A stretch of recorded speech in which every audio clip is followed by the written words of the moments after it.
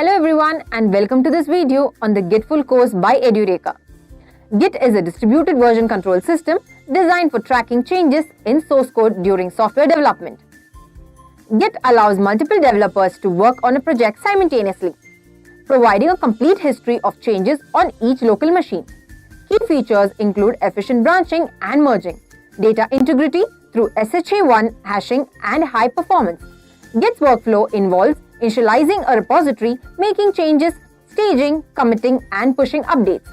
With Git, developers can manage code effectively, collaborate seamlessly, and maintain an organized project history, making it an essential tool in modern software development.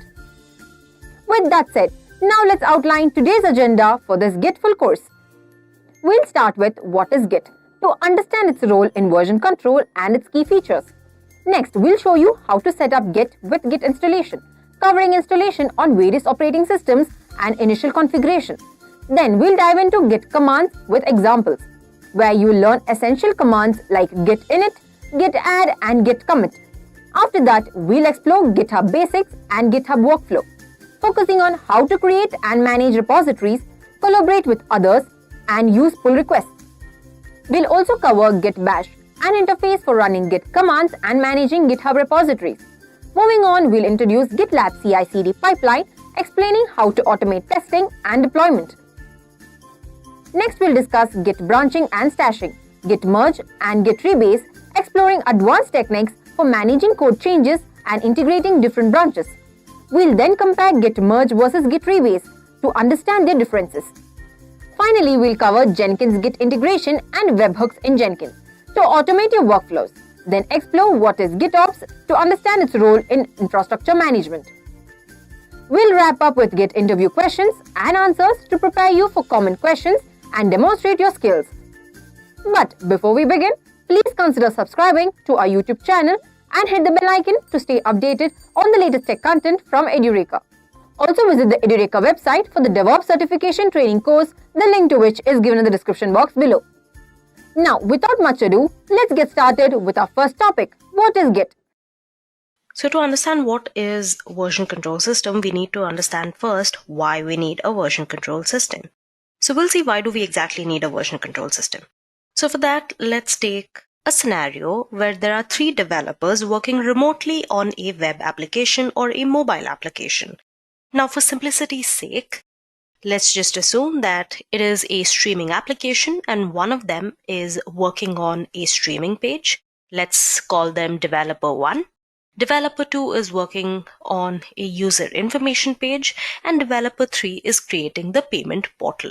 Now, all 3 of them are done with their respective pages at 10 o'clock, 11 o'clock, and 12 o'clock respectively. Now, the thing is, all 3 developers are working in isolation. There may be their own changes, there may be changes in somebody else's page. They're all kind of adding some new files or modifying older files, changing the source code or something like that throughout the course of this project. But how exactly are they going to collaborate considering that they are working remotely? The solution to this is a version control system. With this system, I'll tell you what happens. At 10 o'clock, developer 1 uploads all the files regarding the streaming page. With a version control system, this modification is recorded and updated to one central directory or folder. So every time you're modifying an older file or adding a new file, it creates a snapshot of the latest version or the latest update of the changes that you've made or all the files that you've uploaded.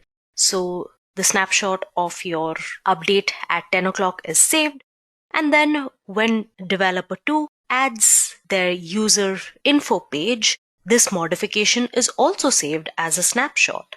Now there are 2 snapshots saved, and finally the payment portal page is added, and this is the last modification done at 12 o'clock, and this is the most recent snapshot saved, along with other snapshots of other updates and modifications done throughout the course of this project. Every change in your project, a snapshot is created and your entire project is saved that way. And these snapshots are actually known as different versions, which are basically the state of your project at a particular time or at the current time. It means that it will contain the kind of files your project is storing at one particular time and what kind of changes you have made so far between the previous version and this particular version. And this is exactly how a version control system works. So version control system basically is a system that records changes to a file or a set of files over time so that you can record specific versions later. These versions are recorded in a repository and they can be recalled anytime from these repositories during the course of your project. So version control systems essentially are of three types. Now the local version control system is one of the simplest forms of VCS and has a database that keeps all the changes of the files under revision control. So all the files are saved by this one user and they manage all of the files. But it's actually really hard to maintain the changes of the file and you can accidentally replace one or the other file that you need. It also needs something known as RCS or revision control system, which keeps patch sets or the differences between updates in a special format on your disk. All of this, your local version control systems maintains all the track of all the files within your local system. As a user, you can track specific versions later, and it basically works as an independent standalone system for an application. So your applications like spreadsheets and word processors have this control mechanism. So that's one type. Apart from this, you also have your centralized version control system, which basically uses a central server to store all the files and enables team collaboration. So it's not one local system, but multiple systems which work on a single repository to which users can directly access as a central server. So the repository is a central server that could be local or remote, which is directly connected to each of the programmer's workstation. And the third kind of VCS is a distributed version control system. Now these systems do not necessarily rely on a central server to store all the versions of a project file. In a distributed version control system, every contributor has a local copy or a clone of the main repository. So everyone maintains their own local repository, which contains all the files and the metadata present in the main repository. And they can push or commit or update the main repository if and when required. Now we are going to cover more on the latter two version control systems further in the session. So now let's try and understand in depth what's the difference between a centralized version control system and a distributed version control system. As I had mentioned before, in a centralized version control system, each programmer working on a branch on a project has absolute access to the central server. So the centralized version control system uses a central server to store all the files, and everybody on the team can directly access the central server as it is one single repository. So if you have three workstations, workstation 1, workstation 2, workstation 3, all of them can directly commit to the repository and get updates from the repository, which is your central server. The repository here indicates a server that could be local or remote, directly connected to each programmer's workstation. Every programmer can extract or update their workstations with the data present in the repository, or can make changes or updates or commit in the repository. And every operation is performed directly on this repository. Even though this seems pretty convenient when we are just talking about 3 people, to maintain a single repository like this has some major drawbacks. One of them is that it's not locally available, meaning every change that you have to make, you will have to be connected to a network to perform any action. Also, in any case, the central server getting crashed or corrupted will result in losing the entire data of the project. Also, another small thing which is revertible, but is if one person accidentally makes some unwanted updates. Instead of his or her local system, they will be making that changes directly in the central server. So recovering that part back will be again a time-consuming process. This is where distributed version control systems come to the rescue. Now, these systems do not necessarily rely on a central server to store all the versions of a project file. In the distributed version control system, each and every contributor has a local copy or a local workstation clone of the main repository. That is, everybody maintains a local repository of their own which contains all the files and metadata present in the main repository. You will understand it better if you take a look at the diagram. As you can see, every programmer maintains a local repository or a local copy on its own, which is actually the copy or clone of the central repository on their local hard drive. They can commit and update their local repository without any interference from one another. And then they can update their local repositories with new data from the central server by an operation called pull. Once they are done with their bit of the code, they can affect the changes of the main repository by an operation called push from their local repository. Now, this system or this act of cloning an entire repository to your workstation and making all the changes on a local repository gives you a couple of advantages over a centralized version control system. First of all the operations except push and pull are very fast because the tool only needs access to the hard drive and not a remote server. Hence, you do not always need to be connected via a network connection, or you always do not need an internet connection. Committing new change sets can be done locally without manipulating the data on the main repository. Once you have a group of change sets ready, you can push them all at once. So you complete your set of code on your local system and then you push all the files once and for all into the main repository. Third, since every contributor has a full copy of the project repository, they can share changes with one another on wanting to get some feedback before affecting the changes in the main repository. So this enhances the essence of collaboration amongst a development team. And finally, if the server gets crashed at any point in time, the lost data can be easily recovered from one of the contributors' local repository. And that is why distributed version control system has been picking up popularity over the past decade. So why version control is important? First of all, it helps collaboration. It allows remote development, shared workspace, and real-time updates. All versions of your code are preserved, hence it helps you manage versions of the same code. Easy rollback from current version. Suppose a part of your project has been headed to a wrong direction, you can easily roll back from the current version to the last version which was stable. Now, because you can reverse faulty updates, you can save time and hence it reduces downtime of your project development. And finally, it improves visibility. You can analyze and compare different versions, and that gives you like a 50-foot top view of your entire project, which just accelerates your product delivery. So now that you have a bare sense of what is version control and why do you need version control, let's understand one of the most popular version control systems that exists today, and that is Git. So Git is a distributed version control tool that supports distributed nonlinear workflows by providing data assurance from developing quality software.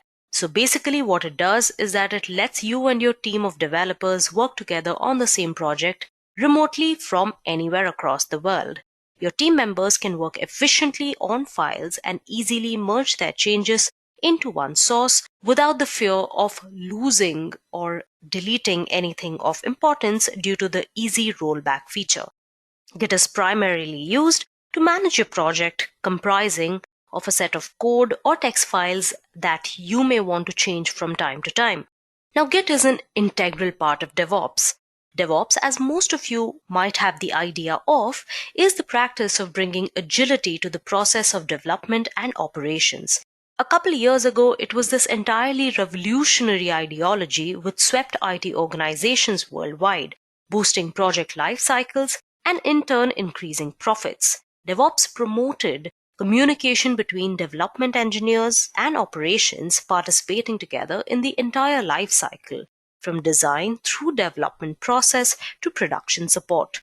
Now, in the entire life cycle of DevOps, starting from planning of the projects to its deployment and monitoring, Git plays a vital role.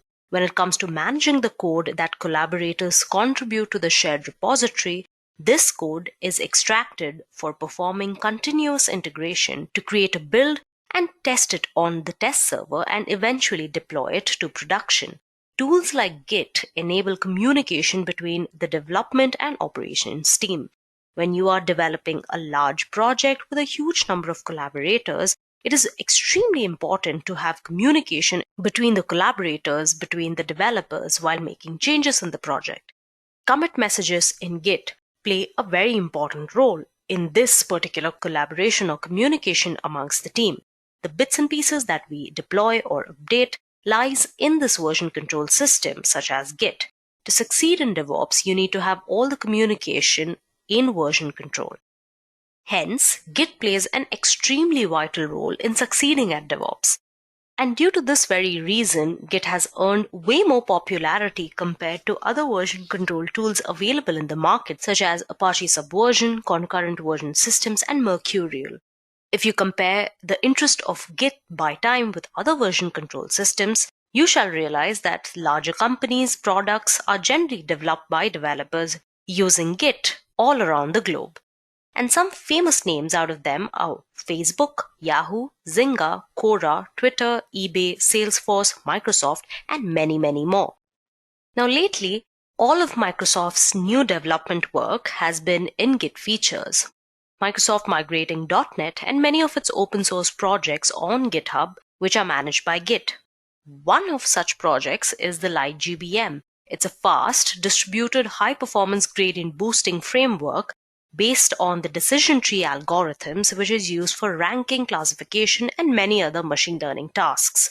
Here, Git plays an important role in managing this distributed version of 𝐓𝐫𝐸𝐻 by providing speed and accuracy. So basically, to enable version control, Git is your go-to solution. It's fast and suitable for handling massive code bases scattered across multiple developers, which makes it the most popular tool used today.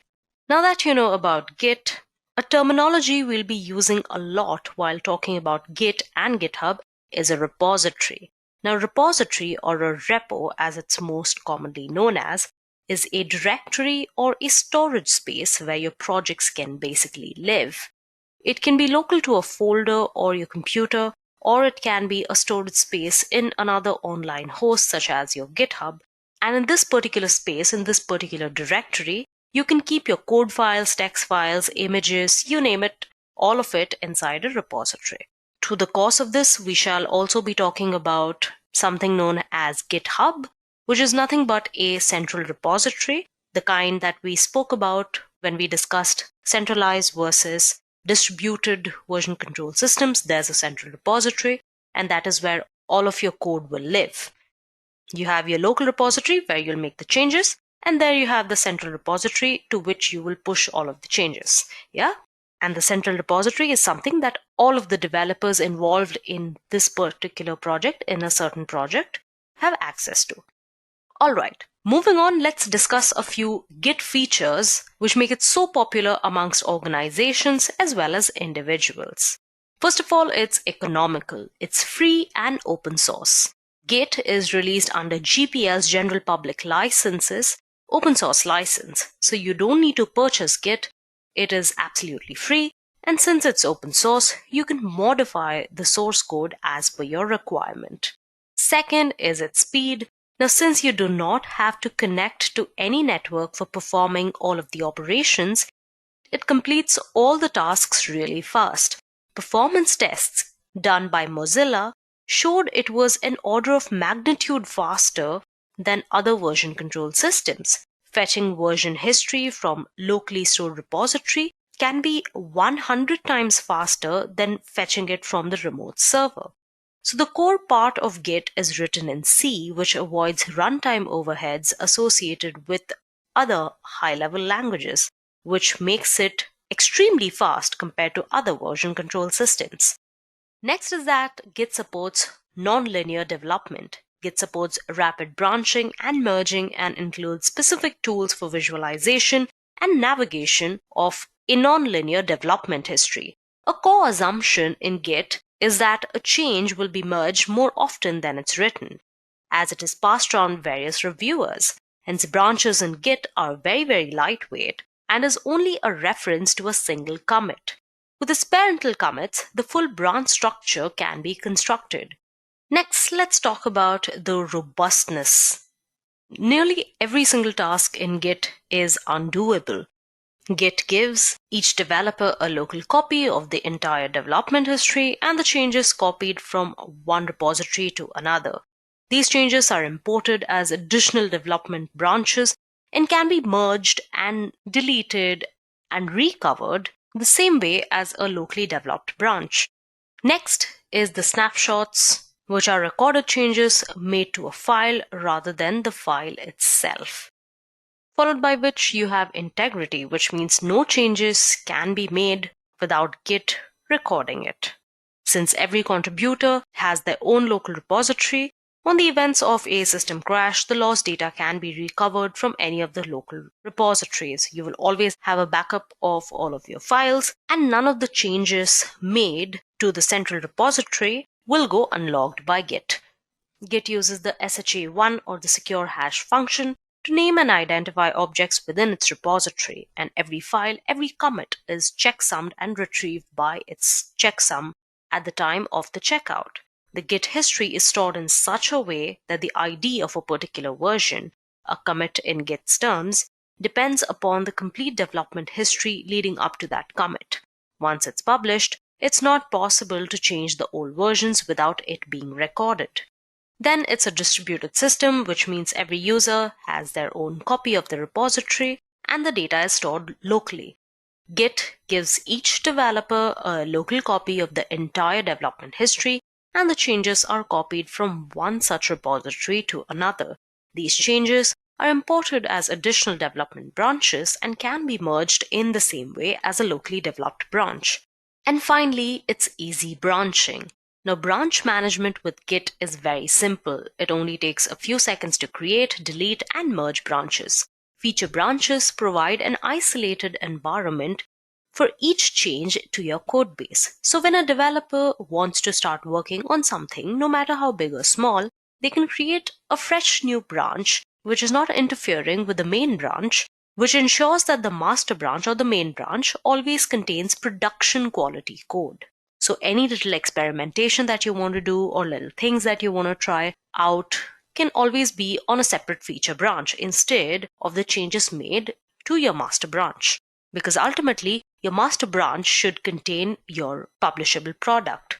So now that you know the basic features of Git, let's try and understand what the basic workflow of Git is, or how does Git work.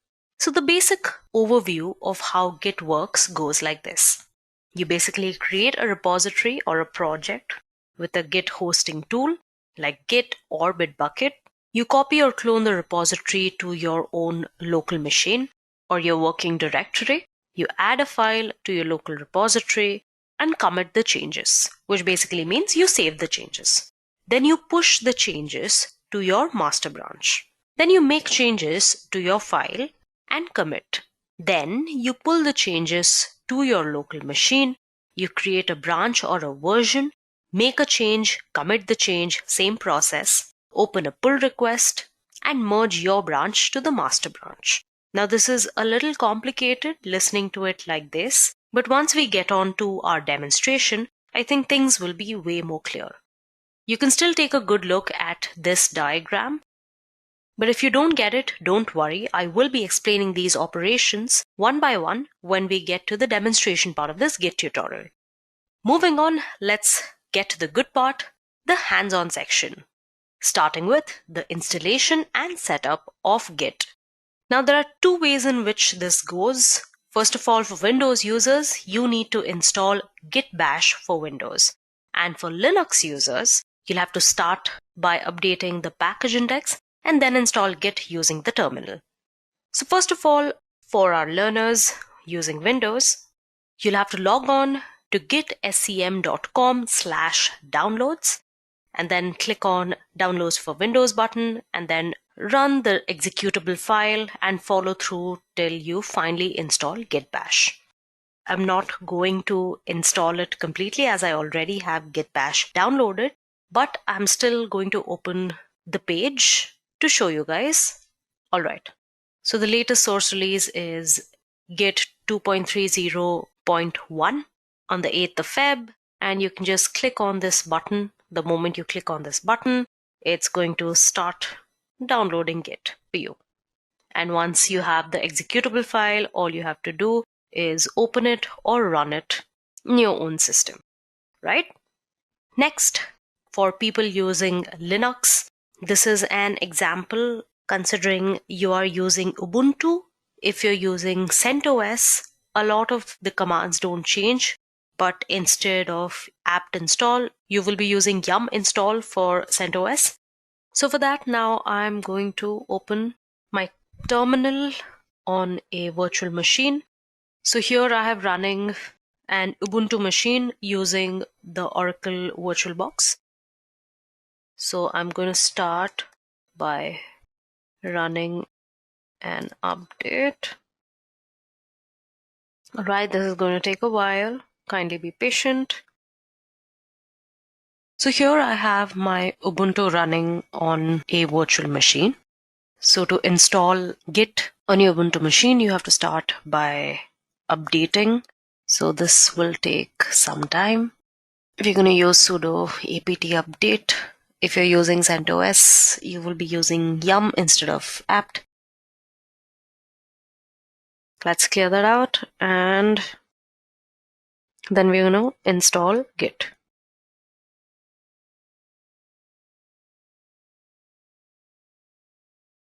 And then you can look for the Git version. Yeah? All right. Now that we have our Git installed, let's go ahead and look at the operations and commands that we are going to take a look at today. You have your repository setup, which include the commands init, clone, config, and alias. Then you have your save changes operations, which have your add, commit, diff, and stash. All of these commands we are going to go on and off and look at collectively mostly. Then we are going to look at the inspect operations, your inspect repository operations, of which the git status command is something we are also going to look at throughout this demonstration right from the beginning. So apart from that, you have your git log, git tag, and git blame commands. So you have your merge rebase command. So let's move on to our first set of Git operations. First of all, you have your git init command, which basically creates a new empty Git repository. Now this can be used to convert an existing unversioned project to a Git repository or initiate an absolute fresh Git repository. Now most other Git commands are not available outside of the initialized repository. So this is usually the first command that you will run in a new project. That is, if you're using Git Bash. So when I run git init, it reinitializes an existing Git repository, which I already have here. Now what this does is it reinitialized my existing Git repository in this particular directory, in this .git directory. Yeah. What git init does is that it creates an empty Git repository or reinitializes an existing one, like it did for me right now. It basically creates a .git directory with subdirectories and template files. And when you run the git init command in an existing repository, it will not overwrite the things that are already there. It will rather pick up the newly added templates. So that's the repository initialized. You can go ahead and create some files in the directory or repository, whatever you call it. Now that is about initialization. Now, what about if there was an existing repository on Git that you had to act upon, that you had to make updates to, that you had to add files to, things like that? That's where you use the git clone utility. Yeah. Now you have the git clone utility, which you use to target an existing repository and create a clone or copy of this particular repository on your local machine. Now this is one of the features provided to you by a distributed version control system, as we had discussed before. So this is a blank file called Edureka rep with just the readme text file. Let me just go ahead and copy this. And then I can just git clone and paste its HTTPS URL. And as you can see, it's cloning this into Edureka rep. And now if I change directory to Edureka rep, you can see the README file is right there. Yeah. So we're basically going to work off of this particular repository today, Edureka rep. Yeah.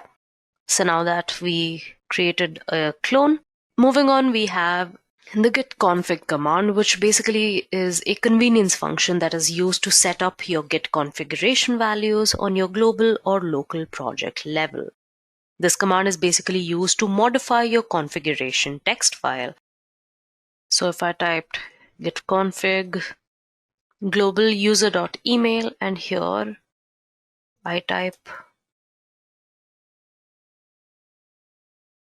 so there I gave in my email ID as the global user email ID. So if I ask for what the global user email ID is, it will return my ID back to me. Yeah.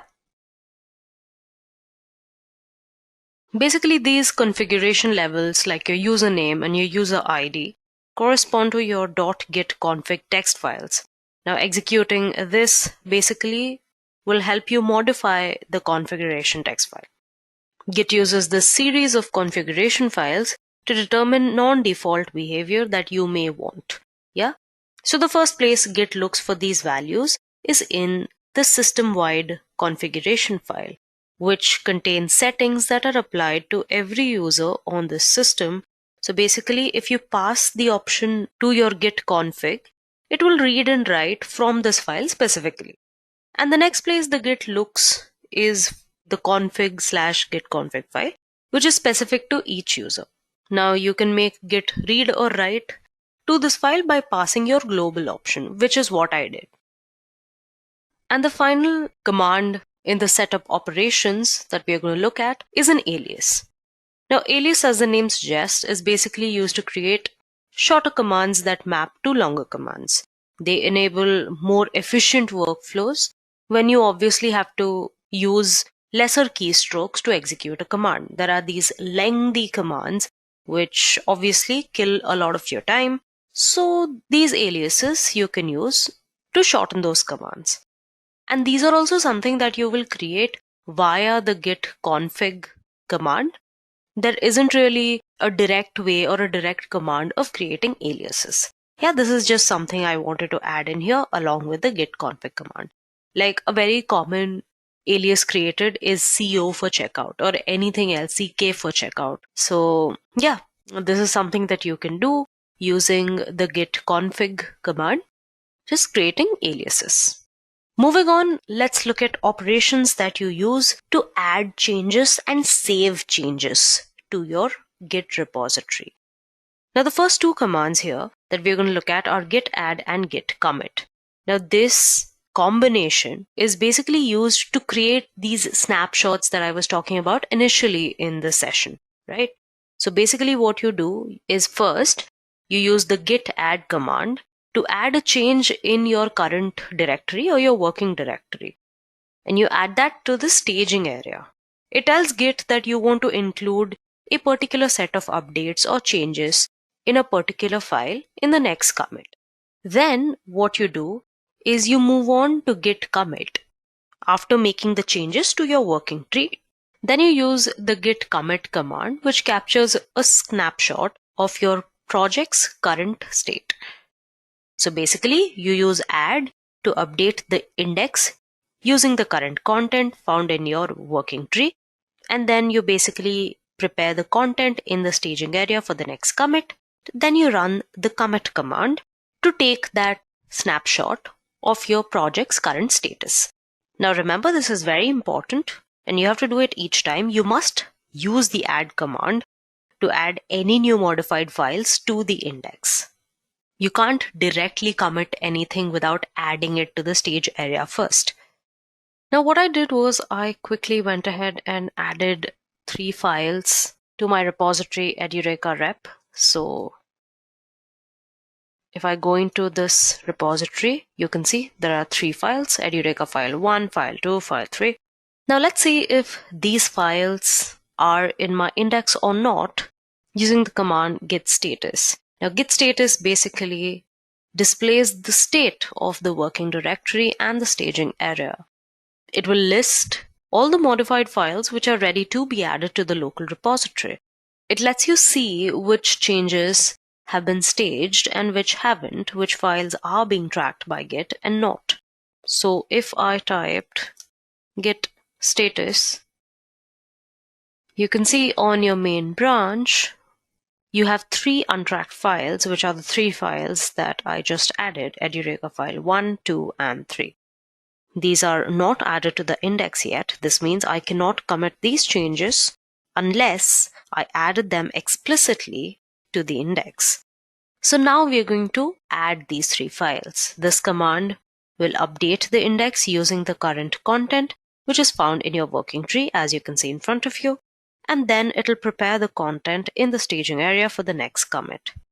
So either I can just git add and put in the directory name, or I can just use git add with an extension of a, which means all, and this will add all of these files to the index which are in the directory but not updated in the index yet. Yeah, now I've done that. Let me go ahead and use git status again, and you can see all of these file names are written in green, and you can see changes to be committed written here, which means all of these changes are ready to be committed. They are added to the index. Now these files are added to the index. You are ready to commit them. Now, as I had mentioned before, we're going to commit them, and committing refers to recording the snapshots of the repository at any given time. So your committed snapshots will never change unless it's done explicitly. So I'm going to clear this, and we're going to commit this by typing git commit and then adding a tag or a message called committing 3 files. Let's try this out. As you can see, 3 files changed, 3 insertions. You can see our Edureka files 1, 2, 3 have been committed. The git commit command has committed the changes in the 3 files in your local repository. Now, if you want to commit a snapshot of all of the changes in your working directory at once, you can always go with commit-a. Now, let me add a couple more files to my directory just to show you the difference between your files added to the index versus the ones that are not.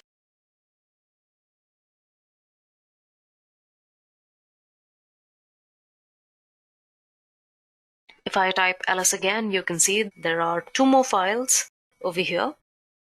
As you can see, I have 2 other files.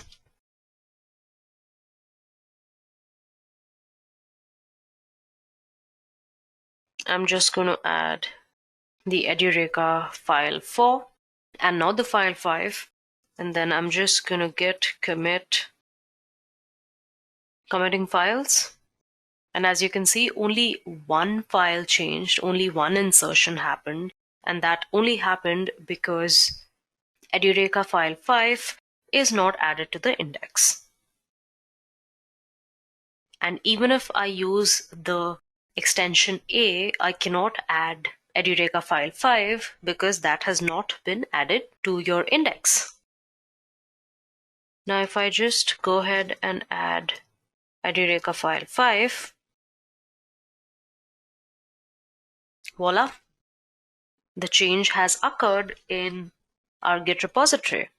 Now if I typed git status, there are no more files to add or commit. Our branch is ahead of the origin or main branch by 3 commits. And you can use git push to publish your local commits. Now what is git push? This is something we will cover later in this session.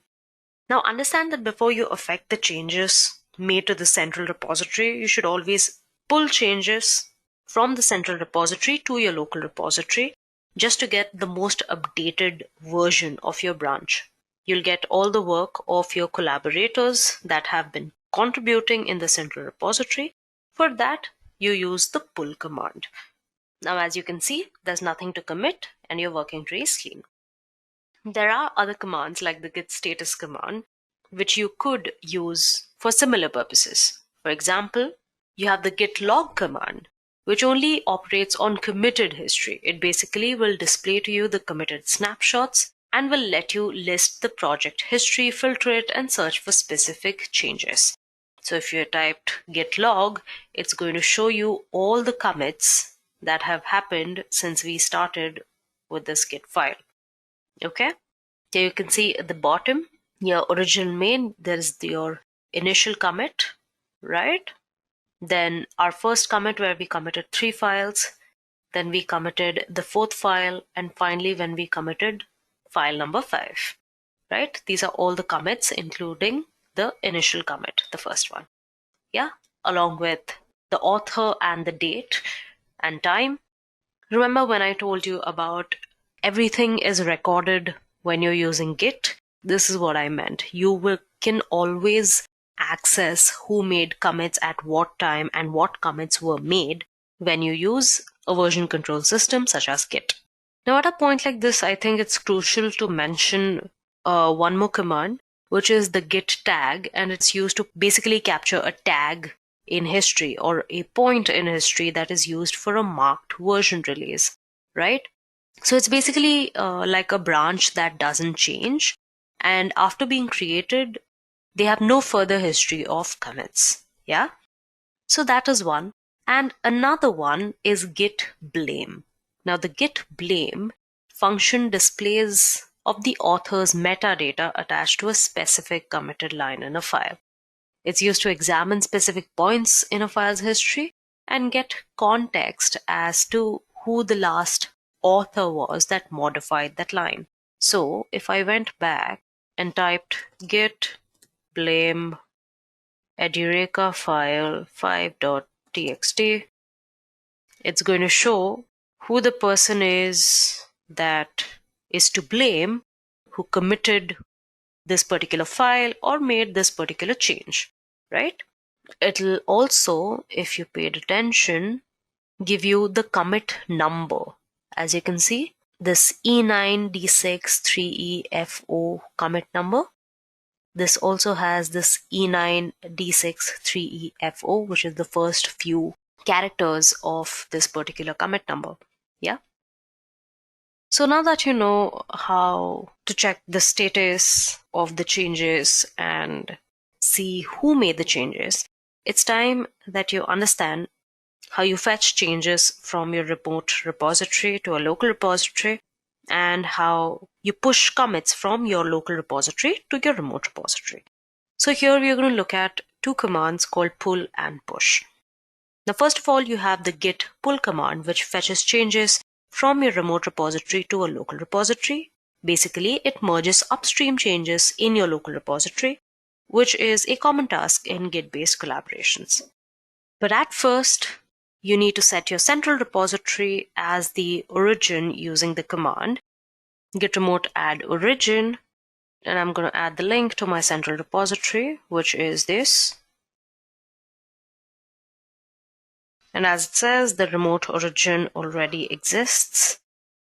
Now that your origin is set, and now we're going to pull our main branch. So I'm just going to type git pull origin main, and it says we are already up to date. Now, certain number of tutorials or documents that you might be following might even give you the command git pull origin master, in which case you're working on the master branch. Now, to know which branch you're at, you can just use the command git branch vv. Yeah, I'll tell you which branch are you working on. Yeah. So yeah, we are working on the main branch, and we are already up to date with the branch, since my local repository was already updated with files from the main branch. This is the message of an up-to-date branch. Now you can also use git pull origin and your whatever branch name. Here I'm using main. That's a mistake on my part. Maybe I was trying to clear the screen. All right. So here, even if I pull from the branch using git pull origin and the branch name to my local Git repository, You can see it's already up to date. So now my local Git repository is now all updated with the recent changes. So now it's time to make the changes to your central repository by using the push command. So if you're going to use the push command, this command transfers commits from your local repository to your remote repository. And it is basically the opposite of your pull operations. Pulling will import commits to your local repositories, whereas pushing will export commits to your remote repositories. It's going to ask you for your username.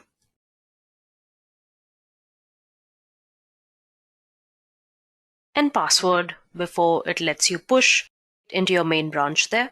So I've put in the username and password for my GitHub account. And with that, this has pushed the changes from my local repository to the remote repository along with all the necessary commits and internal objects. Now this has created a local branch in your destination repository. The use of Git push is to publish your local changes to a central repository. After you've accumulated several local commits and are ready to share them with the rest of the team, you can then push them to your central repository by using the git push command. Now the files which have already been committed previously in the commit section and they were all push ready, you will use git push origin master to reflect these files in the master branch of your repository. Alright, so let's go ahead to our repository and see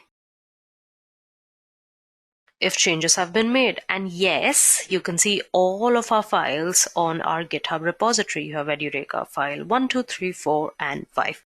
All the 5 files that we had created on our local repository. Yeah, you have all these 5 files and the README file here. Here also you have the README file and all the 5 files that we had created. Now at this point in this Git tutorial, I hope you have understood the basic commands of Git. You have pulling, pushing, adding, committing, things like that. Now let's take a step further and understand the 3 basic commands of parallel development. Here I'm going to be talking about branching, merging, and rebasing. So first of all, let's talk about merging.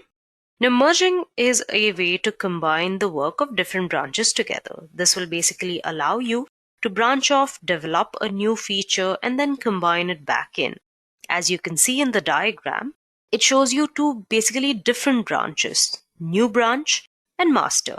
Now, when we merge the work of the new branch into the master, it creates a new commit, which contains all the work of the master and new branch. Now, if we merge the 2 branches with the merge command, as I had mentioned before, Git allows you for easy branching, which means you have parallel branches with your master branch that help you carry on your individual work while not interrupting your main product, which is your master branch or your main branch. So branches in Git are nothing but pointers to specific commits. Yeah. So Git generally prefers to keep its branches as lightweight as possible. Now, there are basically 2 kinds of branches via local and remote tracking branches. A local branch is just another path of your working tree. On the other hand, the remote tracking branches have special purposes. Some of them are linking your work from your local repository to your central repository and automatically detecting which remote branches to get changes from when you do a git pull. So you can check what your local branch is by using git branch. So you know you are at your main branch. And the one thing you should understand, one thing is like a main mantra of people who use Git are branch early and branch often. Yes. So to create a new branch, you're going to use a command git branch and your branch name. And in this case, I'm just going to use a branch name Edureka Images. All right. And here you can see this diagram shows the workflow of a new branch that is created when we create a new branch. It originates from the master branch itself. So since there's no storage or memory overhead with making many branches, it's usually easier to logically divide your work up than having big chunky branches. Hence, the branch often part. Now let's see how to commit using branches. Now branching includes the work of a particular commit along with all parent commits, right? So as you see, the new branch has detached itself from the master or the main branch, and hence it'll create a different path. So we are going to git check out the branch name, which in our case is Edureka Images. And then we are going to git commit. So you have untracked files, Edureka Images, and nothing added.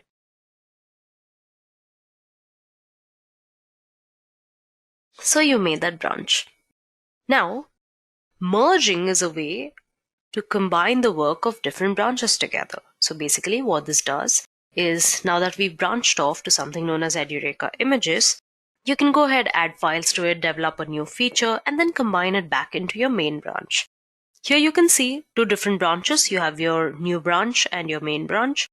And when we merge the work of a new branch into the main branch, it creates a new commit, which contains all the work of the main branch and the new branch. So now if we merge this branch, as you can see, it's already up to date.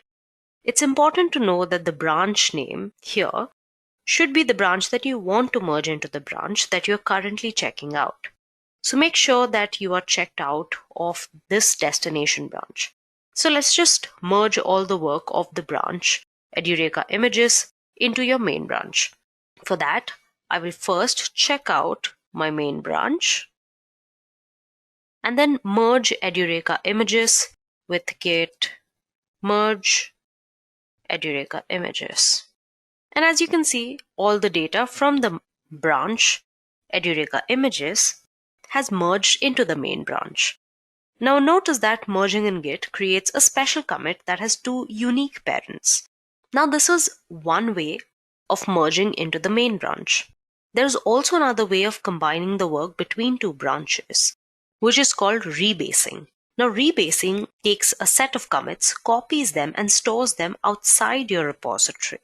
The advantage of rebasing is that it can also be used to make linear sequence commits. The commit log or the history of the repository stays clean if rebasing is done. Now our work from the new branch is placed right after master, and we have this nice linear sequence of commits. This command doesn't copy but moves all our work from the current branch to the master or the main branch. They look like they've been developed sequentially instead of having developed parallelly. So if I just did another branch called git branch Edureka Images 2, and then maybe git checkout,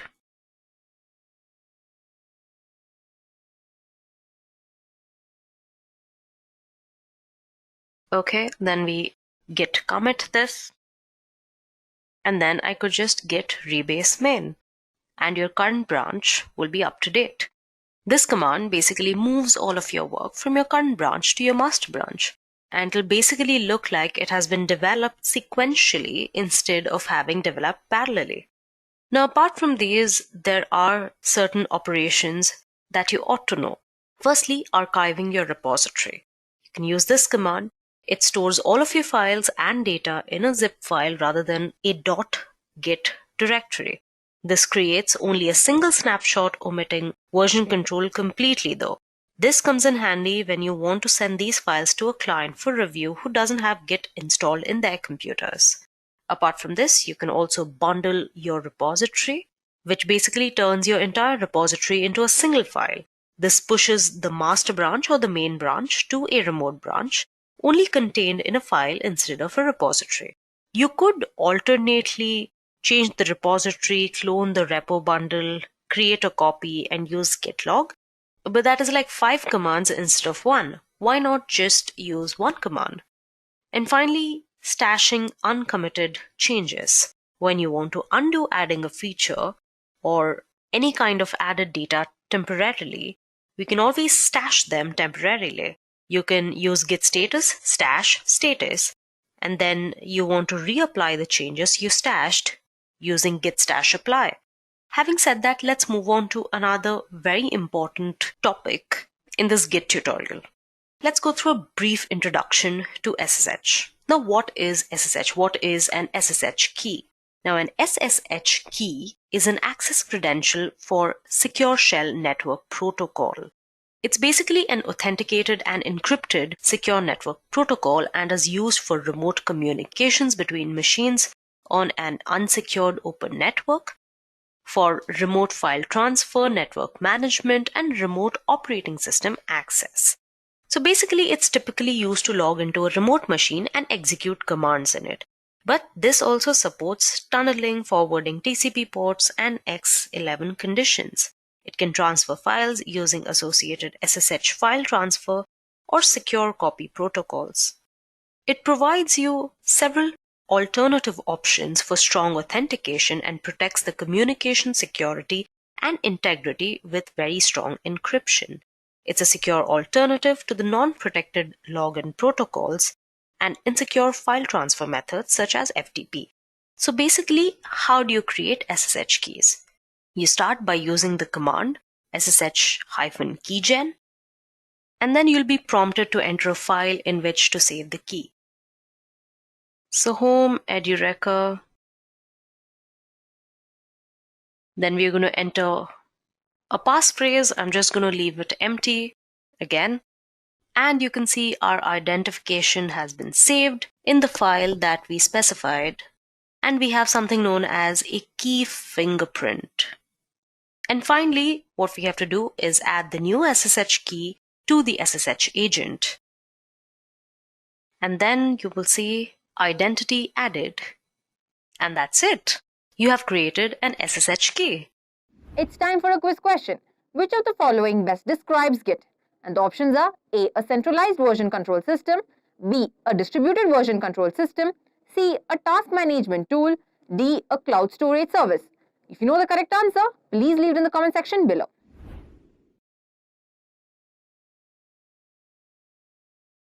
We have previously understood Git and its significance in version control. Next, in Git installation, you will learn how to set up Git on your local machine. We will learn how to install Git on a CentOS machine. But before we go ahead, we need to install the software that Git depends on. These dependencies are all available in default CentOS repository. So let us proceed with that. I'll type sudo yum group install development tools, and here we go. It is asking for password.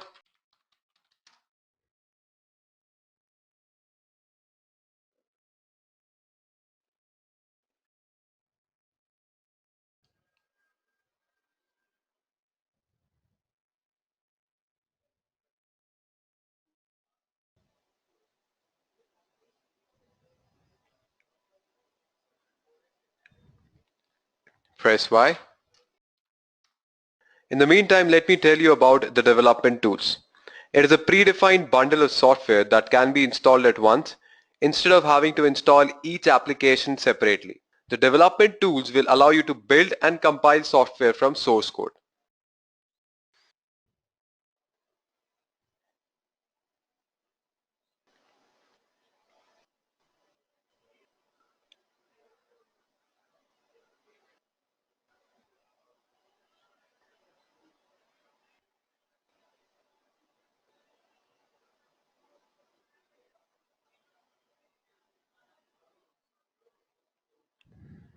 So it is done now. Let us clear our terminal. And now I'm going to proceed with the second command.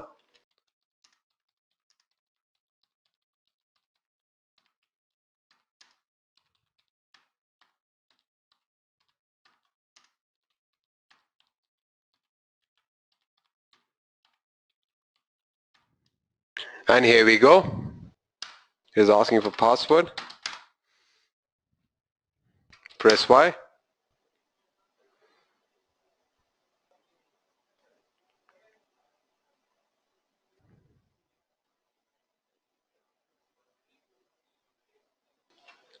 Let us clear our terminal.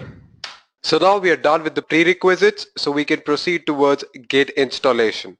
To install Git, there is a command sudo yum install git, but this command will install Git version 1.7 by default. but there are newer versions of Git available, so I'm going to install those newer versions. For that, I'll use wget command. So let us first install wget tool, sudo yum install wget, and here we go. Now press Y.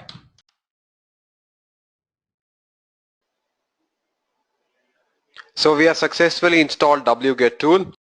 Let me clear my terminal. Now I'm going to use this wget command to download a specific version of Git. Alright, so I have to first copy the link of the version of Git that I want to install. So let me show you where I'll get that link. I've already opened it in my browser. You can see you can use this particular link, and I will use Git 2.7.2. This version I'm going to use. You can select any version that you want. Alright, so just right click, copy the link location, go back to the terminal and just paste it. Here we go. So it is done now. Let me show you where it is downloaded in my machine. Here it is, Git 2.7.2 tar.gz. Let us go back to the terminal now. Now once the download is complete, we will extract the file from the downloaded git tar file. For that we will use tar command. Let me first clear the terminal. Now I'll type the command tar-zxf git to tar.gz, and here we go. So now let me show you the extracted file. Here it is, Git 2.7.2, the extracted file. Now we'll go back to the terminal and let us change the directory to Git. So for that I'll type change directory Git hyphen 2.7.2, and here we go.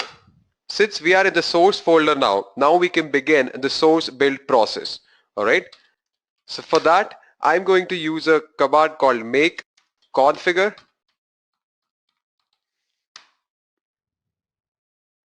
Let me clear my terminal, and now I'm going to type the second command.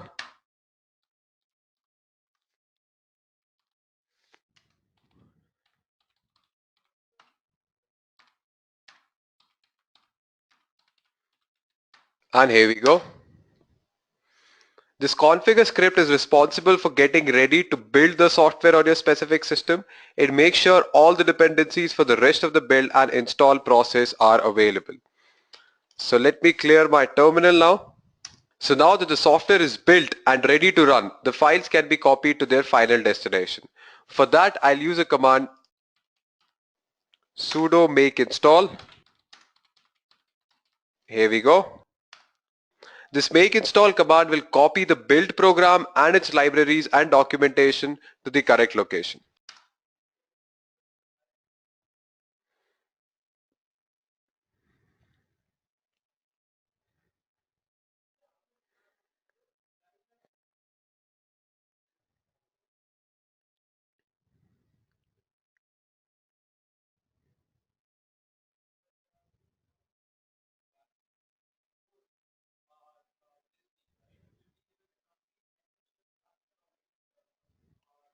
Let me clear the terminal. Now to check the version of Git that we have installed, we'll use a command git --version. Here we go. So it is the correct version, that is 2.7.2. Now before we go ahead, we need to submit some information about ourselves so that commit messages will be generated with the correct information attached. We need to provide name and email address that we would like to have embedded into our commits. For that we will use the command that I'll type. Let me first clear it. It is git config --global user.name and your name. Here we go. For the email ID I'll type git config --global user.email and your email ID. Here we go. Now to confirm that these configurations are added successfully, I'll use a command git config --list. So username is Saurabh and email ID is saurabh@edureka.com, which is absolutely correct. Alright. So now what we need to do is we need to generate a SSH key. SSH is a secure protocol used as a primary means of connecting to Linux servers remotely. Alright. So let me first clear my terminal. Now I'm going to type the command to generate the SSH key, which is SSH -keygen -t RSA -b4096 -c and your email address. Here we go. Enter file in which to save the key. So if I just press enter, it'll go to the default location. So let us do that. Enter passphrase. So if I want it to be empty, so I'll just press enter. Enter the same passphrase again. So now we have generated the SSH key. Now there's a program called SSH agent that runs the duration of a local login session, stores unencrypted keys in memory, and communicates with SSH clients using a Unix domain socket. So it is very important to ensure that this SSH agent is enabled. So let us enable it.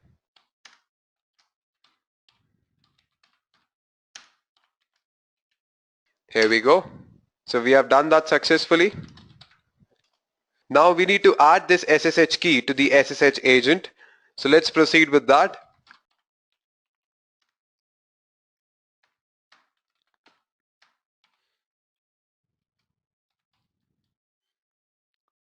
Here we go. So we have done that successfully. Now we need to add this SSH key to our GitHub account. Alright, so for that I'll use this cat command. This cat command will actually read the key and it will display it on the terminal. So let me show you.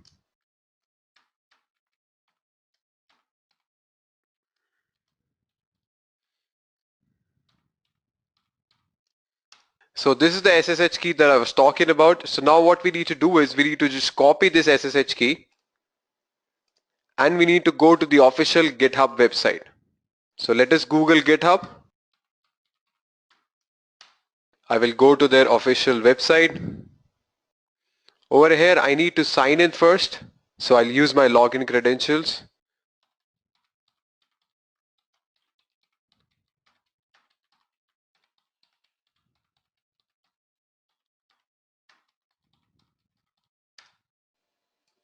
After this, what you need to do is you need to go to settings over here, click on settings, and on the left hand side there's an option called SSH and GPG keys.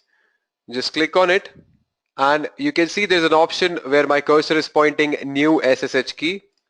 Let us click on it and we need to add a title over here. So you can type any title you want. I'll just type Edureka and over here I'll paste the key that I've copied from my terminal. Finally, we need to add this SSH key, so I'll just proceed with that. Let us see what happens now. As you can see, the key has been created, but now what we need to do is we need to test this key. For that, I'll go back to my terminal. Let me clear it first.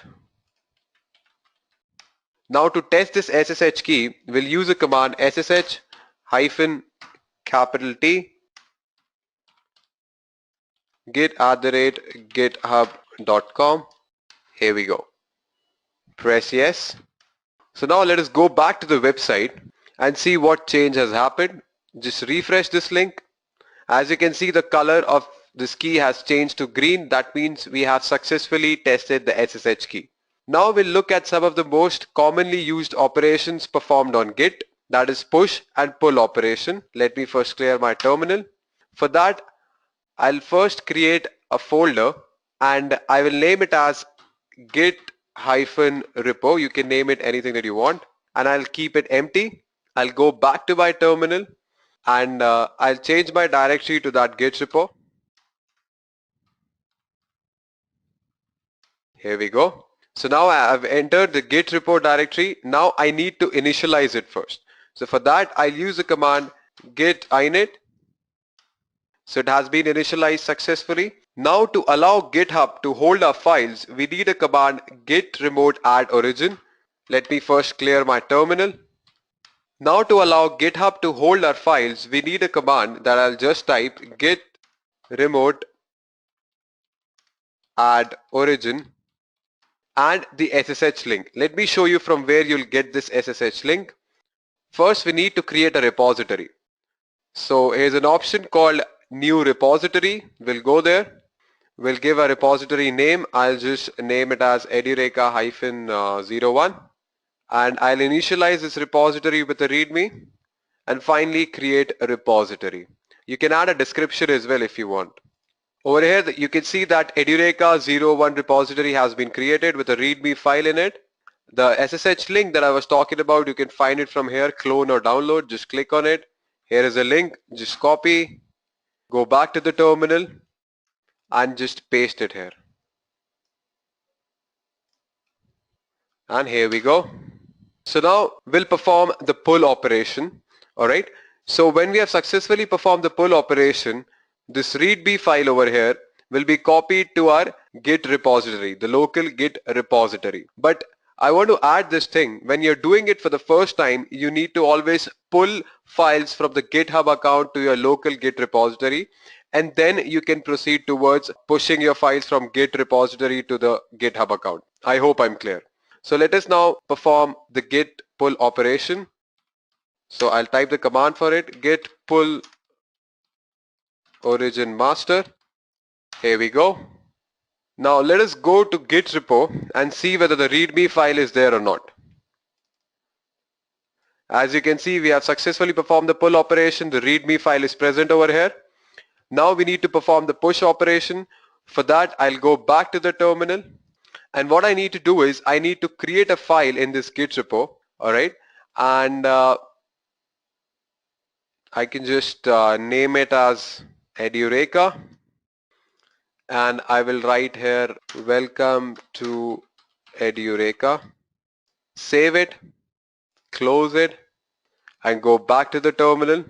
Now over here, we need to add this file that I've just created, that is Edureka. So for that, we have a command, git add, and the file name, which is Edureka in this case. Here we go.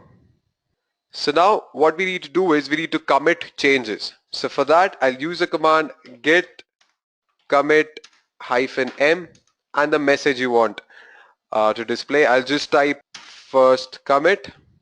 Here we go. So let me clear my terminal now. Now we'll perform the push operation. So when we have successfully performed the pull operation, this Edureka file will appear in the GitHub account which I have created over here. So it will be present here. So let us see if that happens or not. So we'll type the command for it, git push origin master. Here we go. So let us go to my GitHub account and check whether it has been added or not. I'll refresh this link. As you can see, Edureka file has been added over here. And this is what I actually wrote, welcome to Edureka. So now we have successfully performed push as well as pull operation. After setting up Git, our journey continues with Git commands with examples. This module provides practical examples of essential Git commands, helping you navigate and manage your repositories effectively through real-world scenarios. Let's focus on various Git commands. So we'll start with git init command. Now git init is basically to turn a directory into an empty Git repository. Now the first thing that you need a local repository to work with. For those of you who don't know what exactly local repository is, it is basically a private copy of the whole repository, of the whole shared repository that you have. And users can perform many operations with this repository, such as add file, remove file, rename file, move file. You can commit changes, and you can do a lot of things with your local repository. So the first command that we are going to discuss is basically the git init command, which will turn a directory into an empty Git repository. So for that, I'll open my virtual machine to show you practically. If you are facing any issues in installing Git, you can go ahead and refer my Git installation video. There also, I have installed Git in CentOS version 6.5. So for now, let me open my virtual machine and I'll show you there. So guys, this is my virtual machine where I have installed Git. If you want to see the version of Git that you have installed, just type in here git --version, and it is 2.7.2 in my case. Now let's go ahead and create the directory first. So I'm going to name my directory as Edureka-repository. Now I'm going to move into this directory. So I'll just type in here cd Edureka repo. So now I have a directory. I want to convert it into a local Git repository, which is very easy. All I have to do is type in Git init, and here we go. So initialized empty Git repository in home Edureka repo.git. So let's go back to our slides again, and we'll see which command we are going to discuss next. Let's talk about git add now. So git add basically adds all the files to the staging area for Git. Now Git doesn't track each and every modified file. So whenever you do the commit operation, Git looks for the files present in the staging area. Only those files present in the staging area are considered for commit and not all the modified files. So the first thing you need to do is put all the modified files, all the changes that you have done into the staging area. And then from staging area, you can go ahead and make a commit, right? So the first thing is to add your files to the staging area, which is pretty easy. All I have to do is type in git add and the file name. So let me just quickly open my virtual machine and I'll show you that. This is my virtual machine again, guys. And first, let me just create a file here. Let the name of my file be edureka.py. Yeah, let me just go ahead and type something in this .py file. So I'll just type in here a equal to 10, a small code, b equal to 20, and I'm going to print a plus b, pretty basic. Save it and go ahead and close it, right? Now what I need to do is add the changes that I've done into the staging area, right? So all I need to do is type in here git add and the name of the file, that is edureka.py. So I've successfully done that. If I want to add all the files to the staging area, then I can go ahead and type git add and a period, right? So this will add all the files that are there in my local repository to the staging area. So this was all about git add. Let me just quickly open my slides and we'll see which is the next command we are going to discuss. Now we are going to see the git commit command. So git commit basically records the changes made to the files in a local repository. So you have all the modified files in the staging area. So when you make a commit, it'll basically record the changes that you have made to the files in that local repository. And for easy reference, each commit has a unique ID. And it is a good practice to always give a commit message, right? So that helps you in understanding what change was done in this particular commit, right? So I'll just quickly open my virtual machine and I'll show you how you can commit changes to the local repository. This is my virtual machine again, guys. So I'm just going to type in here git commit -m and the commit message. So I'll just type in here first commit, right? So I've done that successfully. 2 files changed, 5 insertions, create mode 100644 edureka.py, right? So this is the log for it. Let me just clear the terminal and go back to my slides again. Let's talk about git status now. So git status returns the current state of the repository. Git status will return the current working branch. If a file is in staging area but not committed, it shows with git status. Or if there are no changes, it will return nothing to commit, working directory is clean, right? So let me just open my virtual machine again and I'll show you practically how this works. All right, so if I go ahead and type here git status, so it says on branch master, nothing to commit, working directory clean. So it gives me the name of my branch and what is there anything that we need to commit or something that is already there in the staging area, but I have not committed that. And the working directory is clean right now. So whatever changes that I've made in my file are there in the staging area, and from the staging area, I've made a commit as well, right? So let me just do one thing, make some changes in the file, add it to the staging area, but I won't commit it, right? So let's see what will be the status then. So for that, I'll create one more file. Let that be welcome.py. I'll edit this using gedit. You can use whatever editor you want. I'll just type in here print welcome to Edureka, close the parentheses, save it and close it. Now I'm going to add this file to the staging area. So I'm just going to type in here git add. I can go ahead and type a period as well that will add all the files, or I can give the name of the file, that is welcome.py. Now if I type git status, let us see what will come. So it says new file welcome.py, changes to be committed, right? So these changes are present in the staging area, but I have not committed these changes. And it gives me the name of my branch as well. So I hope you have understood what exactly git status is. So I'll just quickly open my slides again and we'll see which command we are going to discuss next. Let's talk about git config now. Now with Git, there are many configurations and settings possible. So git config is basically how to assign these settings. Now 2 important settings are username and user email address. These values set what email address and name commits will be from on a local computer. And it's very easy to do that. Let me just quickly open my VM and I'll show you there. Now there are two things. Either I can run the git config command globally, or I can run the git config command on the current repository settings. So let me show you how you can do it globally. So I'll just type in here git config -- global user dot name and the name of the user. So let it be Shubham.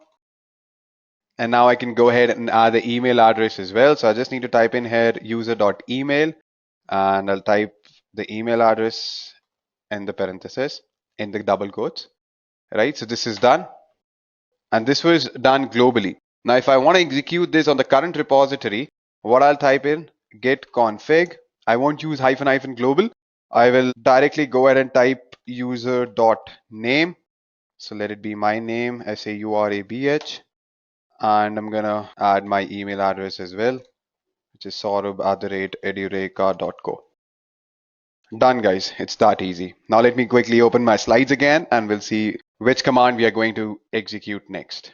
So we've seen how git config works. Let's discuss about git branching now. Now before I proceed, let me tell you that there will be a separate tutorial video on git branching where we are going to discuss in detail about it. Here I'll just give you a quick introduction to branching.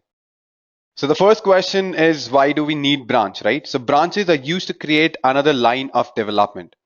And by default, Git has a master branch. So usually a branch is created to work on a new feature. So if you're working on a web application, you might want to work on the card service, right? So for that, you'll create a new feature branch or any name that you want to give to your branch. And once the feature is completed, it is merged back with the master branch and we delete the feature branch. And every branch is referenced by head, which points to the latest commit in the branch. Whenever you make a commit, head is updated with the latest commit. Let me just quickly open my virtual machine. And over there, we're going to see how to create a branch, how to delete a branch, how to rename, how to merge, and how to check out into a different branch. This is my virtual machine again, guys. And let me just tell you how you can see all the branches. So just type in here git branch and it will list all the branches that are already there. So there's only one master branch present right now. So let me just quickly go ahead and create a branch. See, there are two ways to create a branch. One way is to create a branch and then you can check into that branch. Another is you just want to create it, but you still want to be in your master branch or your current working branch. So for that, if you don't want to check in that branch, just type in here git branch and give a name to your branch. So let that be feature. Right? And if I go ahead and type git branch now, I can see that there are two branches, master and feature, right? Now I can go ahead and delete this branch as well, but let me just quickly move into this branch first. So I'll just type in here git checkout and the name of my branch, that is feature. And this will point towards my feature branch. Now I'm in my feature branch, right? So let me just make some changes in the files that are there in my Edureka repo. So you can see that I have a couple of files, edureka.py and welcome.py. So let me just make some change in, let it be edureka.py, right? So I'll just quickly type in here gedit.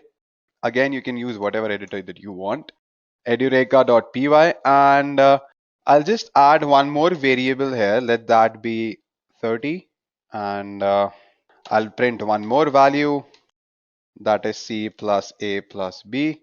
Pretty basic. Save it and then go back. So in my feature branch, I have made changes to my edureka.py file, right? So what will be my next step is to add these changes, add the modified file in the staging area. So I'll just type in here git add and a period because I want all the changes that I made to my files should be there in the staging area. So git add and period will add all the files.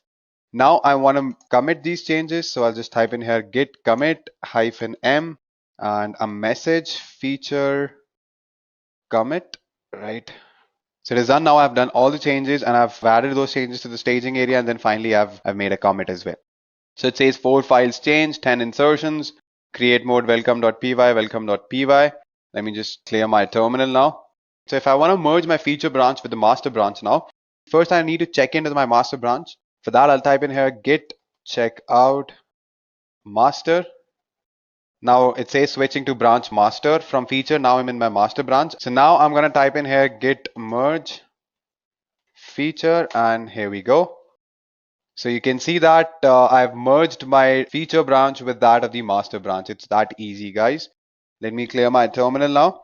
So what I'll do, I'll quickly create one more branch and I'll show you again how these things are happening, because there might be some confusion still. So I'll just show you again how to create a branch, how to check into that branch, how to make some changes in your local repository, add that to the staging area, make a commit, and then merge it with the master branch.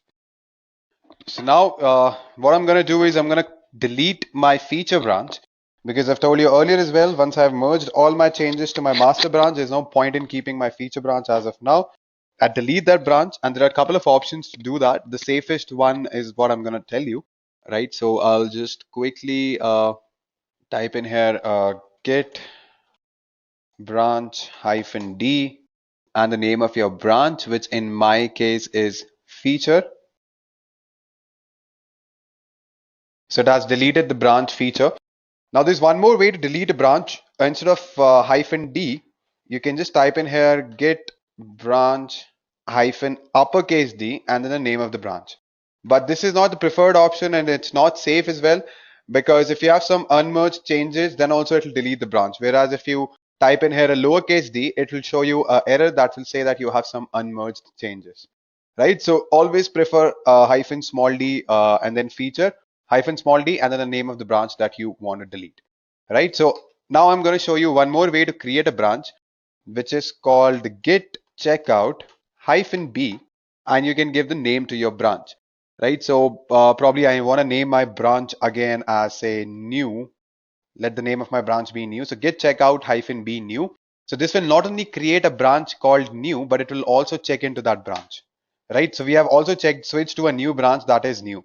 And over here also, if I want to make changes to my file, I can go ahead and do that. All I have to do is use any editor. Let me edit, say, welcome.py file. Welcome to Edureka.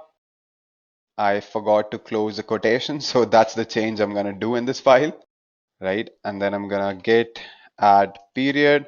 Now git commit. I made a mistake there, so I'll just type in here git commit -m and let it be new, the name message. All right, so it is done now. So guys, this was all about Git branching in this video. I'll be coming up with a separate video on Git branch. So you can stay posted by subscribing to our channel to get the notification. Now what I'm going to do is I'm going to show you how to connect to a remote repository. So I have a remote repository, the GitHub account. I've created a repository there. So if I want to connect to that repository, what I need to do is I need to add that origin. So I'll just type in here git remote add origin and the SSH link that I will just show you where you can find it. So this is my GitHub account, guys, and this is my repository, that is Git Commands. If I want to copy the SSH link, I can just go ahead, copy this and paste it here. So we have successfully added the origin. Now let me just clear my terminal. So we have connected our local repository with the GitHub account. So we have seen how branching works in Git. Let us move forward and we'll see how to work with remote repositories. So over here, I've already told you how to add an origin, right? So git remote add origin. And what we did, we connected a local repository with a remote repository. So the Edureka -repo is my local repository, and a remote repository I just showed you in my GitHub account. So we have already done this git remote add origin. So now we're going to see how to clone a remote repository. So to create a local working copy of an existing remote repository, we'll use git clone to copy and download the repository to a local computer. Cloning is the equivalent of git init when working with a remote repository. Git will create a directory locally with all the files in repository history. So I'll just open my virtual machine and I'll quickly show you how you can do that. Alright, so what I'm going to do is I'm first going to create one more directory. So let that be mkdir, and the name of the directory, let it be git-repo, right? And let's move into this git-repo repository. So the first thing I'm going to do is git clone and the SSH link. So SSH link, I've already shown you where you can find it in your GitHub account. Just type in here git clone and the remote repository URL, the SSH link that I was talking about. And let me show you how you can do that. And here we go. So it says cloning into Git Commands. So let me see what are the files that are there now. So it says Git Commands. Let me go to this Git Commands. So here we have Edureka and README. And here also you can notice that we have Edureka and README. So I've successfully done that. Let me clear my terminal. And now I can go ahead and pull whatever changes I made to the file that is there in my GitHub account. So let me just show you how to do that. Suppose if I have a file Edureka, and let me just make some changes here. I'll just type in here, my name is Saurabh. So let it be like this. So let's commit changes.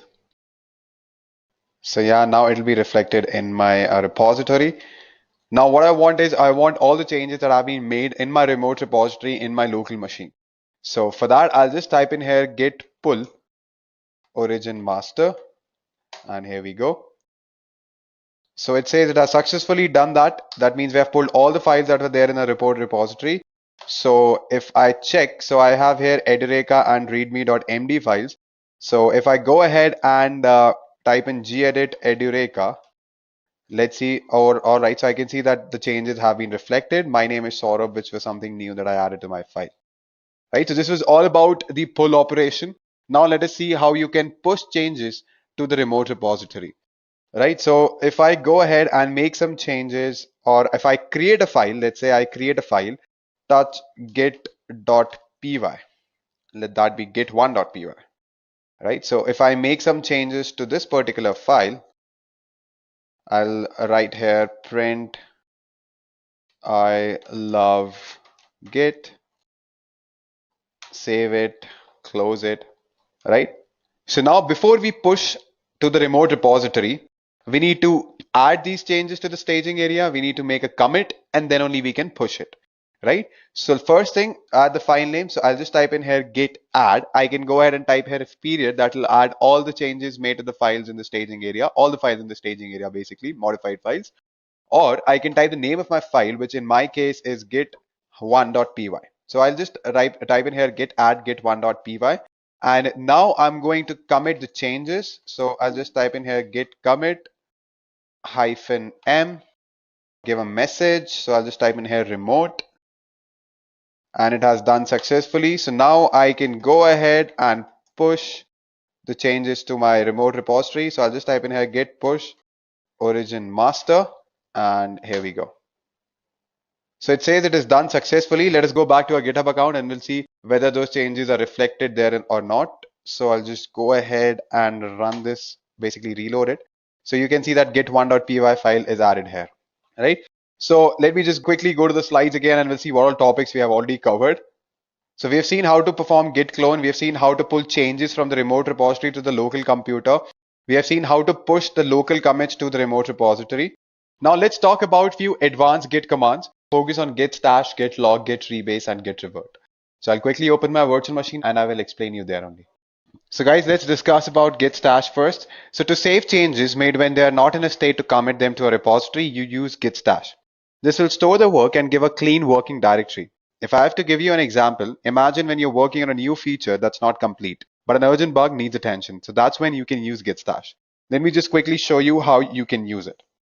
So the first thing I'm going to do is create a new file. So let the name of my file be stash.py, and I'm going to make some changes to the stash.py. I'll just type in here print stash is cool, save it, close it, and yeah. Now what I need to do is add this to the staging area. So I'll just type in here git add, and now let's see the git status. So my git status says that we have new file which are there in the staging area, that is stash.py, right? Changes to be committed. So these are the changes that I need to commit. So currently it is pretty dirty. So what I can do is I can put all the uncommitted changes to a stash. Let me show you how I can do that. Git stash -u, and here we go. Now go ahead and type git status. Nothing to do, working directory clean. So it has converted my dirty directory to a pretty clean one, right? So with the help of git stash, right? Now the modification stashed away by this command can be listed with git stash list. So I'll just type in here git stash list. Here we go. And if you want to inspect it, so you can just go ahead and type git stash and show. So you can inspect it here, right? Let me clear my terminal now. So now I'm done. I've fixed my bug. And now I'm ready to, work on what exactly I was doing before fixing that bug, right? So what I can do is I just want to type in here git stash apply, and here we go. And now if I type git status, you can see that I again got the dirty directory back. So guys, we have seen how git stash works. Now what I'm going to do, I'm going to show you how a git log and git revert works, right? So for that, I'll quickly create a new repository. So let me do that. I'll just type in here mkdir git-log. So let that be the name of my directory. And I'll go into that directory. Yeah. So now I'm going to initialize it. So I'm just going to type in here git init. It has been done. Now I will create few files here. Let that be edureka1.py, and I'll just type in here print master new technologies at Edureka. All right, save it and close it. Now I'm going to add it here, git add, and then finally commit it. -m, just give a message, and it is done now. So what I did, I created a directory, initialized it. Then what I did, I made a file inside that. In that file, I added that to my staging area. That file has been added to my staging area. And then finally, I made a commit, right? So till now, there is no problem. Now, if I type here git log, let me show you what comes. So you can see that when I type git log, there is a commit hash, right? There is a commit that has been made by author Shubham on this particular date and time, right? So this is what basically git log is. It shows the chronological commit history for a repository. This helps you give context and history for a repository. And it is available immediately on a recently cloned repository to see the history as well. Now I can provide parameters here as well. For example, I can type in here git log -before and give a date here, right? Similarly, I can tell the git log to show me the commits based on the author, right? So if I type in here git log -author and the name of the author, then it will show the logs based on the commit made by the author, right? Similarly, if I type in here -before, right, and give a date, so it will give me according to the date as well. So this is how git log works, guys. So now what I'm going to show you is how to revert to the previous commit, right? So for that, let me just make some changes to my file again. So the name of my file is edureka1.py. So I'll just type in here gedit edureka1.py, and I'll type in here one more print statement that says don't just simply learn it, master it. Save it, close it. Now I'm going to add it to my staging area, and finally I'm going to commit it. -m last commit. All right, so this is done now. Now what I have to do is, suppose I have made some changes, I'm going to go back to the previous change, right? So I've made some change in my code, I've done the commit as well, but I want to go back to the previous commit, right? So for that, what we use git revert.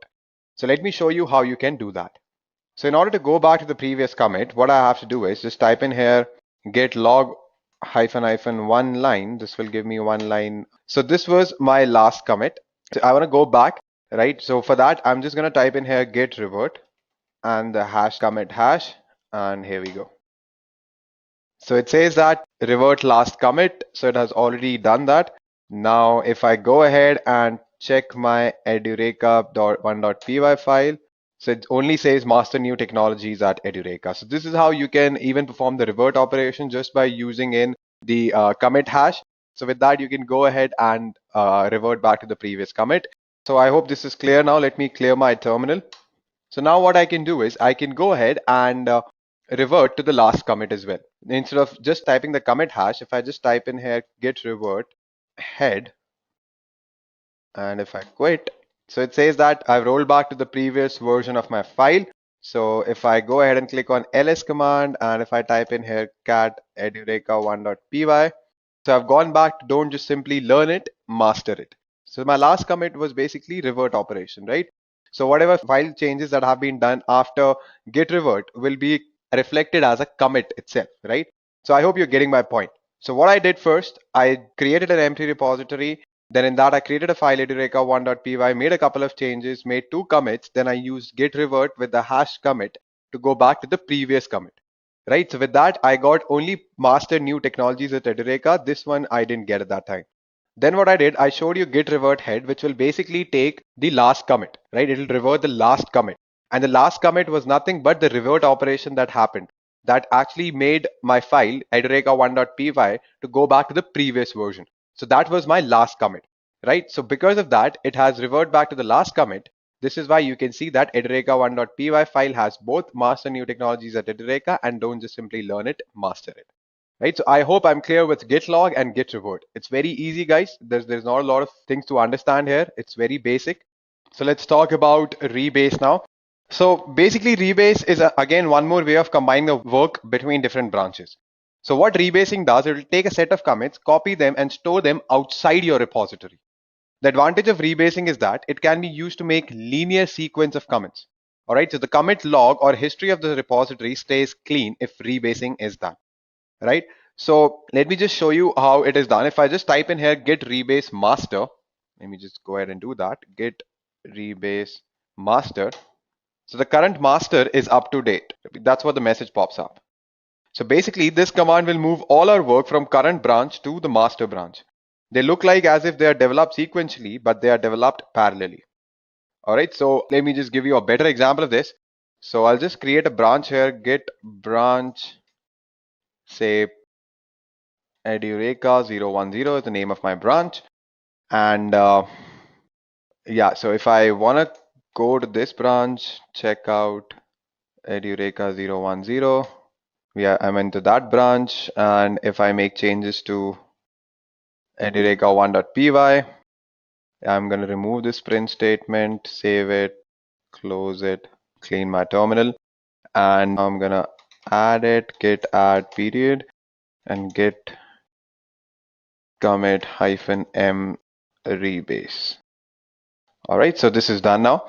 And now what I can do is I can go ahead and type in here git rebase master.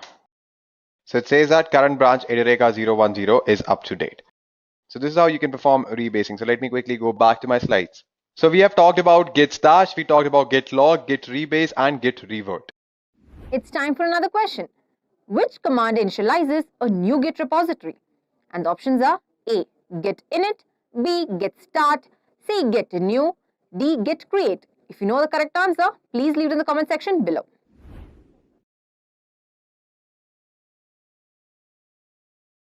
Having understood basic Git commands, the next step is GitHub Basics. Here you will learn how to create and manage repositories on GitHub, collaborate with others through pull requests, and explore essential features. The need for GitHub. It is extremely important for software developers to work on a web-based platform to share their projects and collaborate with other developers. This platform must be a version control system, that is, it must enable multiple people to simultaneously work on a single project. Each person edits his or her own copy of the files and chooses when to share those changes with the rest of the team. This application must also be capable of hosting millions of programmers and hobbyists that download and evaluate each other's work. GitHub is one such platform of choice for developers that can host multiple programmers and review their code. GitHub has several competitors. For instance, GitLab. GitLab is an open source web interface and source control platform based on Git, whereas Microsoft Team Foundation Server is an enterprise-grade server for teams to share code, track work, and ship software for any language, all in a single package. Bitbucket, on the other hand, stores all of your Git and Mercurial source code in one place, with unlimited private repositories. So what really makes GitHub so powerful and popular among developers? GitHub is an open source platform, and the community is really what fuels it. Moreover, GitHub is the platform of choice for developers from various large corporations too. Microsoft is the #1 contributor to the system, but there are also Google, SAP, Airbnb, IBM, PayPal, and many others. Exposure and insight that you can get on GitHub are simply unmatched by any other platform. Here you can discover code written by others, learn from it, and even use it for your own projects. Versions control on GitHub works very much like Microsoft Office or Google Drive. It simply tracks all the changes made to your code and who makes them. You can always review the detailed change log that neatly hosts all of the relevant information. Using GitHub eliminates the need for complex corporate security solution because everything is on cloud. The platform protects code branches, verifies commit signing, and controls access. Now that we know why we need GitHub, let us understand what is GitHub. GitHub is a Git repository hosting service that provides a web-based graphical interface with many features. A repository is usually used to organize a single project. Repositories can contain folders, files, images, videos, spreadsheets, anything your project needs. Let's say, for example, a team wants to work on a particular project. Here they can simultaneously write and update their code to a central repository which is present on GitHub. So GitHub is a highly used software that is typically used for version control. It is helpful when more than just say one person is working on a project. For example, a software development team wants to build a website and everyone has to update their codes simultaneously while working on this project. In this case, GitHub helps them to build a centralized repository where everyone can upload, edit, and manage the code files. Most software projects have a bug tracker of some kind. GitHub's tracker is called Issues and has its very own section in every repository. Issues basically are a great way to keep track of tasks, enhancements, and bugs for your project. Moving on, people often get confused between the terms Git and GitHub. Now let me clearly explain the difference between them. Git is simply a version control system that lets you manage and track changes within your project, whereas GitHub is a cloud-based service that lets you manage Git repositories.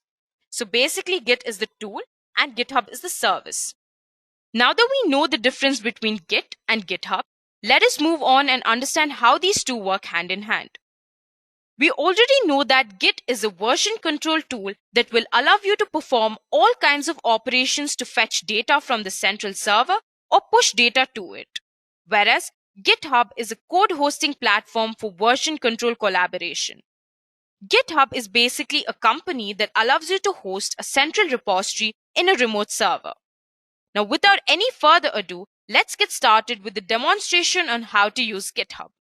So for this demonstration, we're working on the website version of GitHub. There's another version of GitHub that is the desktop version, which you can download it to your personal computer. So we're simply going to search for GitHub in our search engine. The first link will lead you to the official website of GitHub. So I'm going to click on that. So this will redirect me to the main homepage of GitHub. As you can see, there is a search GitHub option. There are also two buttons that says sign in and sign up. If you're new to GitHub, you can simply enter in your credentials, that is a username, email, password, and sign up for GitHub. But if you already have an account like I do, I'm simply going to click on the sign in button and it'll redirect me to a page where I have to enter the credentials, that is my email address and password. I'm going to do that now and I'm going to click on the sign in button. Now, this is the main page of my account. As you can see, I have no repositories. It's all new, it's all fresh. But if you're not new to GitHub, you can view all of your repositories on the left-hand corner. Now, before we move on, I'm going to explain you all the features that are present within GitHub. So you can see a search bar here. So the search bar will allow you to look for profiles, certain keywords, look for different kinds of projects that are available on GitHub. All of those can be done using this bar here. And you can see 4 options next to the bar that says pull requests, issues, marketplace, explore. Pull requests we'll learn later on in this session, but the issues and marketplace we won't be discussing in this video for now. The explore button, on the other hand, is an extremely important and interesting button. So once I click on that, it'll redirect me to a page with some activities that are going on around in GitHub. You can see here they're trending repositories, they're trending developers. Basically, this is a feed that will allow you to interact with developers and other people, collaborators from all around the world, basically. In Instagram too, you have an explore button which will allow you to interact with different people from all around the world. So the same concept is implied in the GitHub explore button too. So you can explore topics, you can explore trending repositories, developers. Basically, it's an interaction with other people from different parts of the world. So I hope that's clear. Now, the most important part of the session are the three buttons that are available in the right-hand corner of the navigation bar. So you can see there's a bell icon, there's a plus icon, there's a pixelated icon on the right-hand corner. So the bell icon allows you to read notifications of your activities that occur in GitHub. So that's what it really is. You can see the inbox will allow you to view all of the notifications. You can also view the unread notifications by clicking on this unread button. As of now, I don't have any notifications, so there's nothing available. You can also group these notifications by the date or repository by clicking on this group by button here.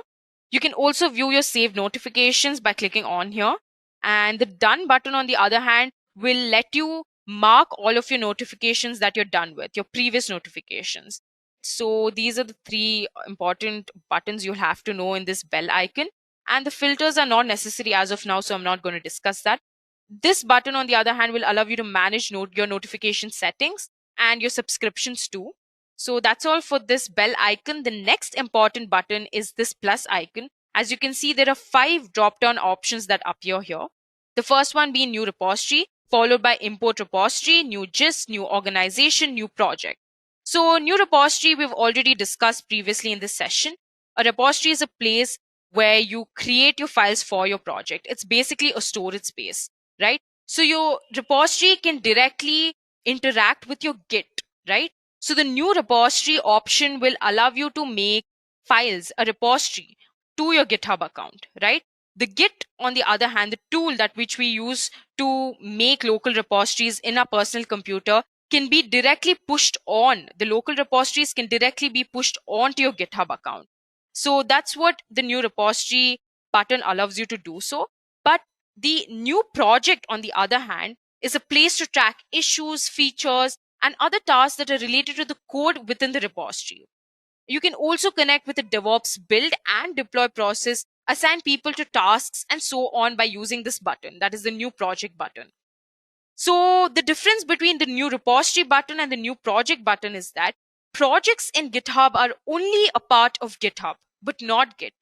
But the new repository option is a part of GitHub and Git. So that's the main difference between new repository and new project. I hope that's clear. So the next button will drop me down some interactions that I can make with my profile. So if I click on this your profile option, it will redirect me to a page where I can edit my profile. I can really create my identity using this page. So here, if I click the edit profile, I can add a bio about myself. I can add the company in which I'm working in, the location at where I am, the website, Twitter username, etc. All of that I can add here, all of the information about myself. I can also view the repositories I'm working on currently, or the repositories I've worked in the past, projects that I'm working on, the packages, and the entire contributions I've been making on GitHub from the last year. So basically, it allows me to build an identity, or it'll help me build my profile on GitHub. So I hope that's clear.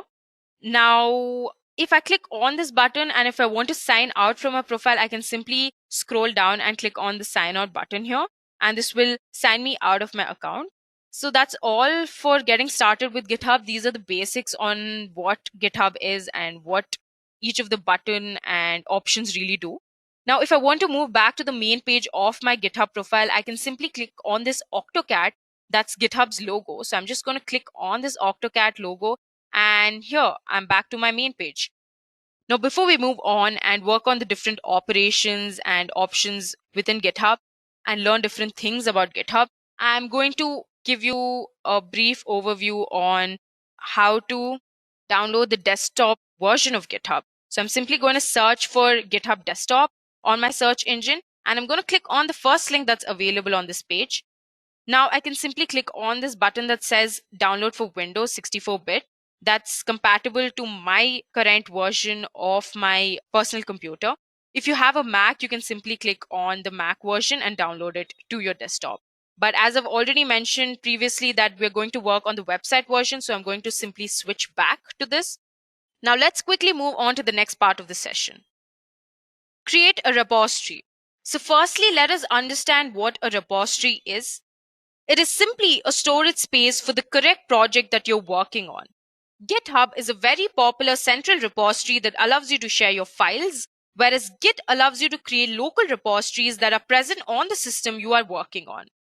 So you can basically push your local repository into GitHub and share it with other collaborators via the central one. Now that we know what a repository is and how it works, let's go on to the demonstration part and create our first repository. So you can do this in two ways.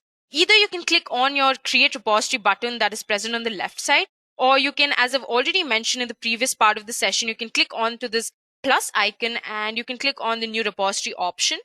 So this will redirect you to a page that says create a new repository. You can add your repository name. I'm going to name my repository as Edureka and it's available. All of your repository names must be unique from one another to identify them easily. You can also add a description, which is optional. I'm just going to add the description. This is my first repository. And a description allows people or other collaborators to understand what your repository is all about. But as a good developer or a good programmer, you would definitely want to add a description and give an overview of what your repository is all about. There are two options now available that says private or public. Now you can choose your repository to either be public or private. So the private one lets you decide who can access your profile, whereas the public one lets anyone view and access your repository, but you can choose who can commit to it. That's the difference between public and private repository. I'm going to let my repository be public as of now. Now, if you scroll down, you can see that you can initialize your repository with three options. The first one being add a README file. The second one being add a Git ignore file. You can always choose add a README text file to your project, which often contains information about the project and other necessary details the user must be aware of when he or she is accessing that particular project. Now, I want a README file for my repository, so I'm going to click on this button here. That's going to check it.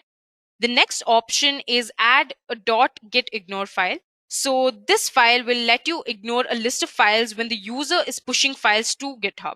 That's what this option really does, but I'm going to let this be unchecked for now. For your repository to truly be open source, you will need to license it, so others are free to use, change, and distribute the software. You can simply click on choose a license option and pick the required license for your project. There are several licenses like MIT, GPL, Apache License 2.0, BSD, etc. But for this repository, we don't really need a license, so I'm going to untick this too. And now you can see there's a piece of information that says this will set master as the default branch, but I'm going to ignore this for now. I'm going to explain about branches later on in this session. So this is all you have to do to create your first new repository. You add a name, you choose a description, you add an optional description, you let your repository be either public or private, and you initialize your repository with either of these three options. And I'm simply going to click on my create repository option. Now this will redirect me to a page with all the information and the files that are currently present in my repository. You can see here my repository name is present here with the optional description that I gave, and the number of files. Currently we have only just one file, that's the README text file, and that's present here. So this is all we have. Congratulations, you just created your first repository. Now you can see there are some options that says issues, pull requests, actions, projects, wiki, security, etc. We don't have to really talk about all of these right now. We will just learn about one option that says code here. So this is really important. If you click on this button, you can see that there's a link that is available here, an HTTPS link. So if you copy this link and paste it on your Git terminal that's present on your computer, you can download this entire project directly to your local system. So that's what the link is for. I hope that's clear. And the next option that says open with GitHub Desktop will allow you to open this entire repository in your GitHub Desktop version. And you can also, the last option that says download zip will allow you to download this entire repository in the form of zip files. So all of your project files will be within that zip file. So that's all you have to really know about your repository. And I'm going to click on the README text file that's available. It will take me to another page with some extra information about that file. You can see currently we have 2 lines and the memory space that is allocated to this file. So we currently have 2 lines, that is Edureka and this is my first repository. And you can also see the number of contributors to this project. That is just one, that's just me for now. And you can view the history of the commits or the changes that have been performed in your file. So we'll come back to that part later on this session, but you can move back to your main page of this repository by clicking on the name button here. So Edureka is the name of my repository, so I'm going to click on that. So now I'm back to the main page of my repository. Before we learn how to create our first branch, let us understand what branches are. Branches allow you to work on other features that can be included and merged with the master branch if required. So what is the master branch? The master branch is the main branch where your project resides on. So all of the changes, all of the activities that you do with your main project lies or is on your default branch that is named as the master branch. So what really GitHub allows you to do is it allows you to create additional branches. So on these additional branches, you can work on the other features or you can experiment with your project. And if you're happy with this, you can simply merge these features to your main branch, that is your master branch. This is what branches are really for. So they simply allow you to work on other features. That's what branches are. So let's move on to the demonstration part and look at how we can create our own branches. So now if you look on the left corner, you can see a button that says master. So currently we're on the master branch and there's only one branch, and the master branch, as I've already mentioned, is the default branch. So when you create a repository, you're automatically creating a master branch. So this is where your project will be residing on. And now if you want to create another branch, say let's name this branch 1 branch. So this is what I want to name my additional branch. I'm simply going to name it and I'm going to click on the enter button. So it will redirect me to a page. So this is the exact replica of your master branch. And you can work on this branch. You can work on any other feature, or you can add something, you can remove something, you can really experiment on this branch. And if you're happy with this, you can merge back this feature or the experimentation that you've been working on to your master branch, right? So you can see there's a README text file. It's exactly the same. There's the name of your repository, the description of the repository. You can click on the README text file and everything's the absolute same. You can quickly switch back to the main page. But the only difference is that you're currently on a branch named branch 1 branch. You're not on your master branch. Now, if you want to switch back to your master branch and work on it, you can click on this button and you'll find the master here. You can click on that and it will take you back to your master branch. Here you can work on your project. So there are currently 2 branches. You can see that, and everything's normal. Everything looks simple. That's all for branches. It's really easy. I hope it's clear. So you can look for branches here on this bar here that's present here. You can also create new ones in the same option. So that's all for branches. Let's move on to the next part of the session. Make a commit. Now, what are commits? Commits simply record changes to one or more files in your branches. So basically, they save the changes that you're making in your project. Git always assigns each commit a unique identification, which is called SHA or hash, that identifies the specific changes. So for any changes are made to your project files, you can simply go back and look at the version history or the history of each commit you've performed on your project files. So that's what really commits are all about. It's extremely easy. Let's go ahead and make our first commit. Now I'm going to switch to my branch 1 branch and I'm going to make my first commit. I'm going to click on my README text file. That's the only file currently in our repository. So we'll make the change in the README text file. There are 3 really important icons that are present in the right corner, as you can see. The first one is a PC icon that says open this file in GitHub desktop. So if you click on this file, this entire file will open in your GitHub desktop version. The next one, that is the pencil icon, will allow me to edit this particular file. That is my README text file. And the third icon is a bin icon, which will allow me to delete this file. Now, what we'll be working on is the pencil icon. That's the edit this file option. I'm going to click on this and I can simply view a space or a file that will allow me to make changes to my README text file. I'm going to add another line here that says this is my first commit. This is what I want to add to my README text file. And if I want to preview the changes, I'm going to click on this preview changes button. You can see that this is my first repository. This is my first commit. This is my first commit as the additional piece of information that will be adding to my README text file. And it's highlighted in blue, so we know that that's the additional information. I'm happy with this change. I'm going to switch back to my edit file. I'm going to scroll down. And if I want to add a description about the change that I'm performing to my file, I can do that. A good programmer would always add a description to the change that he's making to the project file. So other collaborators, when they view the commit or they view the change, they can read the extended description and understand what the change is about. So that's a good habit that you must follow. But as of now, we're not going to do that. So I'm going to leave this blank.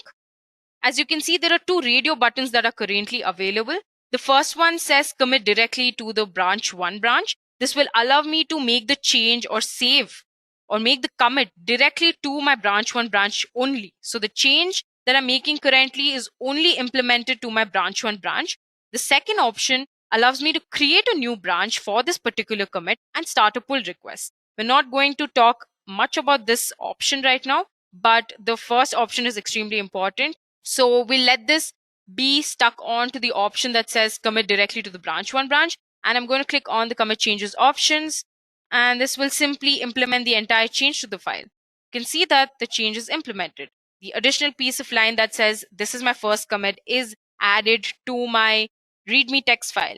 Now the interesting part is if I switch to my master branch, the change is not implemented in my master branch. So the change is only currently present in my branch 1 branch.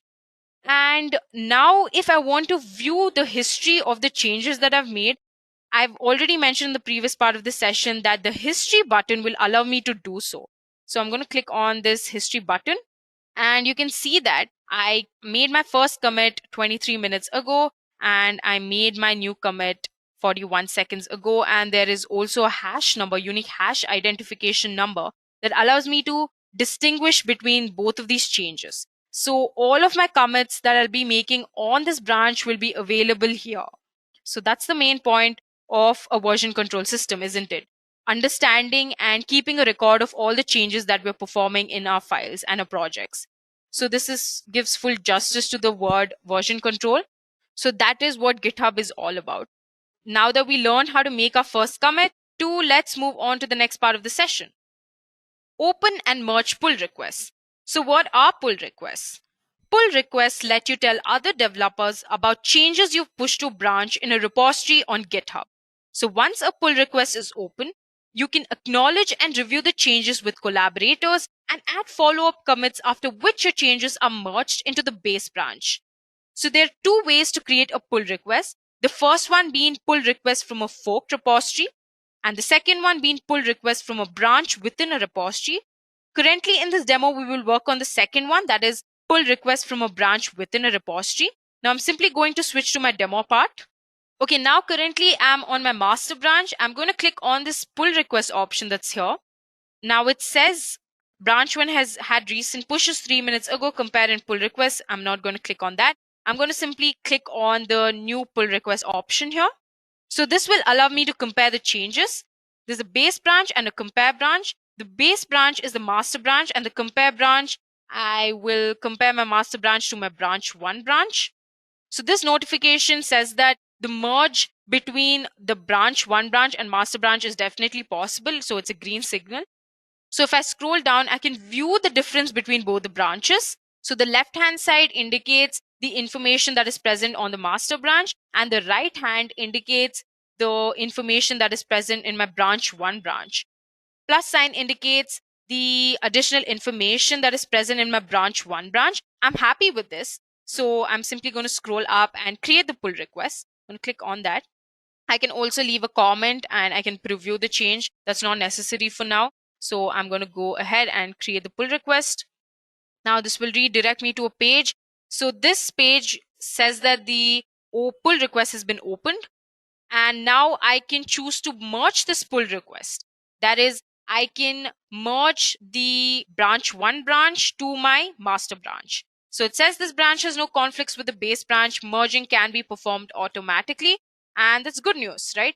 So I'm going to click on merge pull request and I'm going to confirm my merge, update my README text file. I'm happy with that, so I'm just going to confirm it. Now it says pull request successfully merged and closed. You're all set.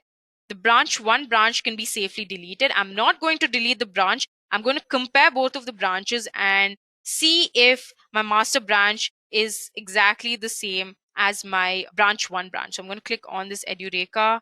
I'm going to go to my main page of my repository. So my master branch has the additional piece of information that says this is my first commit. Now if I switch to my one branch, it has the exact piece of information. So the information that was present in my one branch has been successfully implemented to my master branch. So that's all for the pull request part 2. We've reached the end of the demonstration part. Now let's quickly look at the case study of how Microsoft implemented GitHub. I'm pretty sure most of you have heard of Microsoft. Microsoft Corporation is an American multinational technology company. It develops, manufactures, licenses, supports, and sells different computer software, consumer electronics, personal computers, and other related services. So initially, Microsoft was against the use of the open source because they held very tightly to the internet protocol. They were completely hesitant to adapt to this new concept of sharing code to the entire world. But in 2010, they rethought this entire scenario, and now Microsoft is one of the biggest contributors to open source. Today, about 2,000 to 25,000 Microsoft engineers maintain TypeScript, .NET, Windows Terminal, DARP, Helm, and more than 1,000 other open source projects. So first what they did was they released new processes in measured containment. But later on, they released only licensed software. So here, developers can learn from the company's source code, but they couldn't really build on it. Eventually, the stigma died, and now even closed code like .NET is open source under an MIT license. Teams realize that they need to accept contributions to get feedback and learn from other developers. To organize and understand this approach, Microsoft created their Open Source Programs Office, which enables distribution and centralization of knowledge. So the OSPO provides the resources and maintainers to manage thousands of repositories and contributors effectively on GitHub. Even though Microsoft invests in its tools, they expect other individuals and organizations to lead the way. Microsoft believes that GitHub's value isn't in any one feature, but its entire community. GitHub is the place to collaborate.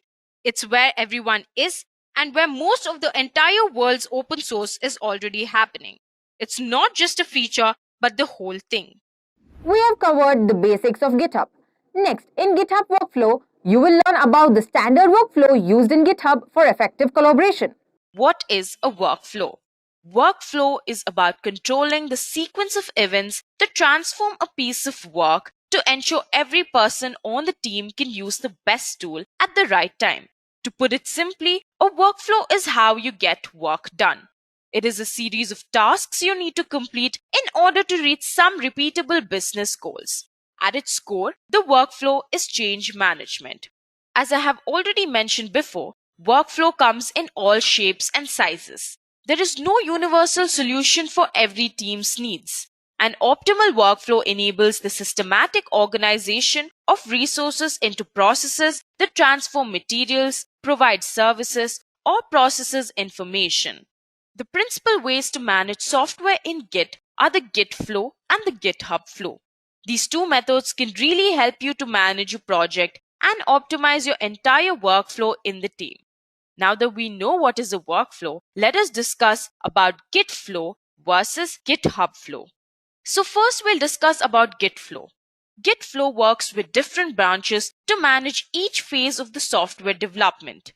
It is suggested to be used when your software has the concept of release, because it is not the best decision when you work in a continuous delivery or continuous deployment environment where this particular concept is missing.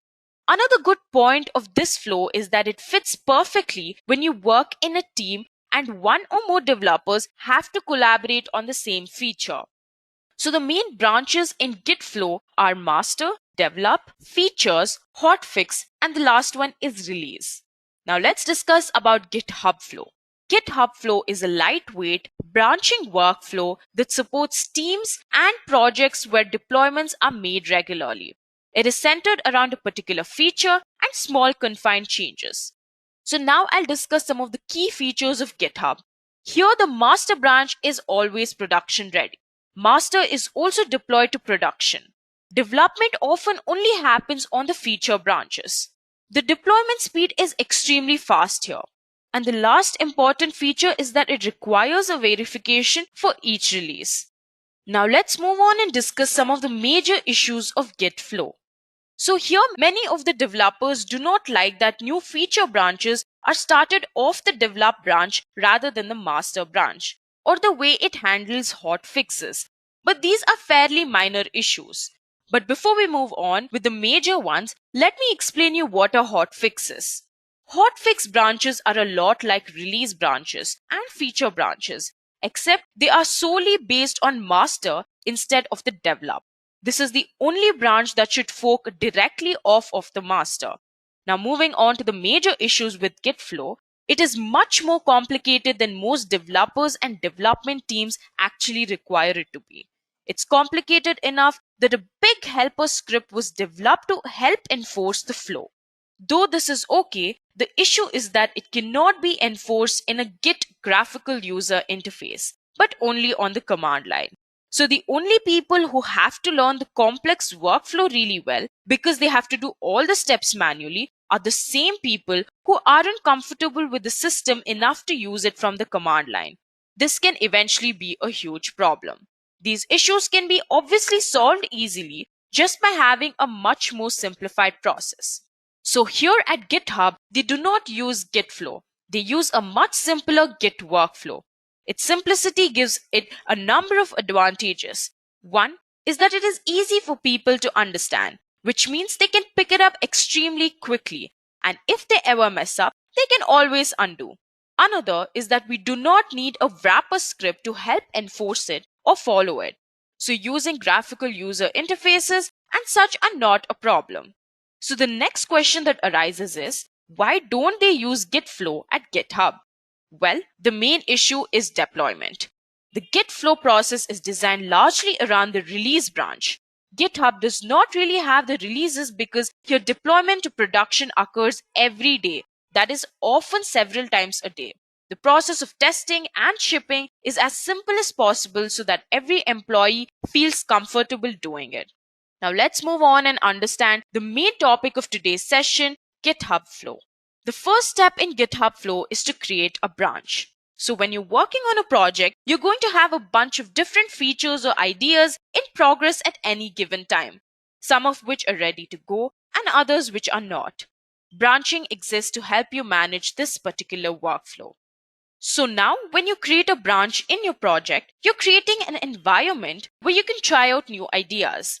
Changes you make on a branch do not affect the master branch, so you're free to experiment and commit changes, safe in the knowledge that your branch won't be merged until it is ready to be reviewed by someone you're already collaborating with. You can always switch branches using the git checkout command.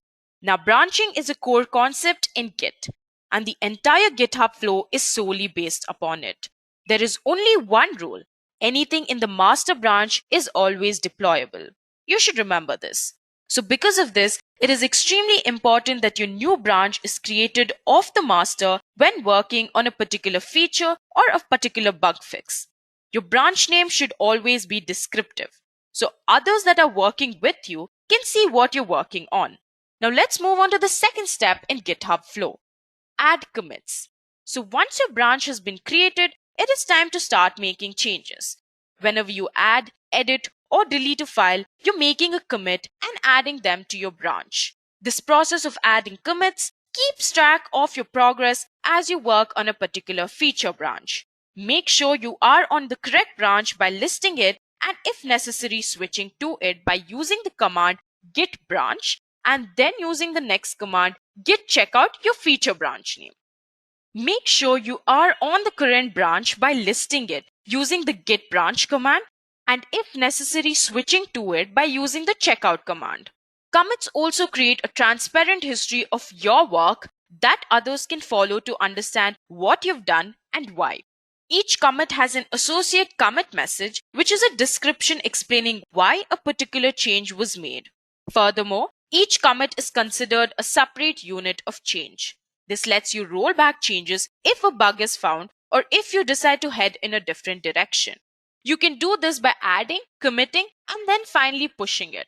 Commit messages are extremely important, especially since Git tracks your changes and then displays them as commits once they finally push to the server. By writing clear commit messages, you can make it easier for other people to follow along and provide feedback. The next step is open a pull request. Pull requests initiate discussion about your commits. Because they are tightly integrated with the underlying Git repository, anyone can see exactly what changes would be merged if they accept your request. You can open a pull request at any point during the development process. When you have little or no code but want to share some screenshots or general ideas, or when you're stuck and need some help or advice, or even when you're ready for someone to review your work. By using GitHub's @mention system in your pull request message, you can simply ask for feedback from specific people or teams. So in pull requests, you can also describe how to test your changes. Pull requests frame a problem by describing it. Maybe you're trying to fix a bug, add a feature, or trying out a new code pattern. Having a proper problem description ensures that your reviewer knows exactly what you're getting into. To let your reviewer know how to run your code, describe how to test it properly. Lay out a scenario that gives a basic run-through from setup to the expected outcome. Are there any multiple angles you can test your feature with? Awesome. Specify a test case for each scenario. Not only does this help your reviewer navigate through your code, it also helps you. By describing the feature step by step for someone else, it ensures you have not missed anything critical.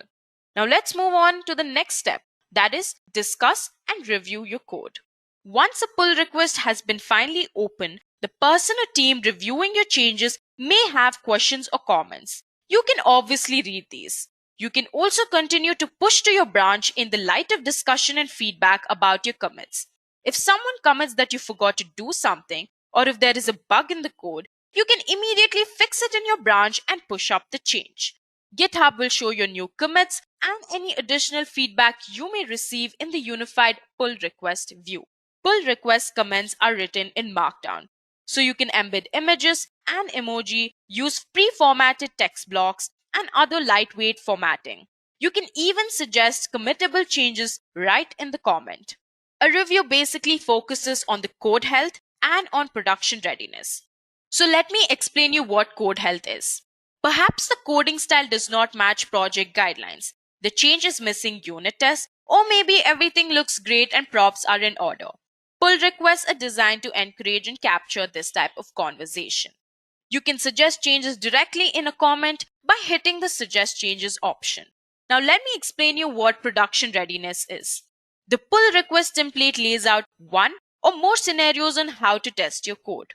The reviewer will go through a scenario and document the results and whether or not the test is passing. The reviewer should be generous with comments, descriptions, and screenshots. Also ask for any sort of explanation or improvements as the test is progressing. The reviewer will also describe if the test scenario passes. With this, we'll move on to the next step, that is test your changes.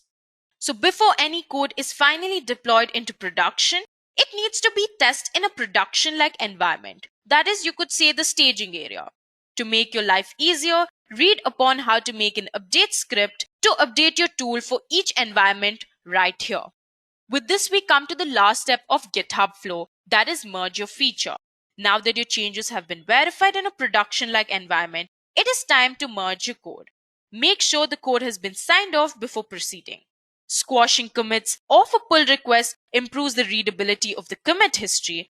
So during development, commit early and often. Once your work is ready, merge with the focus commit message. By default, the merge button for repositories will be set to squash and merge. Once merged, pull requests preserve a record of the historical changes that is made to your code. Because they're searchable, they let anyone go back in time to understand why and how a decision was made. Here's a simple question for you guys. In GitHub, what is a pull request used for? And the options are A, to request a new feature, B, to request to merge changes from one branch to another, C. To delete a branch. D. To clone a repository. If you know the correct answer, please leave it in the comment section below.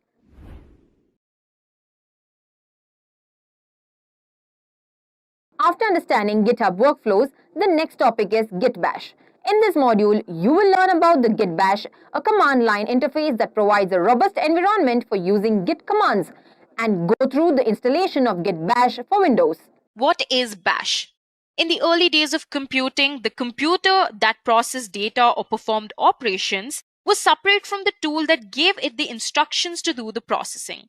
On one hand, there was the terminal, which was used to send commands to the computer, and on the other hand, we had the computer, the hardware that processed the commands. Today, there are computers that can provide both commands and perform the computation, and these computers have graphical user interface that make it easy to perform tasks. However, accessing the command line or terminal can often be more efficient than using graphical user interfaces for certain tasks. And you can send commands via the terminal to programmatically accomplish these tasks.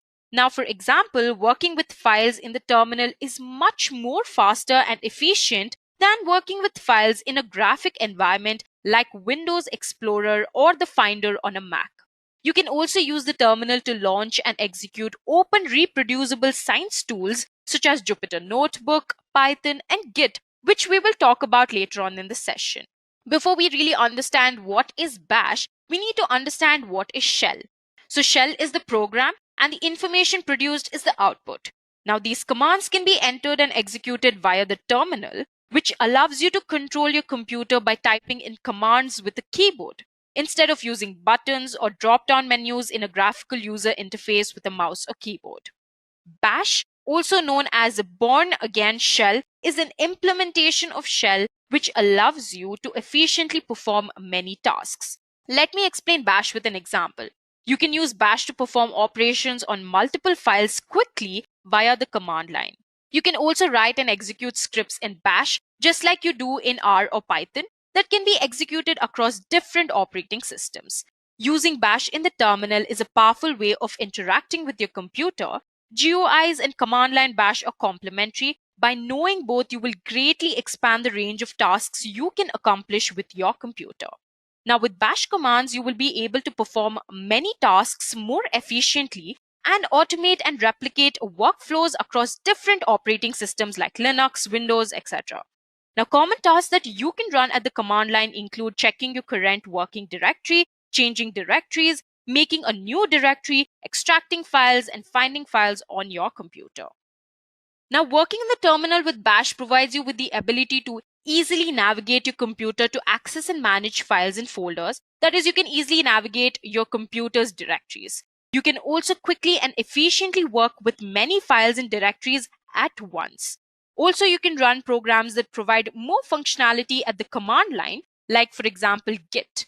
You can also launch programs from specific directories on your computer, for example, Jupyter Notebook. And finally, with the help of Bash, you can use repeatable commands for these tasks across many different operating systems like Windows, Mac, and Linux. Now that we know what is Bash and we've also discussed some of its features, let's move on and understand what is Git Bash. Git Bash is simply an application that provides Git command line experience on the operating system. The operating system can be anything as usual like Linux, Windows, Mac, etc. Now, it is a command line shell for enabling Git with the command line in the system. A shell is a terminal application used to interface with an operating system through written commands. Git Bash is a package that installs Bash, some common Bash utilities, and Git on a Windows operating system. Now, in Git Bash, the user really interacts with the repository and the Git elements through the commands. The next question that really pops up in your mind is, what is Git, right? So Git is a version control system for tracking changes in source code during software development. It is basically designed for coordinating work among programmers, but can also be used to track changes in any set of files. So basically, its goal is to increase efficiency, speed, and easily manage large projects through version controlling. Every Git working directory is a full-fledged repository with complete history and full version tracking capabilities, independent of network access or a central server. Git helps the team cope up with the confusion That really tends to happen when multiple people are editing the same files. Now that we know what is Git, Git Bash, let's move on to the demo part and learn how to install Git Bash for Windows. Now let's download Git for Windows. I'm just going to Google Git Bash for Windows and I'm going to click on the first link. This will redirect me to the Git's official website where I can download Git, and I'm going to click on Windows option here. So once you click on the download link for Windows, it will download the executable file. Now that it has installed, we can extract and launch the Git installer. I'm just going to click on this folder. Now you can just review the GNU General Public License, and once you're ready, you can just click Next. The installer will also ask you for an installation location. You can just leave the default unless you have any reason to change it, and then you can click Next. Once you click Next, you'll be prompted with the component selection screen, and you can just leave the defaults unless you have a specific need to change them, and click Next. Now the installer will offer to create a start menu folder. Just you can click Next. Now you can just select a text editor you'd like to use with Git. Use the drop-down menu to select whatever you'd need for your convenience. I'm going to be selecting Notepad++, and then I'm going to click Next. If you do not have Notepad++ installed onto your system, you can just click this link and then just install it. It'll take you a minute. Then just click on Next. Now this installation step allows you to change the path environment. Path is the default set of directories included when you run a command from the command line. Leave this on the middle, that is recommended selection, and then you can just click Next. The next option relates to server certificates. Most users should use the default. If you're working in an Active Directory environment, you may need to switch to Windows Store certificates, so you can just click Next. Now the next selection converts line endings. It is recommended that you leave the default section. This relates to the way data is formatted, and changing this option may really cause problems, so you can just click Next. Now you can just choose the terminal emulator you want to use. The default MinTTY is recommended for its features. You can just click Next. In this option, you can choose the default behavior of Git pull. I'm just going to leave it as default and click Next. Now here you can just choose a credential helper. I'm just going to let it be on default. Click Next. I'm going to enable file system caching. I'm going to click Next. Now currently the option to include interactive options is offered here. Unless you're feeling adventurous, leave them unchecked and then just click Install.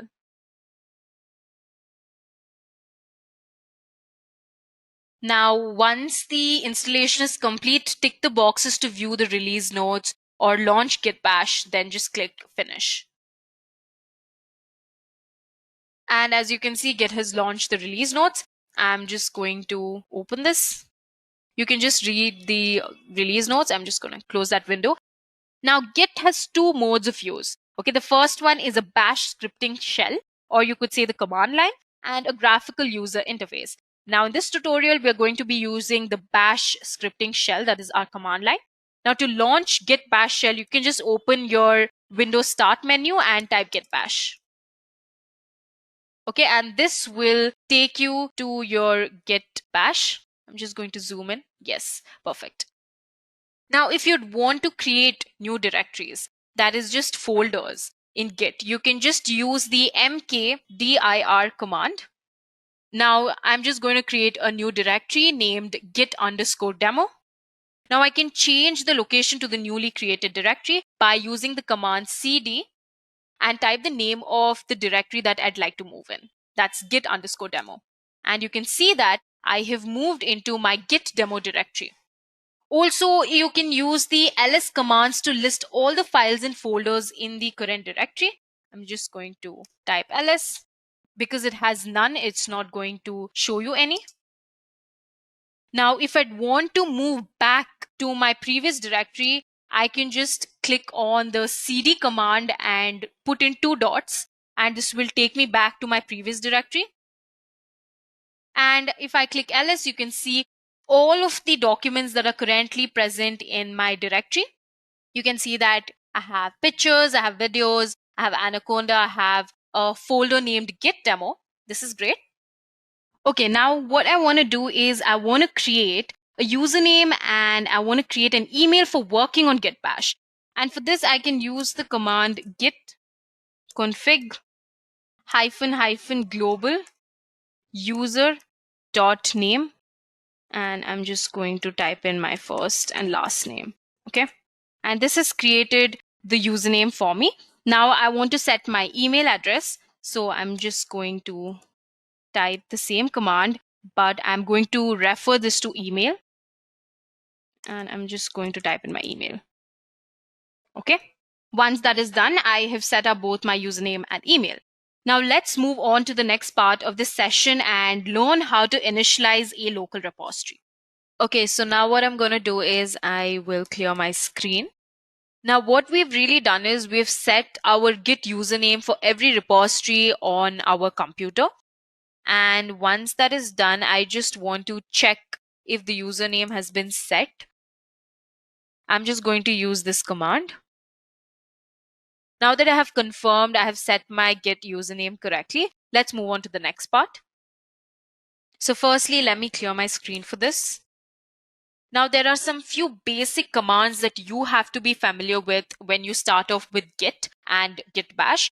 So I'm going to be talking about some of those commands. The first one is who am I?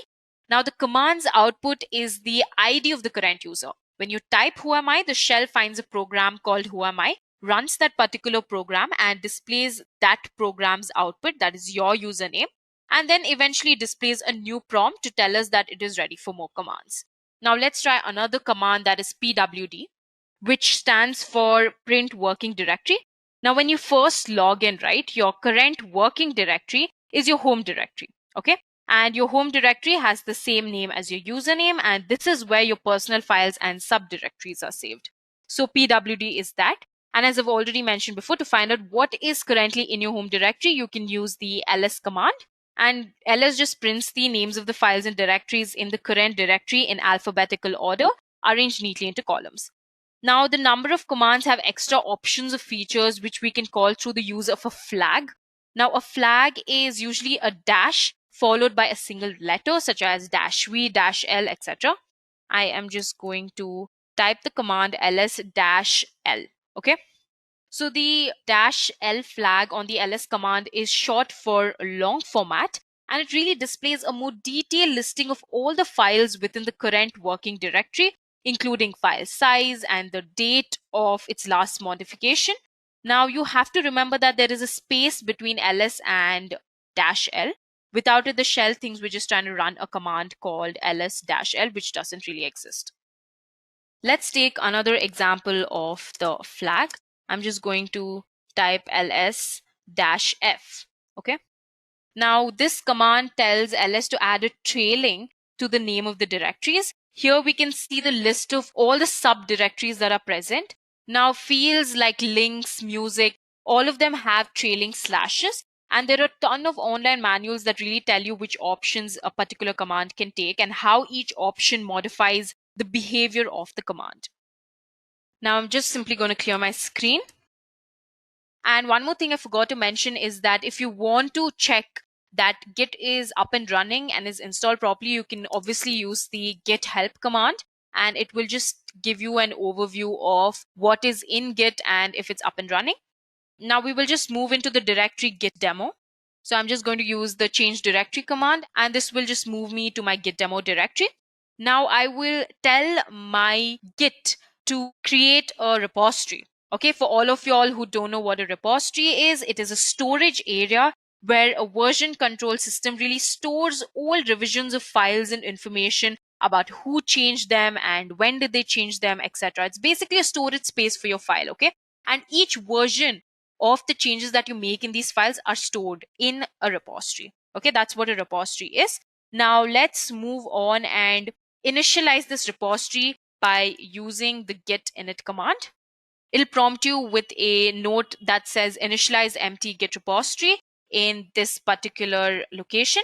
Okay, so that's great. Now let's look at what is in our directory. You don't have anything. And as you can see that this is currently the master branch that we're working on. So the master branch is the main branch of your repository where all of the changes to your project is directly implemented. Okay.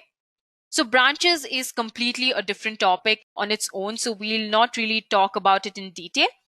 So I'd like to talk a little bit about the init command. So the initialization command really creates a hidden directory, and you can see that it has created a hidden directory that is named as .git. Okay. Now Git really stores information about the project in the special .git subdirectory. Now if we delete this file even by mistake, what really happens is we lose the entire project's history. Okay. So the next command that we'll be learning about is the git status command. I'm just going to click enter, and you can see that it says on branch master, no commits yet, nothing to commit. Okay. Now, first of all, this gives a lot of information, right? It states that firstly, we're located on the master branch. So we haven't made any commits yet. Commits just allow you to save the progress of your files on Git. So as we have not made any commits yet, it just indicates that. So we haven't created any files, so it says nothing to commit. And I'm just going to clear my screen. So now what I'm going to do is I'm going to create a file using the touch command. I'm going to name this file demo2. So basically this is a text file, so I'm just going to add the extension .txt, and I'm just going to list. Now you can see that this directory has a file, a new file, which has been named demo.txt. So now we're going to use the command git add demo.txt and then check the status of Git. Now you can see that there's been a change, right? So in the third notification, you can see that changes are to be committed to the new file demo.txt. Okay, so this is great. What we're going to do is now we are going to commit this. So before I commit it and save it, I'm just going to explain you what use git rm -- cached file to unstage means. So this command really removes your current file from the staging area. Okay. Currently, our file is in the staging area, so we're just going to commit it by using the command git commit. And if you'd like to add a message, you can just use the -m, open the semicolon, and type your message. So I'm just going to type first commit. Once that is done, you can see that our first commit has been successfully made and one file has been changed. There's 0 insertions and 0 deletions. You can check the status again. You can see that nothing is there to commit and the working tree is clean. So this is how Git really works. The Git cycle works. This is the basic structure of it. Once a directory is set up as a Git repository using the git init command, any change that we make to that directory is noted by Git. So the first is you either create new folders and files in your directory, or you can even modify it. We haven't done that yet. And the second stage is you stage these changes ready to commit by using the git add command. And then finally, you commit the changes using git commit, which permanently saves the current version of that repository. So these are the major 3 steps. You create new folders and files, you stage them by using the git add command, and then you finally commit these changes. So now that we know the basic commands of Git, let's move on to the next part of the session. I'm going to clear my screen. So version control really comes into its own when we begin to collaborate with other people, right? In practice, groups like to use a central hub or a cloud stored on the web rather than on somebody's laptop so that all the collaborators can easily access the repository. Git is very popular because of websites like GitHub, Bitbucket, which make collaboration extremely easy. Now, what we're going to do is we are going to go to GitHub. So in short, GitHub is really a web hosting platform for you to collaborate with other team members. And I'm just going to sign in because I already have an account on GitHub. I'm just going to sign in. I'm going to enter my credentials. That is my username or email address and password. If you do not have a GitHub profile, I would suggest you to create a new account. It's really easy. And I'm just going to sign in. And this will redirect you to your GitHub account. You can see that you have a navigation bar on the top, which has some options like pull request issues, marketplace, explore. You can also check out your profile, your status, your projects, and all the repositories that you're currently working on GitHub. Okay, so what we're going to do now is we're going to create a new repository. So what is the difference between the repository that we created on Git Bash and the repository that we're going to create on GitHub. So the one that we created on Bash is a local repository that is solely for your local machine that you're working on. But the repository that we're going to create on GitHub is on a central repository. So when you create this repository, the team members, your friends, your family can really look into this repository and look at all the files and folders that are present on your GitHub repository. Okay, so we're just going to create a remote repository. I'm just going to name this repository demo, and you can add a description to your repository if you'd like to. Also, I'm just going to add a README file, and then I will create repository. Now, once this is done, I'm just going to click on this green button that says code, and this will give me an HTTPS link. I'm just going to copy this link. What we're really going to do is we're going to connect both of these repositories. We can do this by making the GitHub repository a remote for the local repository. Okay. Now, the homepage of the repository on GitHub includes the string we need to identify it, which we've already copied. Now, since we've already created a repository on a local computer, we're interested in the instructions in the second box. So we're making sure we are in the demo directory locally. And we're going to do this by using the command git remote set -URL origin. And we're going to paste the HTTPS URL that we've copied from GitHub. So we click this code and then we copy this HTTPS link. So that's exactly what we're going to do. We're just going to add that and click enter. So what really this command does is it tells Git to add a remote named origin at this particular URL. Fine. I hope this is clear. Now you must be wondering what is the keyword origin. Okay. So this is simply a nickname that we've assigned to the particular remote repository. We could have it called anything, but origin is the most common choice for programmers. Now, if we have to check the command worked, right? So we're just going to use the git remote -v. Now that you can see, it lists all of the remote repositories that are present on my GitHub profile. Now, the -v flag is short for verbose, which really tells Git to show the remote URL as well as the nickname. So far what we've done is we have set up a remote repository and linked it to a local repository. So the remote repository currently is empty. It doesn't have any files. It just has a README text file. I want to add my demo.txt file that is present on my local repository into my remote repository. That's what we're going to do. And we can do this by, pushing the changes from our local repository to the repository on GitHub. We can use the command git push origin master. And this will pop up a window which will allow me to connect to GitHub. Okay, you can either connect to GitHub with the help of a personal access token, or you can also sign in with your browser. I'm just going to sign in with my browser. You can see that you can just authorize Git credential manager. The authentication has succeeded. So now our local and remote repositories are synced. So that's great. Now you can just view that the files have been reflected into our remote repository. And if I click on the master branch, which is the name of the branch that we were currently working on our local repository, we have a demo.txt file. You can quickly switch back to your main branch too, and you can see the README file that was created initially on a remote repository. So this is how simple it is to work with Git Bash and also with GitHub. It's really easy. It's really interesting. I hope you had a great time understanding the basics of Git Bash and how it really works and what it is all about. It's time for another question. What is Git Bash? And the options are A, a graphical interface for Git, B, a command line interface for Git, C, an IDE for Git, D, a plugin for GitHub. If you know the correct answer, please leave it in the comment section below.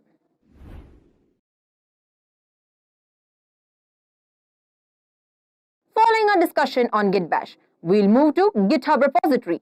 In this module, we will see how to configure remote repositories on a local machine. How do we configure remote repository on a local machine?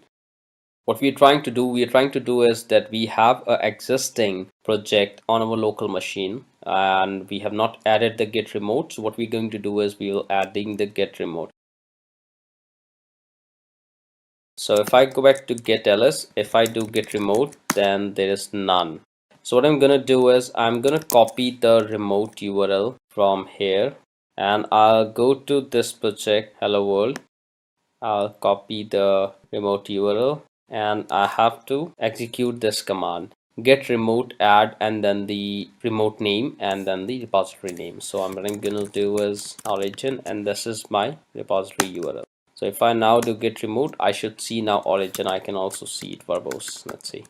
So remote name is the name for the remote and the remote URL is the remote repositories URL that I just copied from the GitHub. I can see the detail link between the remote repository name and the URL, which is here. So I have my origin and this is my remote URL. For push it is also the same.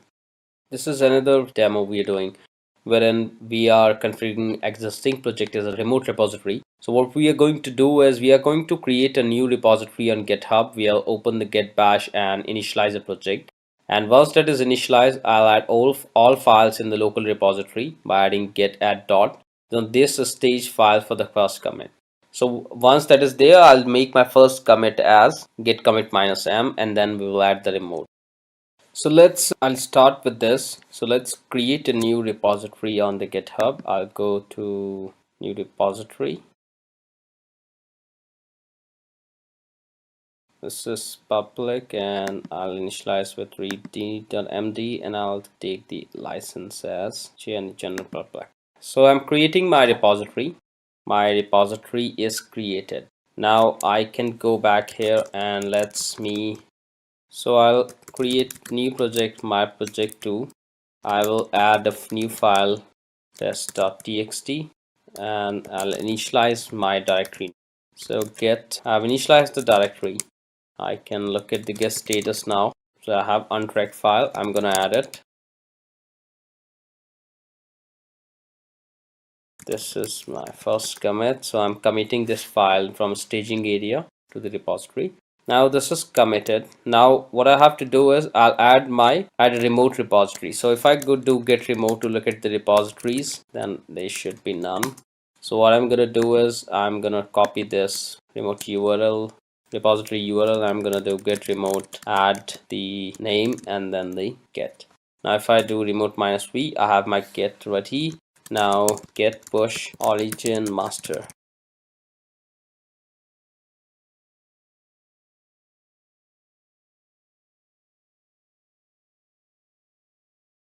So what we did is we didn't integrated the remote changes. So before this, the push, I'll have to do a pull here because we have readme.md file.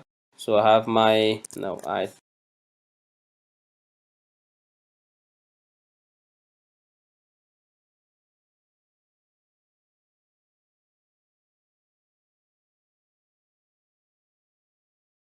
so what it did is there was some issue with my branch. So what I did is I just rebased my branch, and if I look here, now I'll do is I'll push it to the origin master.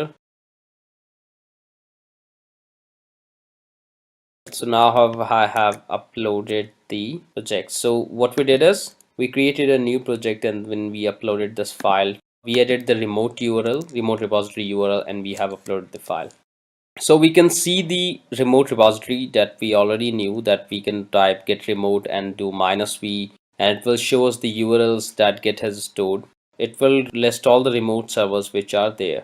So this is what we are talking about. Git remote, I can get origin, and if I add -v, I can get all the URLs.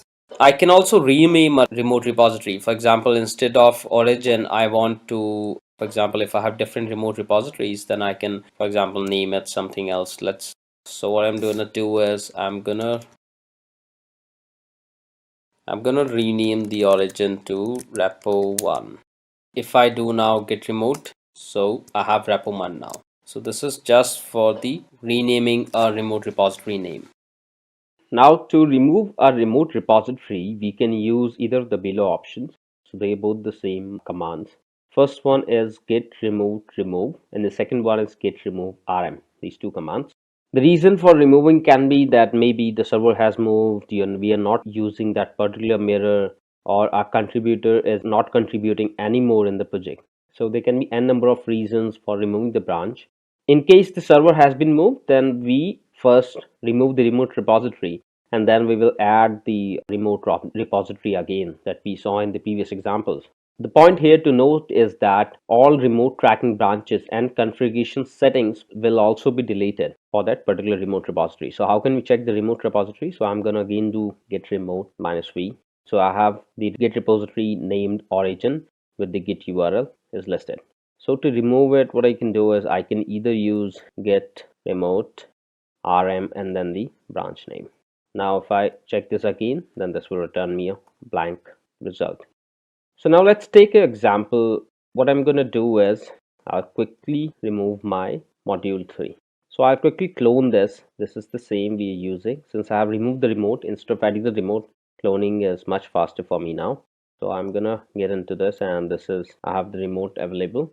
So what I'm going to do is let's check the branches and then execute the command. So we have only one branch, which is master, which is the default branch. So now I'm going to create another branch. Let's name it as old branch. Well, now since we will cover this in more detail in the coming slides, but for now you have to understand that when I execute the code git branch old branch or the branch name, then this branch is created on the local module. Then this branch is created on my local repository and I have to push it to the remote repository. So the command to push it is git push, then the remote repository name and the branch name. So this branch is moved. I'm gonna open another window for Chrome, and now what I'm trying to do is we're going to go to the GitHub and see if the branch has been created successfully or not. So I'll go to my repositories, module 3, and yes, there is an old branch, right? Now since we have the old branch available on git remote, so now let's remove this branch or delete this branch, and the command to delete is same. The only thing that I'll add is I'll add -- delete after the repository name. So git push origin -- delete old branch. So let's go back again to this and see if so now I have only one branch, which is master. Let's create another new branch, and sorry, not the push, but I'll have to first create it. So I'll do git branch new branch and then git branch. This will show the new branch. Okay, the point here to note is that, as I said, when I deleted the branch from the remote, then it was only deleted from the remote. If you can see here, there's only one branch, and this old branch is not deleted from the repository. To delete this branch completely or any branch completely, the steps will be first to delete it from the remote, second to delete it from the local. So to delete it from the local, I'm going to do branch -d and the old branch name. Now if I do git branch, I only have one branch, which is git. And now I'm going to push this new branch again to origin and then the new branch name.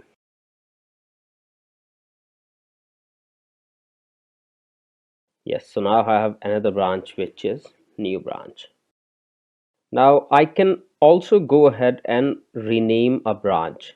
So to rename branch on the remote repository, you need to first rename a branch on the local repository. Once that rename is done, you will then push it to remote with the same name for commands. So let's check this. For example, here what we're doing is we are checking out a new branch. We're creating a new branch, old branch, and at the same time, we're also switching that branch again. So this whole one single step can be broken down into two. Number one, we create a branch with git branch old branch, and number two, we switch to the old branch using git checkout old branch. But this single command will do the both thing. It will create a new branch and then switch it on it. So if I do git branch, then I have only new branch. So let's do git checkout. So you see it has created new branch and switched to it. But this is the local branch. This branch does not exist on the remote so far. There is only new branch. There are two branches, master and new branch.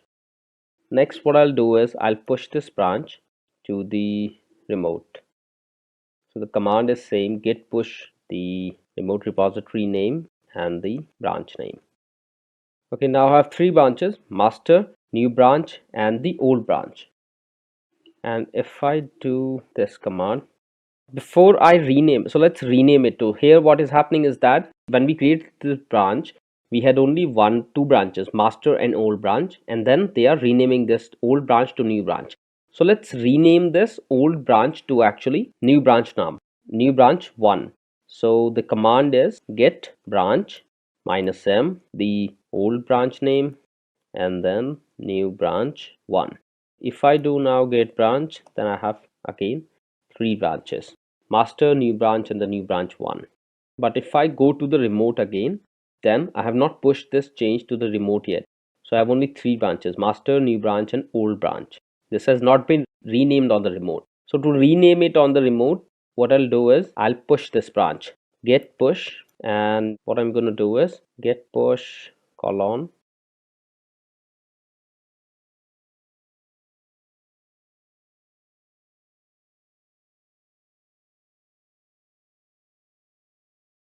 if we now go to this branch and let's check the branch name. So the old branch name has now been changed to new branch 1 on the remote as well.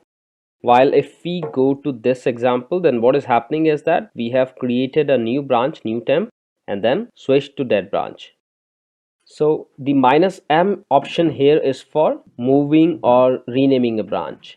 So generally the command follows this git branch -m, the old branch name and the new branch name. If we go and try this example, then git branch -m, let's call it temp, yes, new temp, and then we are going to move temp to new temp. But the issue here is that they already have temp. So let's create first of all temp here.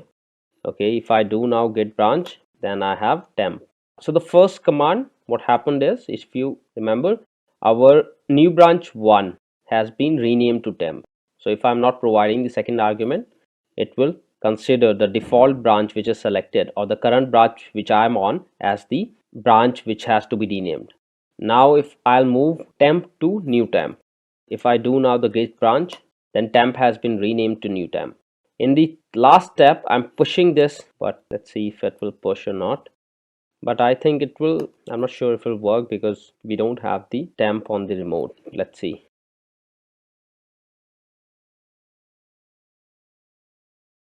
It has failed to push. Why? Because I don't have the new branch. I have not pushed the temp.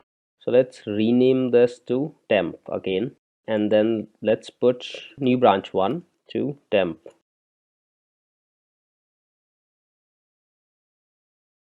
So now I have the command temp now, or sorry, the branch name temp. And now if I move this temp to new temp and then push it to the remote repository, then this will work as well.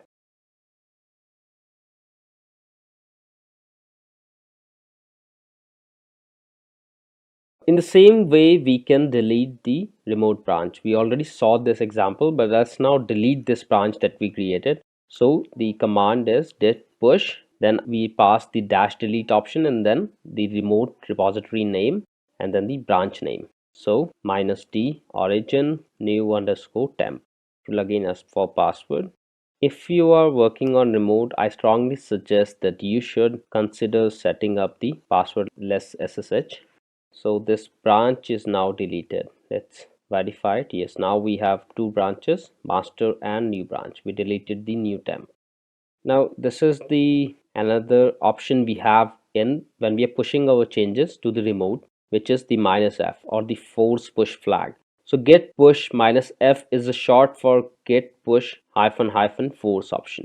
If I go and we can try up. So this is the option we are talking about, force. So this option will force a push when otherwise Git would reject your git push because you might have changed your repository history in pushing your repository. So force push also lets you overwrite someone else's commit which have been pushed after your last pull. For example, let's consider that your repository is at commit A and you change something locally and committed. So this now becomes the commit B. You push commit B to your remote repo. So both are now B now. Now you decide to change something again and replace your commit B by commit B -. Now you want to push your commit B - changes to the remote repository. A plain git push will not work. So you can now remove commit B from your remote repository and push B - instead with git push -- force. So what will happen is it will override the changes and will replace your branch directly.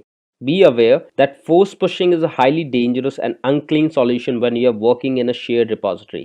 So instead of you, someone else might have pushed, for example, b hyphen, and if you're trying to commit now b hyphen hyphen, then you'll get a merge conflict. And in that case, to resolve the merge conflict, you can overwrite your changes. However, that is not recommended and that is unclean. So all commits in the shared repository should be considered immutable. This is the best practice. And to keep your repository consistent and keep your coworkers happy, you should use git revert instead, or you should go for manually merging the conflicts, which we'll see in the next module.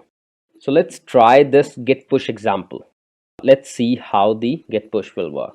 So what I'm gonna do is I'm gonna go to test.txt and let's update some content in it. It says edit from remote. Let's change it to remote 1. Another line from GitHub. Let's commit those changes. So what is happening now, I have a different version on the remote, which we can consider that someone else pushed it, and we have a different version on the local. So now let's update our local repository. Please note that we are not merging the changes. We are only updating our local repository. I'm assuming we were on master, yes, and git branch. So let's check out the master as well. So now I have also fetched the master repository here. Now you can see that my changes are there, but they are not been pushed into my file yet or merged into my file yet. I still have added from remote, but not that. So if I go ahead and change my repository, for example, let's change the test.txt. Before that, first check the status. So there's nothing to commit, we are clean. So let's edit test.txt and let's add this line. This is added from local repository. I'm again saying I'm using Emacs editor here. If you are comfortable with Vim or Nano, you should go ahead and use that. Now what I did is I updated the file, but that is not in the staging area yet. So let's move it to the staging area. Now it is in stages, and now I am gonna commit it. Added line from local repo or workspace, I can say. So now we have our remote is on different commit and my local is on different commit. So what I'm gonna do is now if I go ahead and if I try git push origin master, then this will be rejected.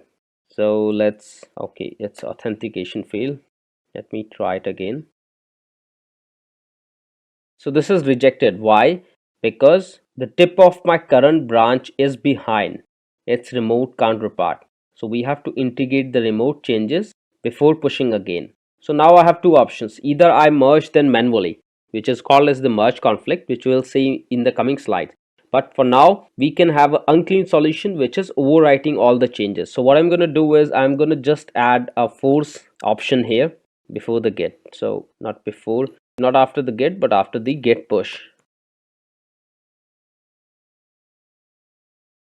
So you see now my changes have been pushed here, and this changes. Another line from GitHub has been removed completely. So it has overwritten my file. If I go to the history, then I can see that I have this added line from the workspace, but I don't have that change wherein I added line from the local, from the GitHub. Once we have merged the force update, or once we have did the force push to the repository, let's look at the file locations in both pre and post commit. So any file can exist in 3 locations, which we already know what this location are, and the same file can have different content and different locations. So the first one is remote inside the repository. So this is the remote, which is, for example, is in GitHub. Second is stage in the index. So this one is ready for commit and is the staged area. Third is the workspace, which is not in the staged area, but it is in a workspace so far. So content of these file as it was last committed to the repository. This is in the repository. This is on our local, but second one is in the stage and ready to commit, while the first one is not a stage yet. And most files are in progress state. Git won't do an auto update for a stage file with additional edit. To do that, we need to explicitly add our files from the workspace to the staged area using the git add command, which we already saw in the previous examples. The next thing we have is compare remote repos. So we already saw how the conflicts can happen. So this comparing the remote repository will come in handy with the conflicts when we'll come to that, but we can also compare our file with the remote one, or between the two locations or between the two files or commit hash, different options. If we do not specify any option, then it will compare to the staged or the index version. To compare the stage version with the committed version. So committed version is what is in the remote area. We have to use -- staged. Additional different option are comparing file within two files on the disk, comparing with two commits, or comparing file without any commit. So the command is git diff, which is this. Let's look at the help for git diff. So this will show changes between commits, commit, and the working tree, etc. We have different options. Options can be -- cached, and we can compare different files. So let's do specify the first thing. So let's compare. We are not providing any option, the workspace to the staged version. So let's do git diff test.txt. First edit our test.txt. If I look at the status now, we have up to date, right? So let's edit test.txt and let's add this. This line is for git diff. Now let's compare this file. So if you see, we are comparing it with the index version. We have A, B, and we have added this line. This line is for git diff. This will appear in the green color. But if I go ahead and remove the line, and if I do git diff, then what is happening is I have a red color which is saying this line has been deleted, and I have a plus color. There is a blank line inserted, and then there is another line inserted. Now what I'm going to do is I'm going to add this to the staged area. If I look at the status now, then this is added to the staged area. Now if I do git diff, then there are no changes because I'm comparing test.txt to one that is staged. To compare it with the remote, I have to use cached. This is added from the remote. The same comparison, the same, that this line is deleted and these two lines, one blank line and one additional line has been added, but this is now compared to the remote.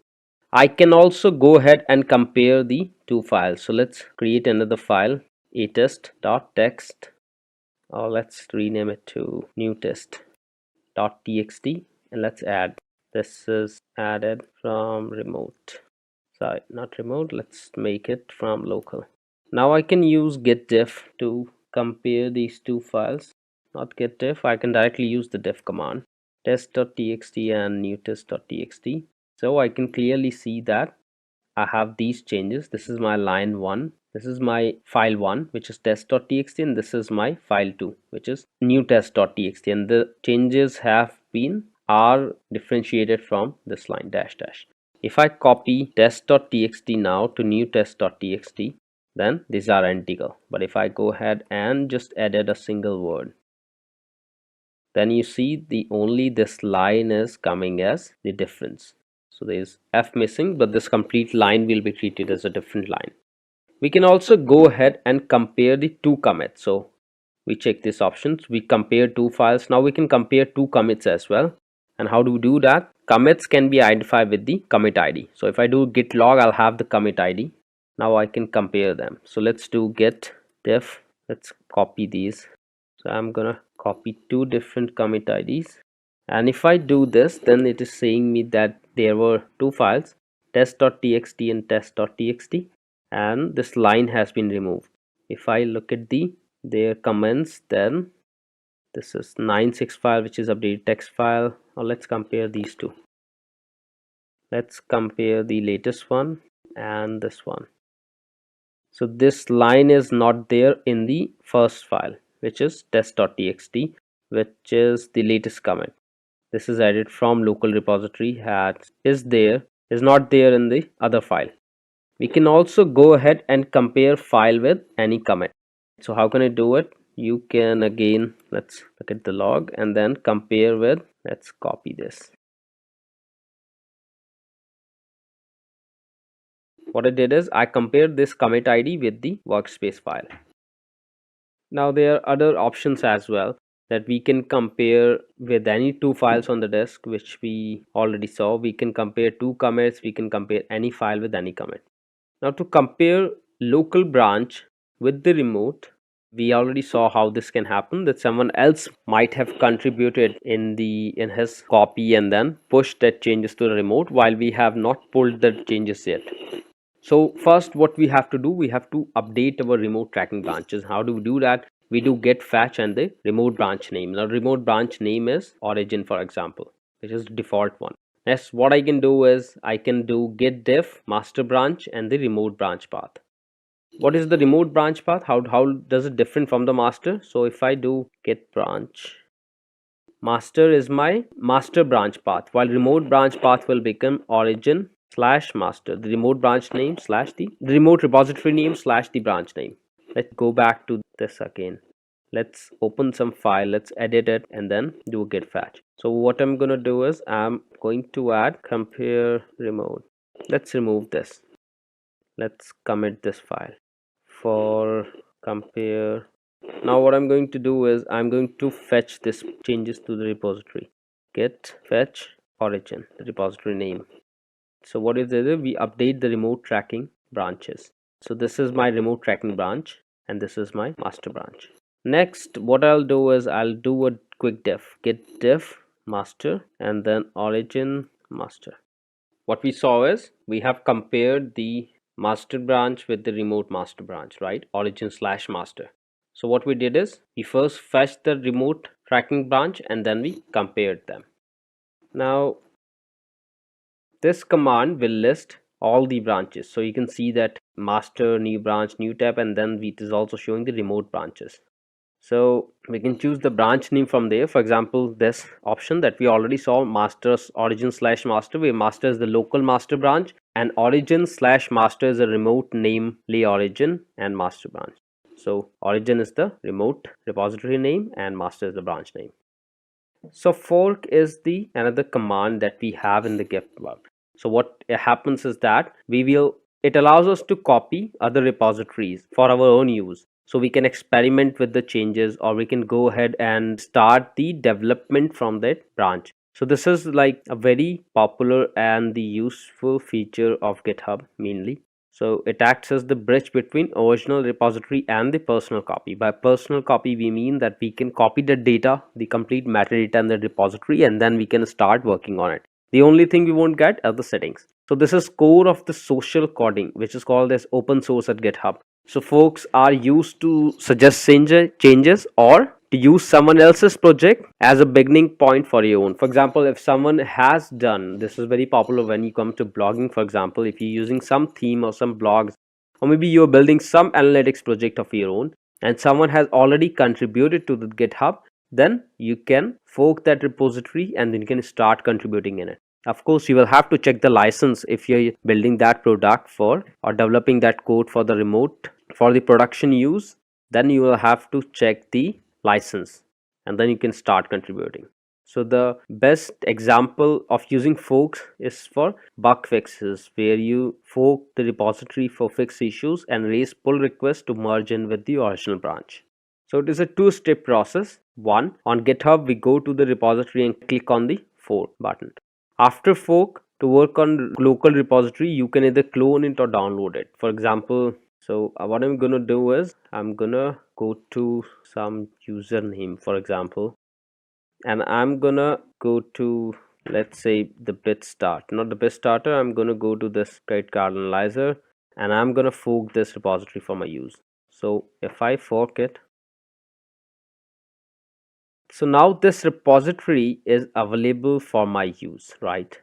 I can now use this as a starting point for my project, and to use this I have to clone it again. So if you see the Git repository name has my username, the repository URL has my username. So I go ahead and I clone it. So I have this repository at this local workspace for my use. So I can add anything and then push it. For example, let's add this file. This line should be treated as dummy. I add this and I commit this. Added dummy line. And now I push it. So let me check the first branch. Git and the remote. Git push origin and then master. Then it will ask for my credentials. So if I go here and check the history, then I have this dummy line available. But if I go there for the place where it is forked from, then you can clearly see that the change does not exist there. So I have this copy of the project as my repository. Git is a largely distributed, which means there is no inherent concept of upstream and downstream. It depends on the way data flows. For example, the other repo will be upstream even when data is pushed onto it. And if I'm pulling from the other repo, then other repository is upstream and my repository is downstream. For example, in credit card analyzer project, the repository of this user is upstream while my copy is downstream. This is relative between the two repositories. So to sync changes which are in the original repository which we have forked, we configure a remote that points to the upstream repository, and to do it we have to do what? We have to just use this command git remote add upstream and the repository name. So if I do git remote -v, let me first copy the repository URL, and if I go here and if I do, then I have to add this. I have added the upstream. If I again do the remote -v, then you can see I can see the upstream URLs for both fetch and the remote, which contains the original owner of the repository. I can also do this sync. So instead I can use the upstream repository name, and then I can check out the forks local branch. So this is the fork means the downstream repository. So this is similar to other. This will work like any other repository on my local. If I do git branch, then I can see there's only one branch, but the remote are different. We can also consider merging it. So instead of using origin, I can use upstream. We are already up to date. I can also do the git diff, or let's say not the diff, but the difference is that this line should be treated as dummy, does not exist in the upstream. It is only in my remote repository. So this is the change that I can see. Why it is only showing my branches upstream. So I cannot go ahead and make changes in the upstream because I don't have the ownership. I can suggest changes and then it will be up to the approval of it. However, if something has been changed in the upstream, then what I can do is I can merge it with my local repository, which will be similar to pull. So it will pull the data onto my local repository and I can work on it. So now coming to pull is the very useful command. We have been using it. So this is like opposite of push. In push, we are pushing from local repository to the remote, while in pull, we are downloading the data from remote to the local. So that downloaded data has been pushed by some other user for some other commit or from other feature. Might be they have added some feature, or they have added some bug fix, or they have changed something. So we are downloading, we are updating our repository on our local. So this is the source repository, and we have feature source as the branch name. We do a pull request, and then this is our destination repository, and this is the master destination repository. This is the branch name, the master branch name. So how it will work is that if someone has added something in the destination repository, then I can pull it onto my local repository. So this is commonly used this is a very general command in the Git, which is commonly used by teams and organizations which have more than one contributor. So developers work on their feature branch and raise a pull request to merge to shared repository. What it means is that we can have multiple branches and then we can have a pull request created. Open source projects usually pull requests to manage changes from different contributors, because open source projects have many contributors who are contributing to them. So they use pull requests to manage the changes. Now, how do we create a pull request? Now, after we have made changes to the fork, after we have forked the project, we create a pull request to ask upstream request repository to merge our changes. We are not committing them directly. The word here to note is the ask. So below the steps, we confirm the repository we want to change. We select the branch of the upstream repository to merge, and we use the base branch from the drop down menu. Once we selected the base drop down menu, we select your fork using the head fork drop down menu, which is this, and then we select the branch we want to make changes from compare branch drop down menu. So let's take this example. So let's push. We already have pushed something, right? So what I'm going to do is I'm create a pull request. Before I go here, let's read what it's saying. So pull requests help you collaborate on code with other people As pull requests are created, they will appear here in searchable and filterable list. To get started, we should create a pull request. So let's create one. This is our base branch. Base branch is the original branch. This is our head fork. So the base branch name is master. Again, we have only one branch and the master. Now we can see the comparison. We have added one line and there is no change as such. This commits has been made by Edureka Global, which has added a dummy line. These are the comments, and this is done on December 3rd, 2018. So we have one change file with two additions. One is the blank line and second is the line we added. Now you can also see the split view. Right, this is the split view. This is the base copy and this is our working copy, the Edureka GitHub. So let's create a pull request. So now we have added a dummy line and it says it is not merged, but it says it wants to merge one commit into 𝐒𝐫𝐴 master from Edureka GitHub master branch. This branch has no conflict with the base branch. Now if I go here, then we won't be seeing this because till the time someone approves it. Now this is the pull request we are seeing. Before we do that, let's see if this has been added in the readme.md, which we are seeing here. We won't be seeing here because this has not been approved, but we can go to pull request and we can see it here. So let's try to open this as a public user. So we are getting the whole history. We are saying that this is the commit and this is the file changed. So we can clearly see once someone approves it, then this change will actually appear in the original repository, which is here. So this is how they manage with open source projects which have millions of developers. They fork it, they work on their own, and then they create a pull request. So we are providing title and description, and then we can also control the access, which is appearing at the bottom, which allows for edits from maintainers. So someone else might change your pull request, make a small change here and there. We click on pull request and it will be available. Here's a quiz question for you guys. What is the command to clone a repository from GitHub? And the options are A. Git fetch, B. Git copy, C. Git clone, D. Git pull. If you know the correct answer, please leave it in the comment section below.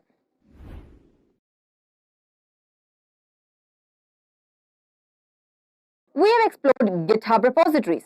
Next, in Git Lab CICD Pipeline, you will learn about integrating continuous integration and continuous deployment with GitLab, automating the testing and deployment of your code to streamline the development process.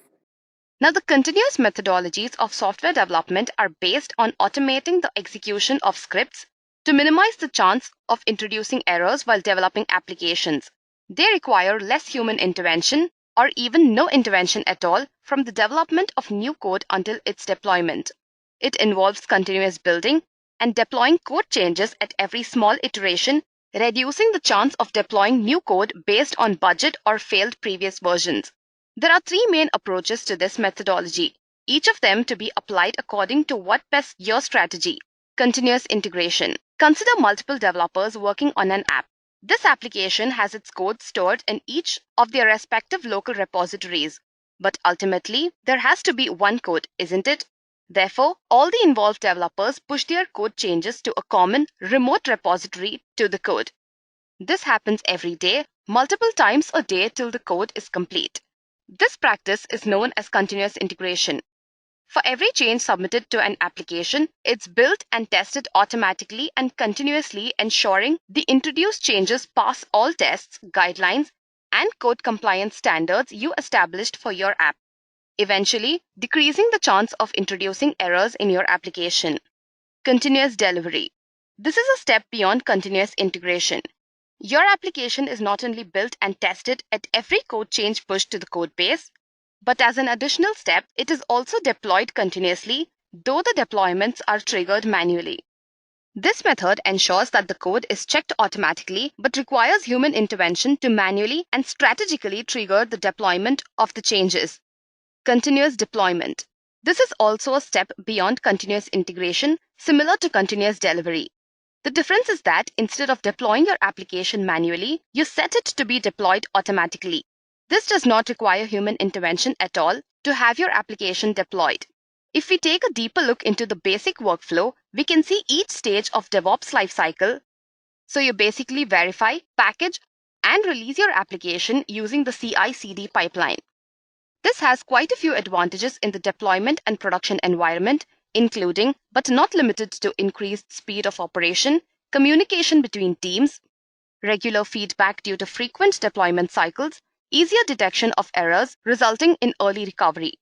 Now that we have some idea about CI/CD, let's dive a little deeper into the element which makes it all possible: pipelines.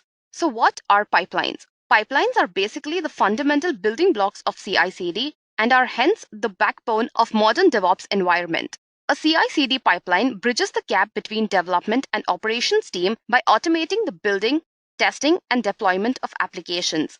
It basically helps to automate a series of steps or stages in your software development process, such as initiating code builds, running tests, deploying, and staging production environments, and everything in between.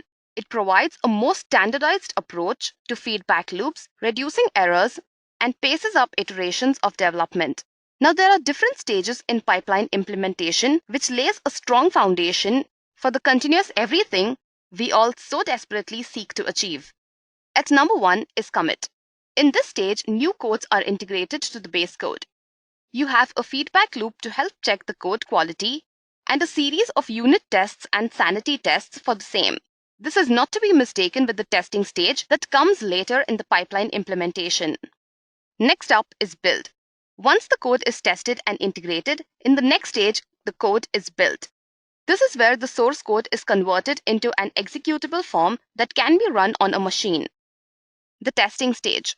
In the testing stage, the alpha and beta deployments take place. The former checks the integration between various builds at hand, while the latter to check if the app is working before moving it to production. The deployment stage. Once the build has gone through all the test scenarios successfully, it is ready to be deployed to the production stage. You then finally move to the fourth and final stage and deploy your application, and your app goes live for the end user environment, that is your consumers. Now, there are a couple of tools popular for being able to automate this entire process. Two big names you'd often hear are Jenkins and Git Lab CICD. To know more about Jenkins, you can check out the extensive Jenkins playlist on our channel. But today, we are going to tackle the big name, that is Git Lab CICD. Git Lab CICD is a powerful tool into GitLab that allows you to apply all the continuous methods, that is continuous integration, continuous delivery, and continuous deployment to your software with no third-party application or integration needed. To use GitLab CICD, all you need is an application code base hosted in a Git repository, and for your build, test, and deployment scripts to be specified in a file called gitlabci.yml located in the root path of your repository. In this file, you can define scripts you want to run, define include and cache dependencies, choose commands that you want to run in sequence and those you want to run in parallel, define where you want to deploy your application, and specify whether you want to run your scripts automatically or trigger any of them manually. Once you're familiar with GitLab CICD, you can add more steps in the configuration file. To add scripts to the file, you'll need to organize them in a sequence that suits your application and are in accordance with the tests you wish to perform. To visualize this process, imagine that all the scripts you add to the configuration file are same as the commands that you run on the terminal on your computer. So here is an example of the simplest pipeline configuration that can be using a minimal Docker image based on Alpine Linux. You have two builds. Build A, build something, and build B, build something else. This pipeline will run everything in build stage concurrently, and once all of those finish, it will run everything in the test stage the same way and then deploy A and B. Now, this pipeline needs to be configured using a YAML file called as the GitLab CICD.yml within each project. The GitLab CI.yml file defines the structure and order of the pipelines and determines what to execute and what decisions to make when specific conditions are encountered. Say, for example, when a process succeeds or fails. Here's the YAML file for the same pipeline diagram we saw before.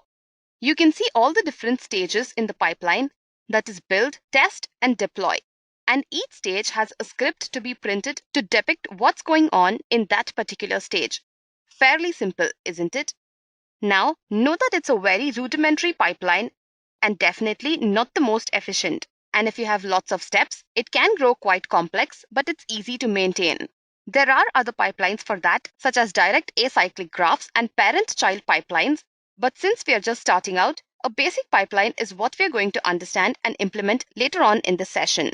Once you've added the configuration file, which is the YAML file, to your repository, GitLab will detect it and run your scripts with the tool called Git Lab Runner, which works similar to your terminal. The scripts are grouped into jobs, and together they compose a pipeline. It is designed to run on GNU Linux, Mac OS, and Windows operating systems. GitLab CICD not only executes the jobs that you've set, but also shows you what exactly happens during the execution, just as you would see in your terminal. You create the strategy for your application, and GitLab runs the pipeline for you according to what you've defined. Your pipeline status is also displayed by GitLab. At the end, if anything goes wrong, you can easily roll back all the changes.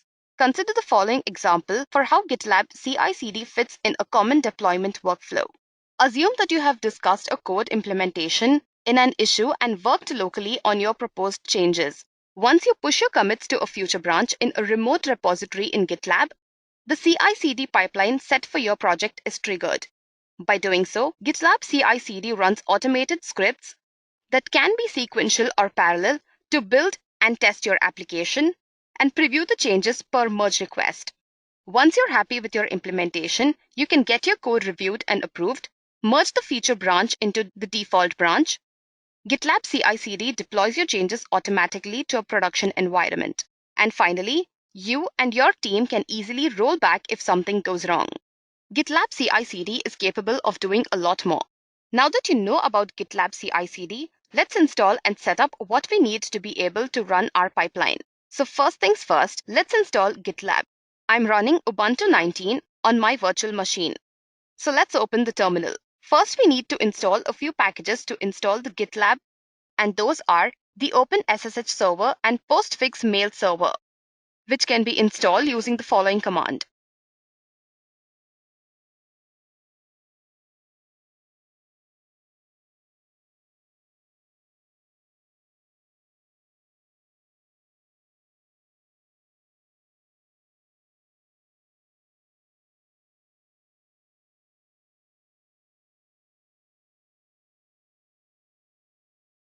You have to configure the internet and set the system mail as follows.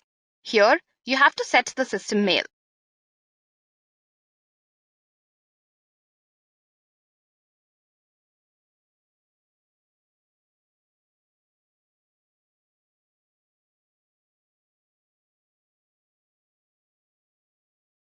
The required packages have now been installed. In the next step, we have to install GitLab, and there are various methods to install it. We can download a Debian package directly onto our systems. So in order to download that, you need to go to the official site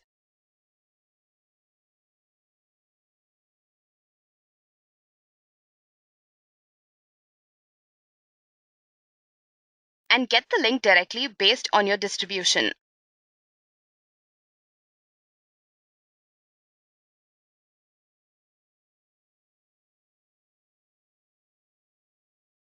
So now let's just copy and paste it onto our terminal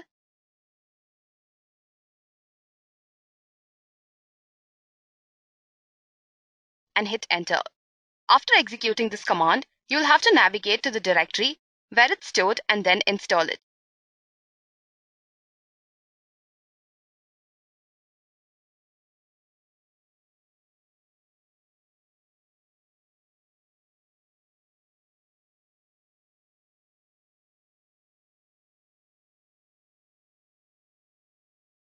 As you can see, the Debian package is available and you can install it using the following command.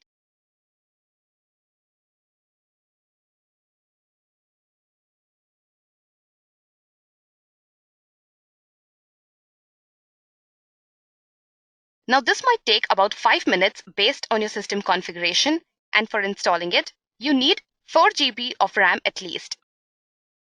So GitLab is partially installed.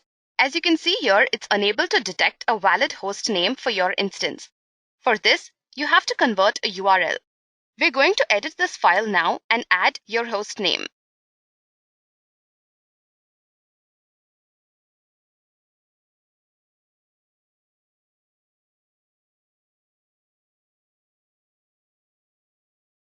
So after adding your host name, just save and quit the file. Now you can start your GitLab instance by running the following command. So as you can see over here, the GitLab instance has been configured in this machine and you can now access it from the browser. Go to gitlab.com and create an account. I've already created mine. To do that, all you have to do is fill in some information in the given field. It contains nothing but your name, email, and a password. Check the first box, which is the terms and conditions acceptance checkbox, and also confirm that you're not a robot by any means. Click on the green register button and you're done. This will send a confirmation mail to your email ID. Open it and confirm your GitLab sign up. You can then sign in with your email and password to GitLab. So here is what mine looks like. So once you're logged into your account, you should see something like this. Click on the new project button over here. So we are going to create a very simple project, the one from earlier, just to demonstrate the basic functionality of GitLab. So go ahead and click on new project and populate this field with something. I'll type Edureka Pipeline, and right here below, you have the possibility of selecting the visibility. You can make it public if you want, but I will leave it private because I'm just playing around. So go ahead and create the project. Once you're ready, you will have an empty repository like this. There's nothing inside it, so the first thing that we're going to do is create a new file. The file will be called master/.gitlab-ci.yml. This is how the file should be named, and this is the convention it will automatically recognize. So I'll paste my pipeline code inside here. And what we're trying to do here is to create 3 basic stages. There is a build stage, a test stage, and a deploy stage. In order to get something to run, you need to define some steps in each of these stages. This is just to demonstrate that you can enter multiple commands one after another in a stage. So now we have this file. Let's commit and see if the syntax that we have over here is valid. Now we're getting this message over here that says GitLab configuration is valid. Congrats. Now if you go to the project overview, you will see here that something has started to build. This is the icon that shows the pipeline has started, and I did not need to configure anything in particular. Just by having this file here and no other files, GitLab started building this pipeline as instructed. And if I click on this icon, I'll actually be able to see the pipeline, how it looks within 3 stages. Now this will take a minute to start a Docker image and to actually execute it. The first stage succeeded. This goes down to the second stage. Now you will see that the second stage is running as well. Now let's see if the pipeline is successful. You can easily see the pipelines that are currently running if you go on over here on the left panel and click on CICD Pipelines. You can see that the current pipeline is running the stage it's in and how much it still needs to be in order to complete. Now I just refreshed the page and we see that it has run all the stages successfully. Let's take up a quiz question. What does CICD stand for in Git Lab CICD Pipeline? And the options are given on the screen. If you know the correct answer, please leave it in the comment section below.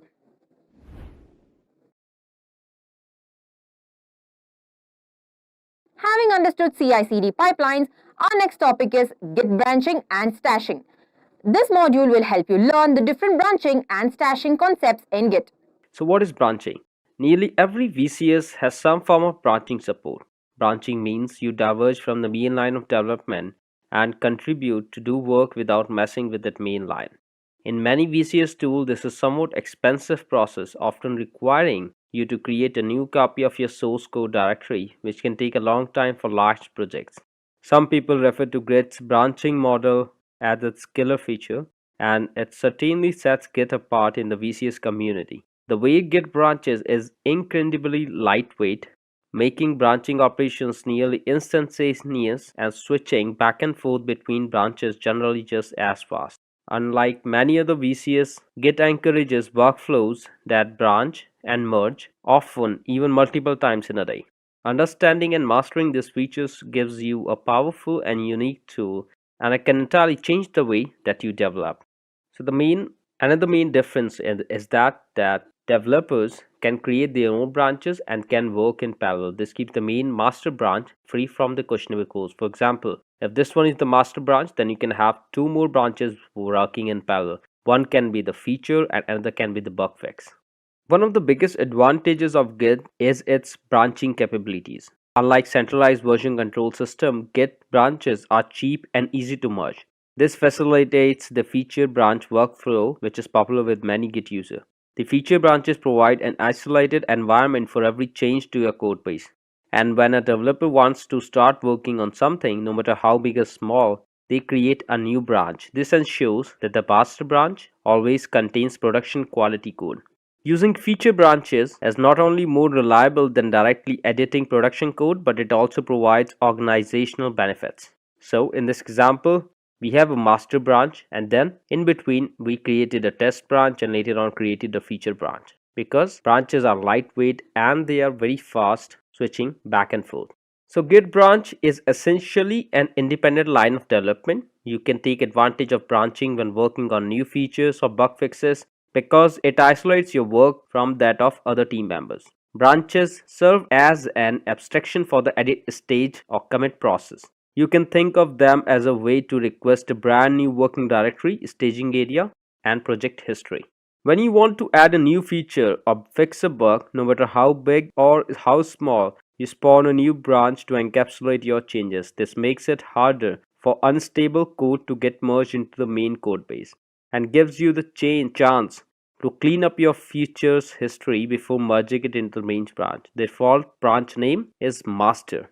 This is created by git init command on your repository. Movable pointer to a snapshot of your changes, and it moves with the changes you commit. So these are the branches operations. We can create a new branch, or we can create and switch to the new branch directly. To create a new branch, we have to use git branch and the branch name.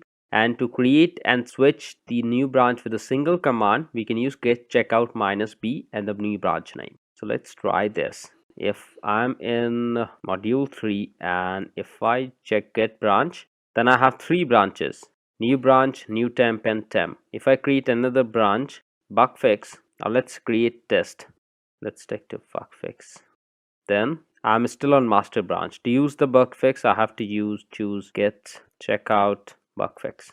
Now there is a simple way to create and switch to the branch at the same time, and the command is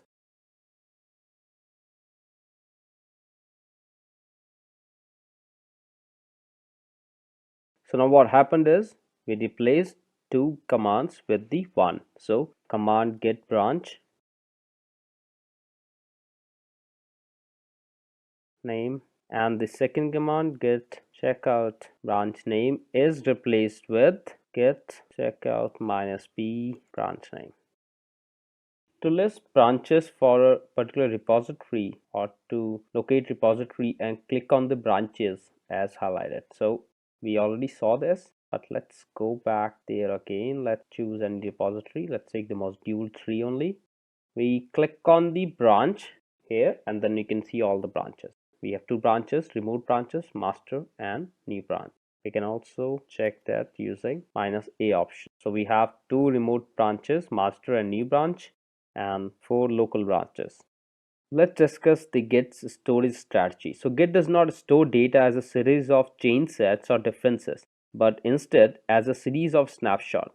When you make a commit, Git stores a commit object that contains pointer to the snapshot of the content you stage. This object also contains the author's name and email address, the message that you typed, and pointers to the commit or commits that directly came from the commit, its parent or parents. 0 parents for the initial commit, 1 parent for normal commit, and multiple parents for commit that results from a merge of 2 or more branches. To visualize this, let's assume that you have a directory containing 3 files and you stage them all and commit. Staging the files usually compute a checksum for each one. It stores that version of file in the Git repository and adds that checksum to the staging area. So after staging, two things are happening. Git computes the checksum and stores the version of each file and adds to the staging area. When you create the commit by running the git commit, git checksum each subdirectory, in this case just the root project directory, and store those 3 objects in the git repository. Git then creates a commit object that has the metadata and a pointer to the root project tree, so it can recreate the snapshot when needed. Now Git places only 4 types of objects in the object store: the blobs, trees, commits, and tags. We already discussed them in the past module. Now these 4 atomic objects form the foundation of Git's higher level data structures. First, the blobs. Each version of file is represented as a blob. Blob, which is a contradiction of binary large object, is a term that is commonly used in computing to refer to some variable or file that can contain any data and whose internal structure is ignored by the program. For each file, there is one blob, which stores the SHA-1 hash of the file content in it. Next come the trees, which represents one level of directory information, that is, a hierarchical structure which contains information about each of the blob. It creates relationship between directories and the files in it. Next is the commit. The commit object holds the metadata for each change introduced into the repository, including the author, committer, commit date, and the log message. Each commit points to a tree object with all metadata.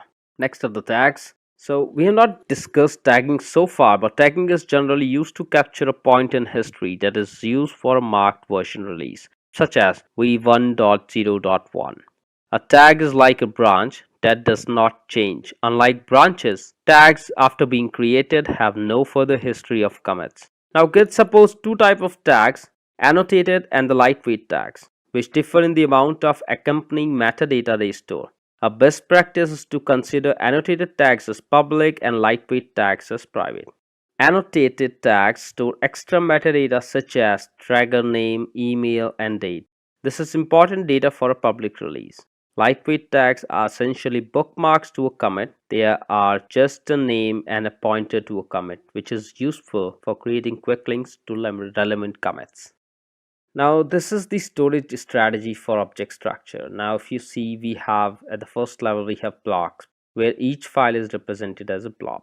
Next we have tree, which contains content of directories and specifies files stored as blobs. So we have a tree, which tree name, we have a blob, the hash, and the file name.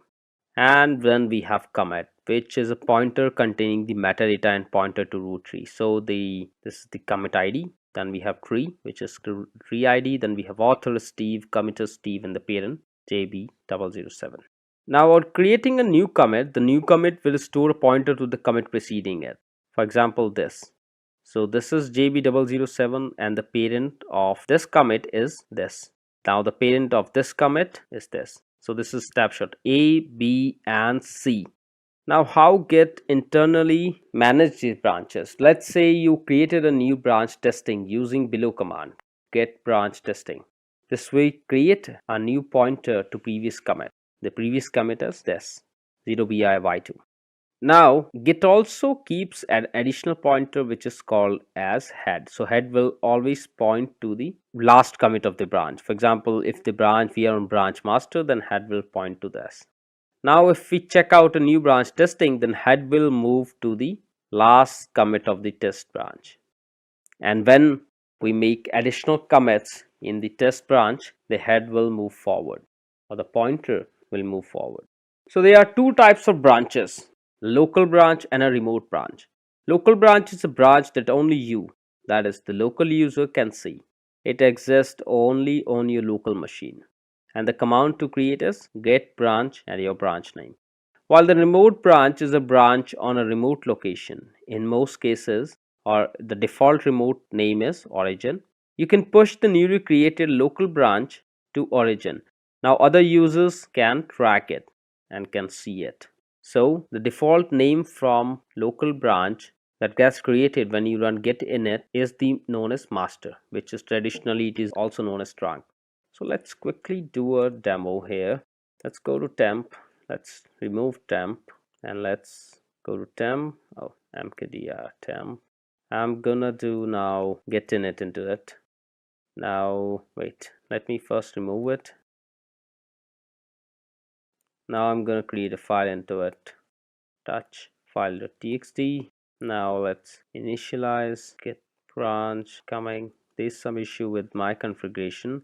Ideally it will show the branch, but if I do git status, I should get I'm on branch master. So this is the default branch I'm getting. Now I can create additional branches such as dev, feature, and bug. These all constitute of branches created for the developer so that they can work parallelly and independently on individual tasks without any interference. Now certain conventions are provided as best practices. For example, feature branch can be named as feature, bug branch as bug, release branch as release. A remote branch, on the other hand, is a local copy, or the remote tracking branch I should say is a local copy of a remote branch. When a branch is pushed to a origin using the command, a remote tracking branch named origin/branch name is created on your machine. This remote tracking branch tracks the remote branch. You can update this remote tracking branch to be in sync with the remote branch using git fetch or git pull. Now let me show you what does the remote tracking branch mean. If I go to module 3, so now this origin/master is my remote branch. I don't have a remote feature branch. Feature is only a local branch. If you see here, this is just a local branch. However, this is a remote branch which has a remote tracking branch origin master. Now let's see the branches example. So when a git clone command is executed, how do we execute the git clone? We just copy the remote URL, or we get the remote repository URL, and then we execute the command git clone. Now when we do git clone, then git will pull all data from the remote repository to my local, which is remote repository to the local. Now git automatically names the clone repository to origin. This is the default, and a pointer is created at the master branch, which is known as origin/master. A local master, which is this, is also created at the same position for local operations. Now switching between branches and different commits. To switch to a particular branch, we already know how to clone it, but before we move any further, let's clone it again. So I'm going to remove the module 3. Let's leave the module 3 as it is. Okay, I'm going to leave the module 3 and I'm going to clone it again. So I'm going to move into the module and let's look at the branch. We have one branch and the one remote tracking branch. So to create a branch, what I can do is I can do get checkout bug, not the checkout, sorry. To switch between a branch, we have to use git checkout branch, but before that, let's create a branch. I can use bug now, and if I do create branch, then I am on branch bug. Now I have created a bug branch. Now there are few other options I can create a branch. So the first one is I can create local branch from the head and can switch to it automatically. So instead of creating git branch, I can use git checkout -b, let's call it feature. So I have created a new branch and I have switched to it as well. So in general, git branch name, and command, or I should say yes, and command git checkout your branch name is equivalent to git checkout -b branch name. Now another one is we can create a new branch from the commit hash. So let's look at the commit hash. Now this is the commit hash, so I can use a new branch. And now, so if I do git branch, I can see that I have a commit hash. If I do git log, then I can see that this branch is the commit hash branch is created from this commit ID. I can also create a branch from for example, for 4 head prior to commit. So the command is same. So if I do git checkout -b, my branch name, head prior, and then I do head 4. So this will be like, this is the head, then it will go like, first of all, let me go to master. And if I do git log, then I can see that I was on master only. So let's create another -b new branch. Let's call it head prior and head root 4. So ideally, if I do root 4, then this is like head 1, 2, 3, 4. This should be somewhere around here. So it's switched. So git log. Now if I do git log, then this is the fourth. 1, 2, 3, 4, and this one, as I said. These are all different ways of creating a branch. and switching between them. So to switch to a particular commit, we need to use commit hash, and commit hash is this. For example, if I want to switch to this one, I can use git checkout and then the hash. But when we do this, our head will go in a detached state. So we can look around, make experiment, and we can create a new branch using -b. For example, give checkout -b and detached. If I do git branch now, you can see this is there. I can do git log and first checkout master. And if I do now git log, I can see that detached is from this commit ID. So commit hash is a generated SHA-1 hash for a particular commit and can't be changed until the user changes the commit details. Now we can also delete a branch. This might become handy. So for example, there might be change scenarios when we spin a new branch, for example feature, we merge it back onto the master so that it goes into production. So feature branch now, for example, has no use and can be discarded as it is already merged in the master. So the way to do it is use the -d option or -D, which is equal to force option. So if there's unmerged branches, we use -d. If the merged branches, we use small d. So let's get branch. First of all, see the branches. Then, and I do get branch -d buck. If I do git branch now, this is deleted. Now, the point here to note is that this has only deleted the local branch. This has all not deleted the branches into the repository, which is the remote branch. So how do we delete the remote branch? If I do git -a, branch -a, we see both the branches. So we have only one branch so far. So let's push one branch on, let's push the bug feature branch on the remote. This will ask for my credentials.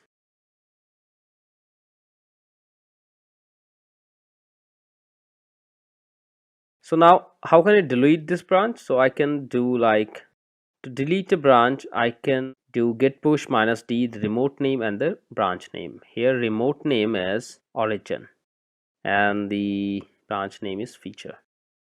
This will again ask for credentials. I strongly suggest you to use the passwordless SSH setup in the Git.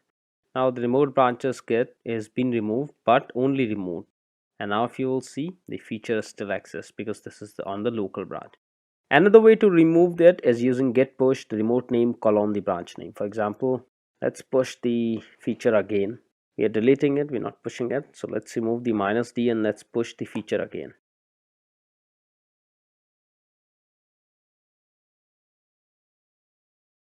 To remove it, I can only do add colon here, but before that, let's first look at the branches. So I have a feature branch, and to delete it, I just add colon before, and it will delete the branch for me. Next comes the merge conflicts. So for a lot of people, merge conflicts are as scary as accidentally formatting the hard drive. A great thing about having Git as your version control system is that it makes merging extremely easy. And in most cases, Git will figure out how to integrate new changes. However, there are a handful of situations where you might have to step in and tell Git what to do. Most notably, this is when changing the same file. Even in this case, Git will most likely be able to figure out on its own, but if two people change the same lines at the same file, or if one person decided to delete it while other person decided to modify it, Git simply cannot know what is correct. Git will then mark the file as having a conflict which you will have to solve before you can continue your work. So in this example, we have this file and these both are modifying the same file and the same line, the third line. So this will create a merge conflict. So merge conflicts can occur on merging branches or when merging forged history together. So merge conflicts are resolved manually by users. Git provides different merge tools to compare and choose the required changes, which we will see in the coming slide, or user can use the third-party merge tool with Git. So let's look at the example that this is a file and in the master branch, and we add some line in the master branch again, from the base branch, we create a new branch called feature1 and we add another change in it. So what happens is that when we merge these branch with the master, then we'll get a merge conflict. So let's first create this example. So I'm gonna go again, and now if I look at the branches, now let me remove the old branches which might confuse us, and the head prior as well, right? If I do the git branch, then I have feature and master. Let's also remove the feature branch. So git branch minus d feature. Now let's edit the test.txt and let's rename it from base branch. Now let's add it to the staging area and commit it. Now let's create a new branch, feature1. Now let's rename it features plain. Now let's edit the test. We are still on the master branch, so I'm gonna use right from master branch. Now same, I'll do again. I'll add it and then I'll commit it with comment as master. Now let's check out to switch to the feature branch, change the same file, and let's write from feature branch. Do the same things, add it to stage area and commit it. Now let's go back, switch to the master branch again. Now we already see that there is some point of conflict that will arrive, but let's merge it, the feature branch to master. Now here we get a merge conflict, right? It says that we have a conflict in test.txt and we have to fix it, and then we can commit. So there are many ways available, but the one quick way will be that we use some tool. So what we're going to do, we are introduce some tool which is using kdiff tree, and the command is git config. We already discussed git conflicts in the past module as well.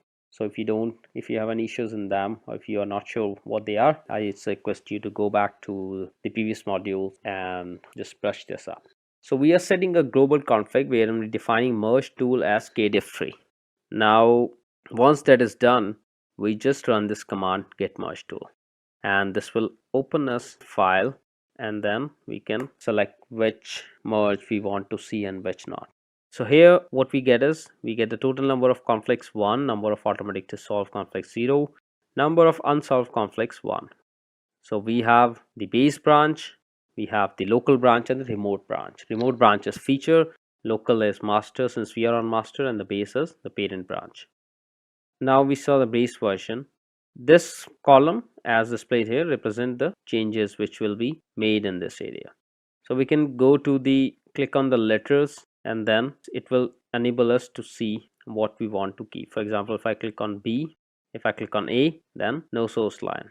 If I click on B, because there is no source line in the master, hence we're getting this. We are not updated, we added a line. If I click on B, then I get from master branch. If I get C, then I get both. If I remove B, then I can keep only feature. So let's keep the both, and let's save this file, right? Now once that is done, I can open my test.txt and look at this. I can now commit it again. Let's look at the Git status. I can commit it. Also have a look at this file. So this is how it will resolve the conflict in case there is no tool we are using. So this line has no conflict from base branch, hence it is above. Then we have conflicts in the second line. So where what is saying there, that for the branch head branch which is pointing to master, this is the line from master, and then we have the separator line, and then we have the line from the feature branch which we are trying to merge from feature branch. So we can do it manually. How? We can delete these lines, and I can decide that I want to keep them both, so I just do keep them both. So let's now discuss about stashing. First of all, let's look at the requirements that why stashing came into picture.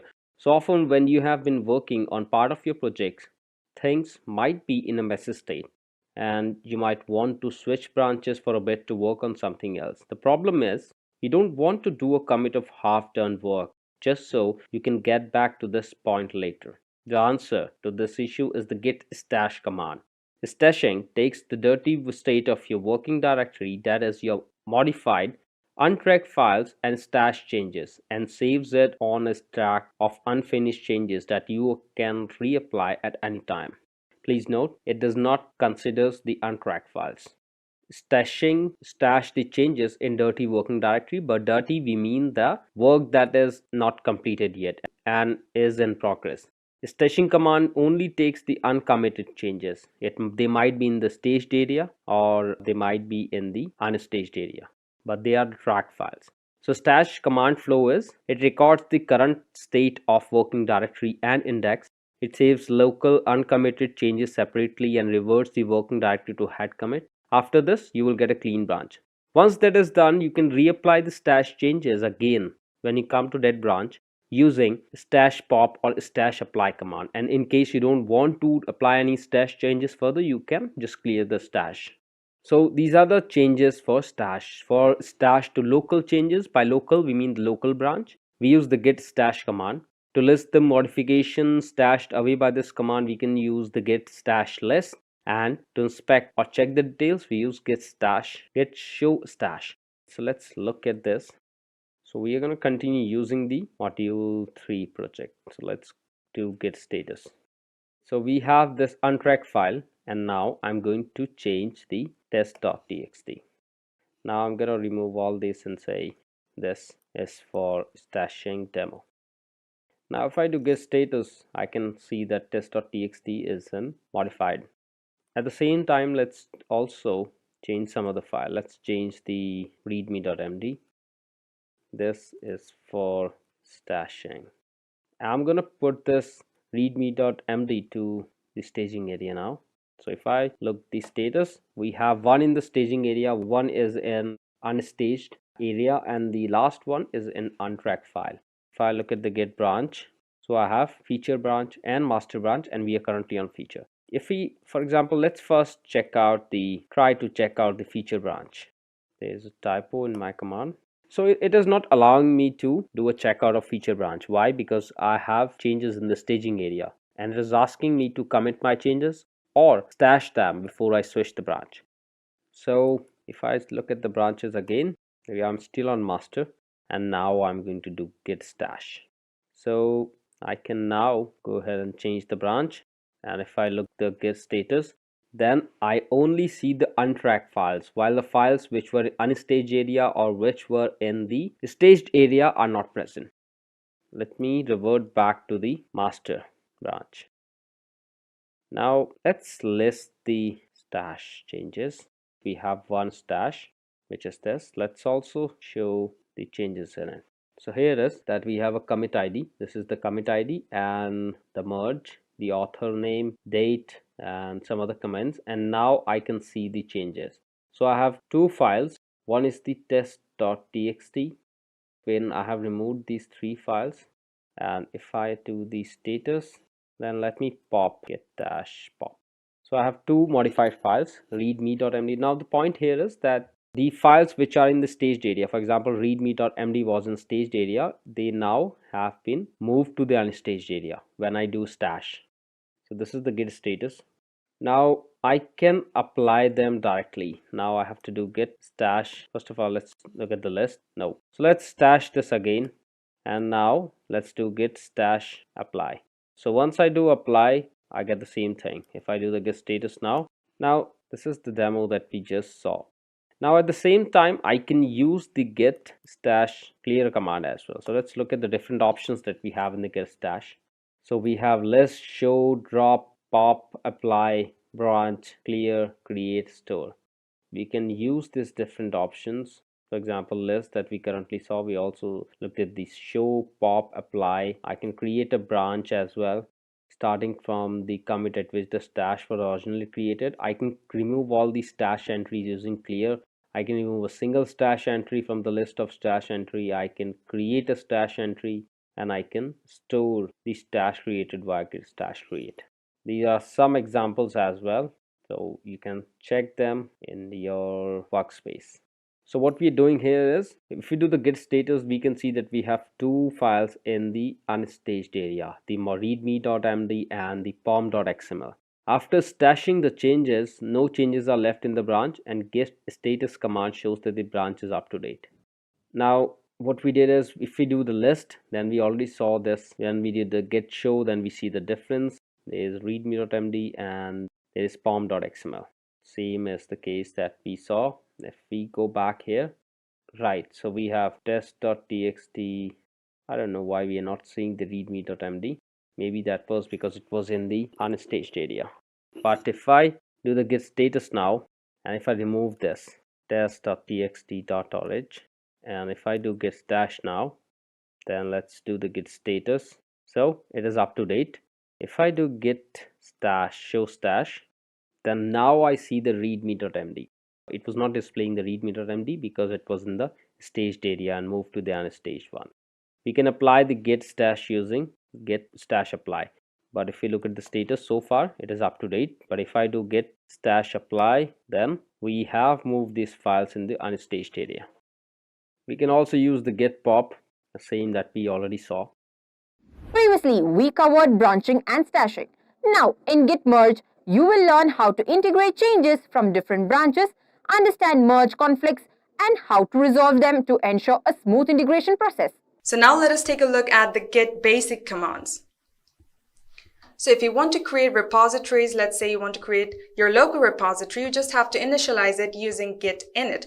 Or if there is an existing repository, you can use git clone. If you want to make changes in your file, you can use different commands. You can use git status to see whether a file is there in your index or not.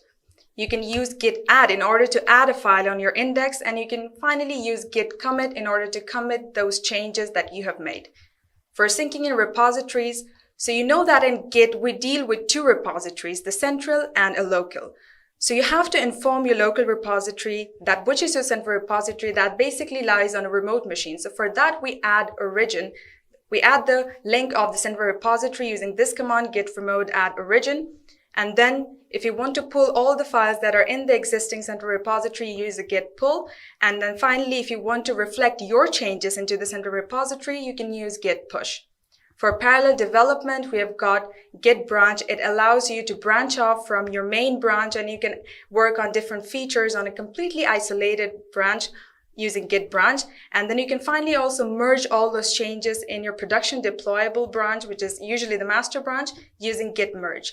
And then we can also use Git REBASE. Now this is a special kind of merge. So it basically does the same thing as Git merge, only the commit workflow or the commit working tree looks a little bit different. So you'll know about that because we'll be using REBASE in today's session. So now let us take a look at the Git workflows. So basically the Git workflows can be categorized into broadly three kinds. So there is the centralized workflow where there is one central repository and only one working branch, which is the master branch. Then there is the feature branch workflow where you have dedicated branches for each feature. And then you've got Git flow. So we'll take a look at all of this and how to solve conflicts in each of these workflows. So now let us talk about the centralized workflow. So the centralized workflow uses a central repository to serve as a single point of entry for all changes to the project. And there is only one default development branch, and it is called the master, and all changes are committed into this branch.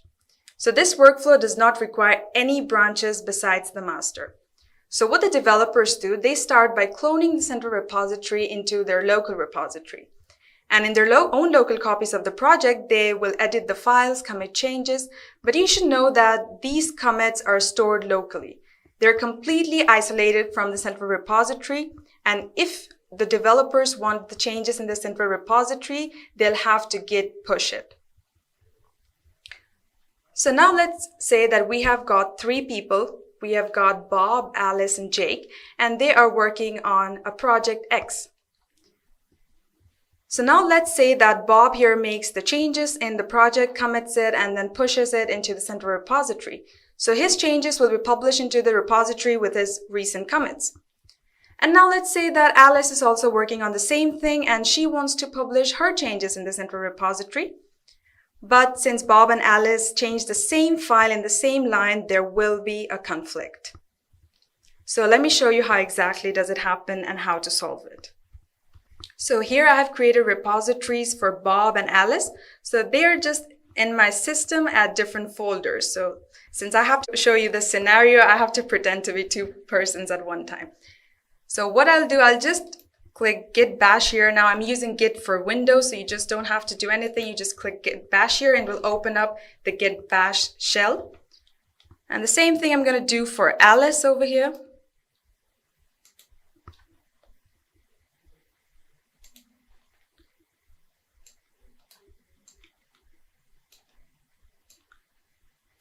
So let me just adjust the screens so that you can see what I'm doing in both of this Git Bash shells.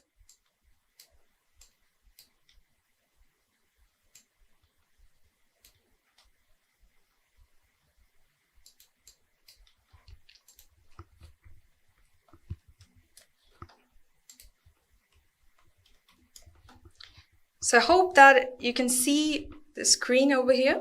So this is Bob's local repository shell that we're using, and this is for Alice. So the first thing that you need to do, you need to initialize your repository. So for that, you have to use git init. And I'll do the same thing for Alice. It's done. And now what I'm going to do, I have already set up my central repository on GitHub. So I'll just add the origin using git remote add origin. So I'll do that for Bob. I'll use this command, git remote add origin.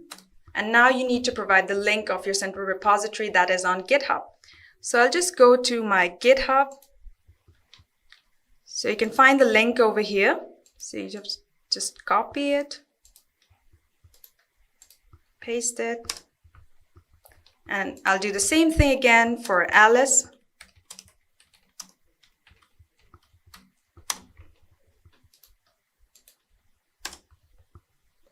All right, so now there are files that are existing in my central repository already, so I want to pull those files. So for that, I'll just use this command, git pull origin master.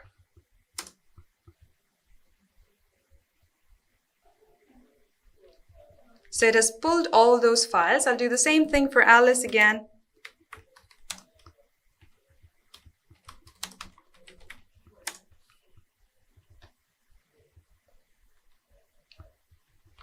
So now if you see their repository, so this is Bob's repository, it has pulled all the files from my central repository, and this is the .git hidden folder. This gets created when you initialize your repository, specifically when we typed git init. All right. So now let us assume that Bob has made some changes. So let's say this file over here. So I'm just taking very simple examples. So basically there will be code here just so that you can just understand the concepts of conflict. I'm just using simple text files. So let's say that Bob has made some change like this. Saved it. And now Bob wants to commit this changes. So first Bob will check the git status to see, So git status will show you whether a file has been added to the index or not. So if it is in red, it means that it has not been added to the index. So for that, we'll have to add this file. So we'll use the command git add and the name of our file. So now if you check git status, so you can see that it is green now. So it means that it has been added to the index. It is there in the staging area and it is ready to be committed. So now we'll use git commit in order to commit this. And also remember that we have to commit using a message. So I'll just pause this Bob changing Edureka. So it is committed. Now Bob wants to push it to the central repository. So I'll use git push origin master.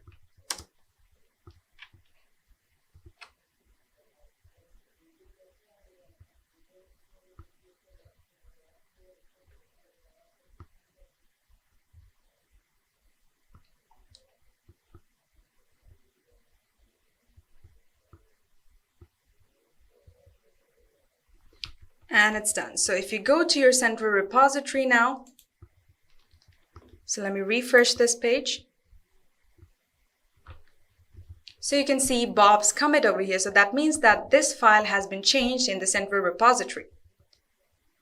So now let us go to Alice's local repository. And let's say that Alice does not know that Bob has already made changes in the central repository and she's doing her work in her own local repository and she has changed the file, something like this. So we'll close it.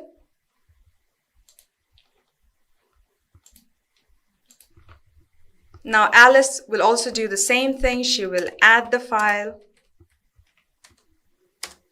and then she will commit the file. You have to pass this flag M. So let me just keep it simple. I'll just write Alice over here. And now she would want to push it the same way that Bob has done, git push origin master. And since it's a centralized workflow, there's only the master branch.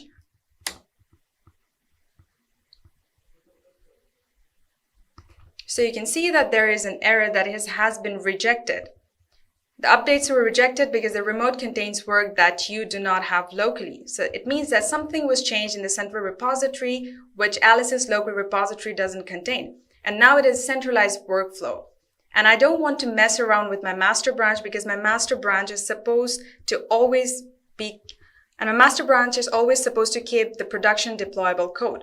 So instead of just pulling it directly, I'll use rebase. So what rebase will do is that it will always have the initial commits that will come from the central repository. It will just add up my commits on top of that workflow or my working tree that shows all my commits. So I'll show how it works. So for that, I'll not just pull it directly. I'll use a different command, git pull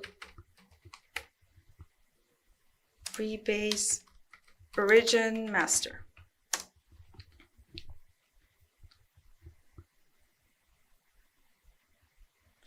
So it is showing that there is a conflict in the content and it is in edureka.txt. And even this message doesn't appear and you're confused where the conflict is, you can do one thing. Let me first clear the screen. You can use git status to see where the conflicting file is. So you can see that edureka.txt. So in order to solve this conflict, I'll use git merge tool.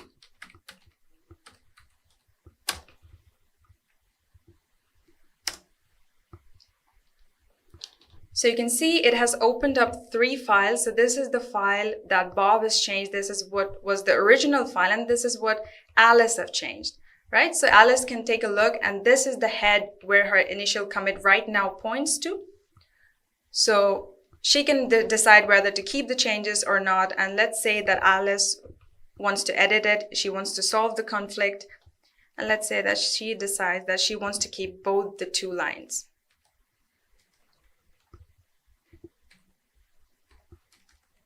So let's remove all that. Save that file. Again, save and exit. Save and exit. Save and exit. All right, so now you can continue rebasing. So for that, you can use this command. Okay, let me clear my screen so that you can see what I'm typing. So you can use this command, git rebase continue. So it has applied my last commit that I was trying to push it onto my central repository. So now the merge conflict is solved and I should be, or let's say Alice should be successfully be able to push it to the central repository. So let's try it.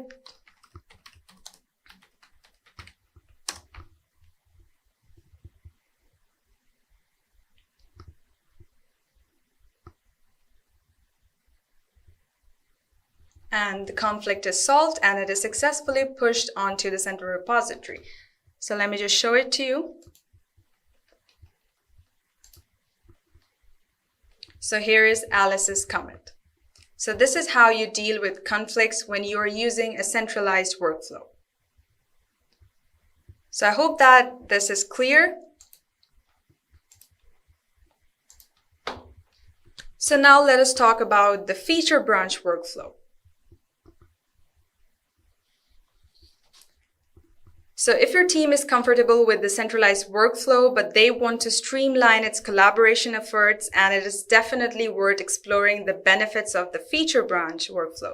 So what happens here is that you dedicate an isolated branch to each feature, and because of this, it is possible to initiate in-depth discussions around the new additions before you try to integrate them into the official project. So the core idea behind this feature branch workflow is that all feature development should take place in a dedicated branch instead of the master branch.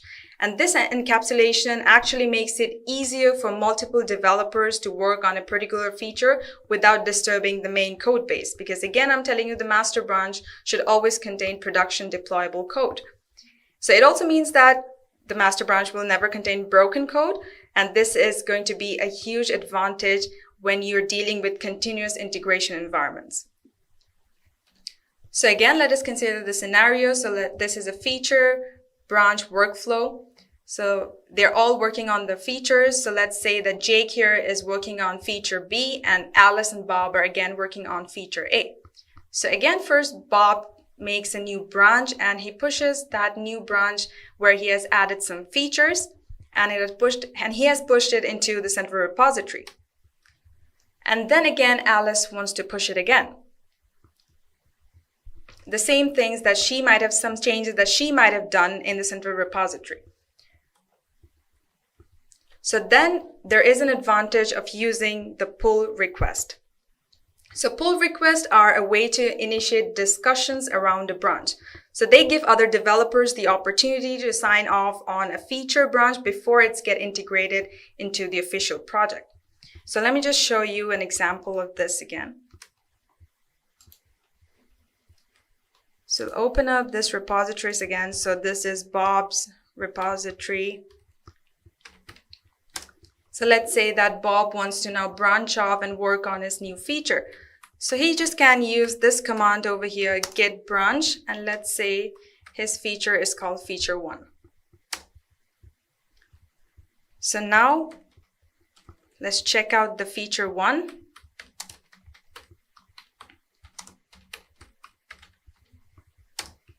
So now Bob is in the feature 1 branch. So let's say he wants to add something.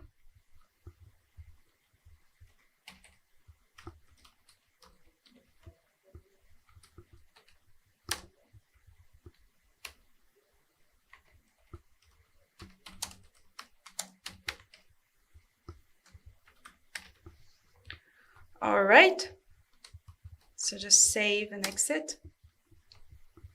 And now again, Bob wants to add this file.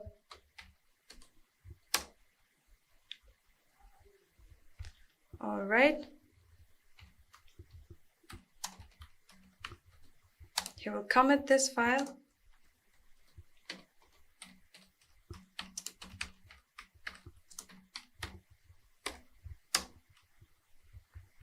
Commit done. Let's clear it for you. And now you would want to push this branch onto the central repository. So for that, he'll just use the same command, git push origin and the name of his branch. And this will actually create a different branch in the central repository with the same name, and it will serve as a remote tracking branch.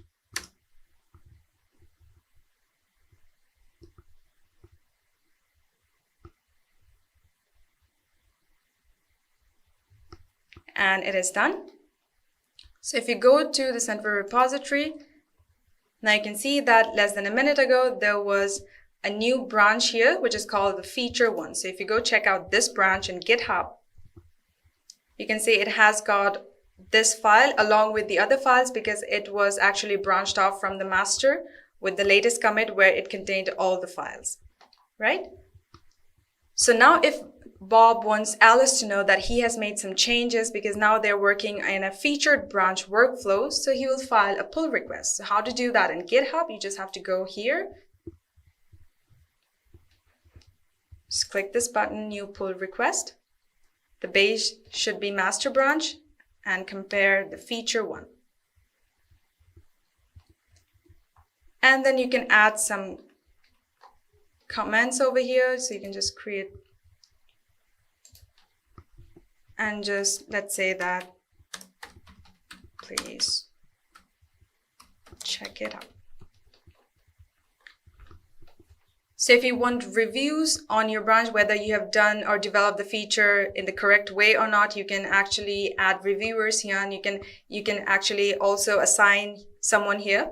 So now, since my GitHub only have me as a collaborator, I don't have anyone else. So you can add other people who are actually contributing onto this central repository. And then finally, you can click this button. Oops.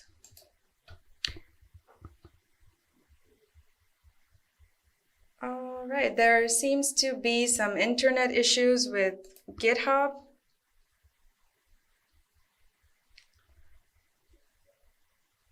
All right, but the good part is that I'm actually done with that. You don't have to do anything after you have created that pull request. So what will happen after that is that whoever you add as a reviewer, so they will either get a mail of how you set it up. So they'll get a mail, and then you can also comment, and there will be a back and forth discussion about what to change or not. And finally, you have to merge it when it has been satisfied. So when you're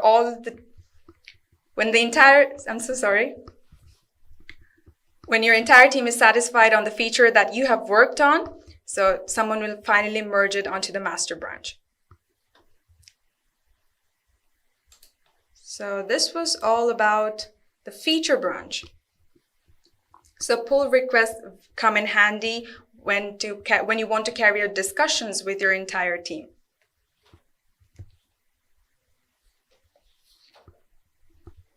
So now let us talk about Git Flow. So Git Flow workflow defines a strict branching model that is designed around the project release. So this is somewhat more complicated than feature branch workflow, but this provides a robust framework for managing larger projects. So this is what the entire branching model kind of looks like.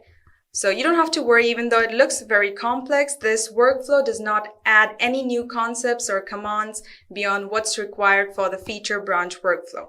Instead, the difference is that it assigns very specific roles to different branches and defines how and when they should interact. So in addition to feature branches, it uses individual branches for preparing, maintaining, and recording releases. And of course, you also get to leverage all the benefits of feature branch workflow, the pull requests, the isolated experiments that you do on your feature branches, and more efficient collaboration. So how does it work? So the Git Flow workflow uses a central repository as a communication hub for all developers, just like all other workflows. And the developers, again, work locally and push branches onto the central repository. So the only difference is the branch structure of the project. So instead of a single master branch, so this workflow uses two branches to record the history of the project. So the master branch here actually stores the official release history, and then develop branch that serves as an integration branch for features. And it is very convenient to tag all the commits in the master branch as different versions. So here you have tagged it as version 1.0, 1.0.1, then 1.1.0, something like this. So whatever naming scheme that you are comfortable with. So you have got feature branches. So there are two feature branches mostly. So one is there which majorly focus on the coming release, and the other needs to be worked on for a coming release or a future release. So when a feature is complete, it gets merged back to the develop branch, and feature branch should never interact directly with the master. So feature branches combine with develop branch for all intended purposes to the feature branch workflow, but the Git workflow does not just stop there. So once develop has acquired enough features for a release, or let's say a release date is coming up, so what do? You fork a release branch off to develop. And creating this branch starts the next release cycle, so no new features can be added at this point, so you can only do bug fixes, some hot fixes, some patching up things. And once it is ready to ship, the release gets merged onto the master and tagged with the version number. So this is how Git Flow works. So obviously you'll also find merge conflicts here, but it is very easier to fix because it is more in a structured way. And when you have a lot of people working on a particular application, especially larger applications, you can use Git Flow for that. And in most of the companies, people use Git Flow. So All you have to do, you have to create feature branches, you have to create a develop branch, and you have to follow the Git flow. So just flow with the Git flow. Having covered merges, the next topic is Git REBASE. In this module, we will teach you about rebasing, a powerful Git feature for streamlining commit history and keeping your project's history clean and linear. So what is Git REBASE? Rebasing is the process of moving or combining a sequence of commits to a new base commit. Rebasing is the most useful and easily visualized in the context of a feature branching workflow. From a content perspective, if you look at the workflow, rebasing is changing the base of your branch from one commit to another, making it appear as if you would created your branch from a different commit. Internally, Git accomplishes this by creating new commits and applying them to the specified base. It's very important to understand that even though the branch looks the same, it's composed of entirely new commits. Now, the first thing to understand about Git REBASE is that it solves the same problem as Git Merge. Both of these commands are designed to integrate changes from one branch into another. So why do we actually need REBASE? So let's take a look at why we need Git REBASE. So consider what happens when you start working on a new feature in a dedicated branch. So then another team member updates the master branch with new commits. This results in a forked history, which should be familiar to anyone who has used Git as a collaboration tool. The easiest option is to merge the master branch into the feature branch. This creates a new merge commit in the feature branch that ties together the histories of both branches, giving you a branch structure that looks like this. Now, merging is nice because it's a non-destructive operation. The existing branches are not changed in any way. On the other hand, this also means that the feature branch will have an extraneous merge commit every time you need to incorporate upstream changes. If master is very active, this can pollute your feature branch's history quite a bit, while it's possible to mitigate the issue with advanced Git log options. And it can make it hard for other developers to understand the history of the project. So as an alternative to merging, you can rebase the feature branch onto master branch. So this moves the entire feature branch to begin on the tip of the master branch and effectively incorporating all of the new commits in master. But instead of using a merge commit, rebasing rewrites the project history by creating brand new commits for each commit in the original branch. And the primary reason for rebasing is to maintain a linear project history. For example, consider a situation where the master branch has progressed since you started working on a feature branch. You want to get the latest updates to the master branch in your feature branch, but you want to keep your branch's history clean, so it appears as if you have been working off the latest master branch. This gives the latter benefit of a clean merge of your feature branch back into the master branch. So why do we need or why do we want to maintain a clean history?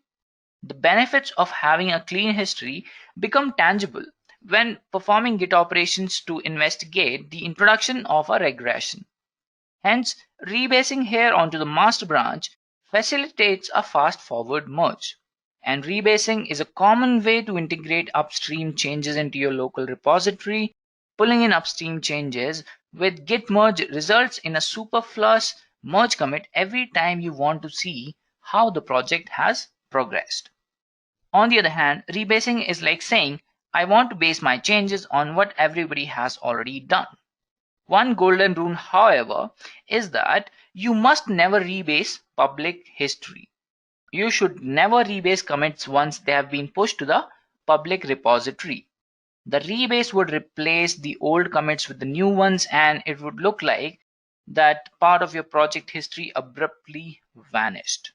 For example, think about what would happen if you rebased master onto your feature branch. The rebase moves all of the commits in master onto the tip of the feature. The problem is that this only happened in your repository. All of the other developers are still working with the original master. Since rebasing results in brand new commits, Git will think that your master branch's history has diverged from everybody else's.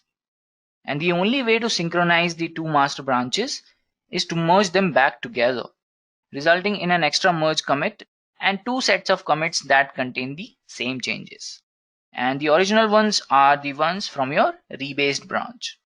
Needless to say, this is a very confusing situation. So before you run git rebase, always ask yourself, is anyone else looking at this branch? If the answer is yes, take your hands off the keyboard and start thinking about a non-destructive way to make your changes. For example, the git revert command. Otherwise, you're safe to rewrite history as much as you like. So now let's run a few rebase commands and see how they work.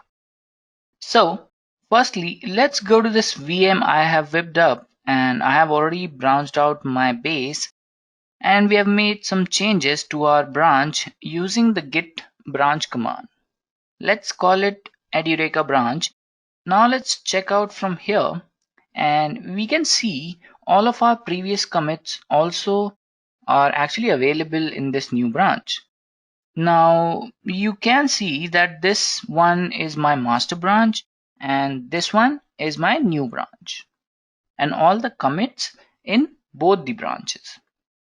And add a new text file here, and we're going to call it as branch.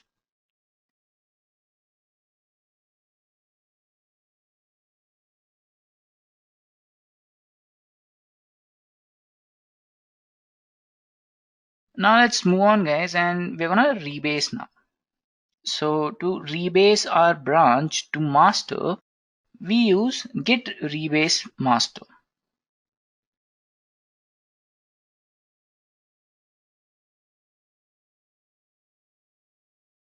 With that, you can see how under the new branch or the new master branch, you can see all of the changes you have made in the rebased branch, which is Edureka branch. Now that was the standard rebase. Let's see how we can do the same using the interactive rebase. Running git rebase with the -i flag begins an interactive rebasing session. Instead of blindly moving all of the commits to the new base, interactive rebasing gives you the opportunity to alter individual commits in the process. And this lets you clean up the history by removing, splitting, and altering an existing series of commits. It's like git commit amend on steroids. So to rebase our branch to master, we use git rebase -i,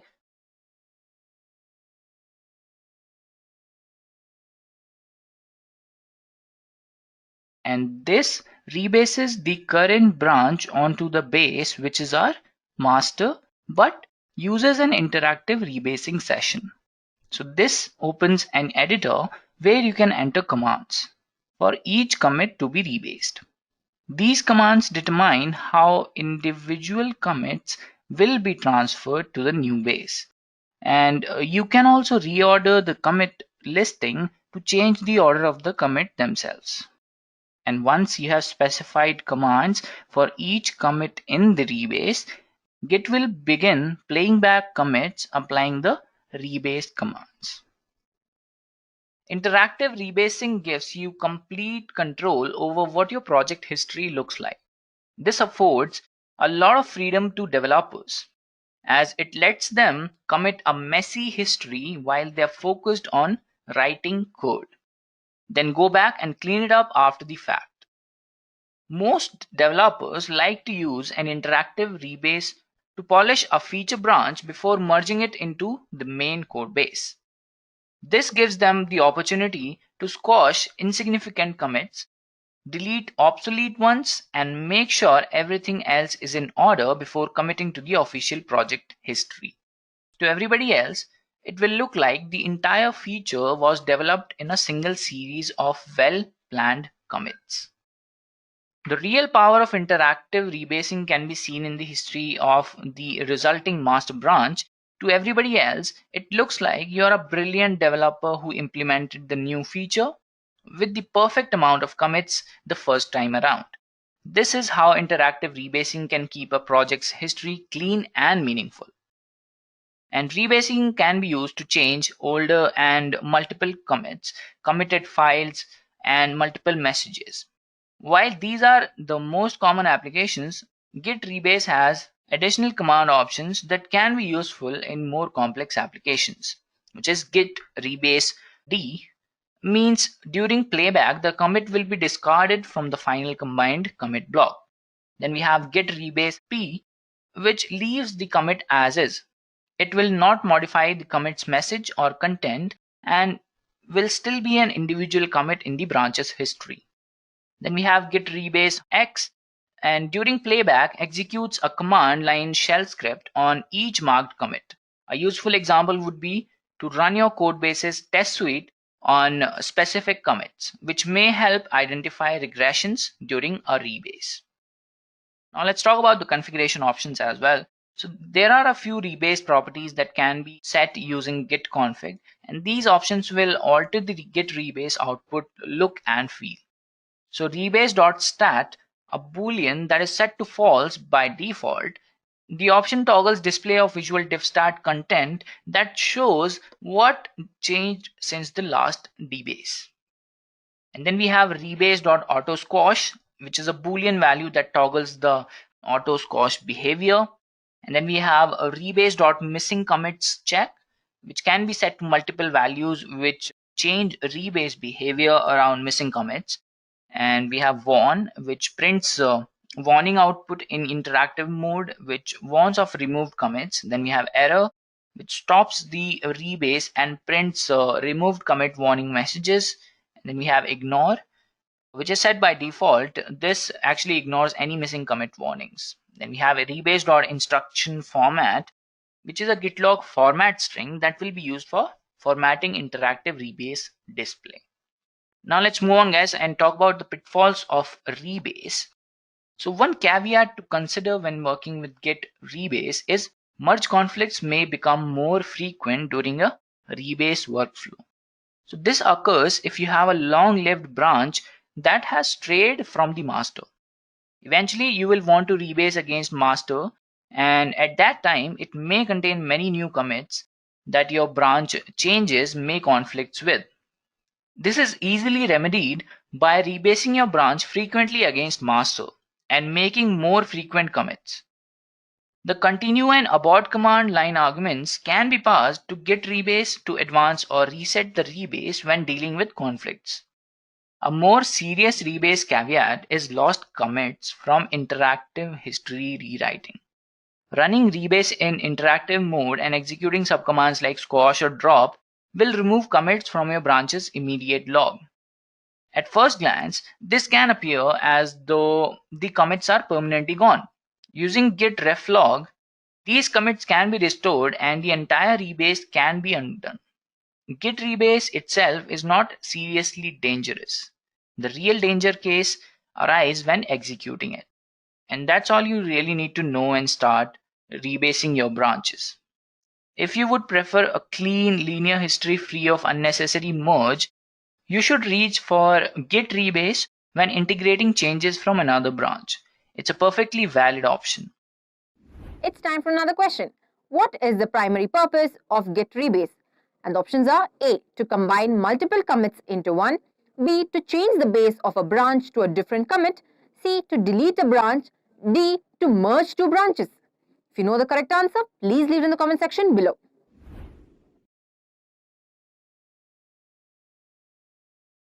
Having learnt about the both merging and rebasing, the next step is Git merge versus Git rebase. In this module, you will compare these two techniques, understand their use cases, pros and cons, and when to use each in your workflow. Let us understand the advantages and disadvantages of merge and rebase. First, we'll discuss the advantages of merge. Traceability. Traceability helps keeping information about the historical existence of a feature branch and groups together all commits part of that particular feature. There are a few disadvantages. So in merge, history can become intensely polluted by lots and lots of merge commits. Also, debugging using Git BICYC can become much harder due to the merge commits. Now that we've learned the disadvantages and advantages of Git merge, let's discuss the pros and cons of Git rebase. So the advantages are code history always remains flat and readable in Git rebase. Clean, clear commit messages are as much part of the documentation of your code base as code comments, comments on your issue tracker, etc. Also, manipulating a single commit is extremely easy. That is, you can revert them back very easily. There are a few disadvantages. Squashing the feature down to a handful of commits can eventually hide context, unless you keep around the entire historical branch with the development history. Also, rebasing does not really play well with pull requests. This is because you cannot see what minor changes someone made if they have rebased. Rebasing can sometimes be extremely dangerous. Rewriting history of shared branches is prone to teamwork breakage. This can be mitigated by doing the rebase on a copy of the feature branch, but rebase carries the implication that competence and carefulness must be employed. The last disadvantage is that rebase sometimes requires a little more extra work. Using rebase to keep your feature branch updated requires that you resolve similar conflicts again and again. Yes, you can reuse recorded resolutions sometimes, but merge wins here. Just solve the conflicts one time and you're set.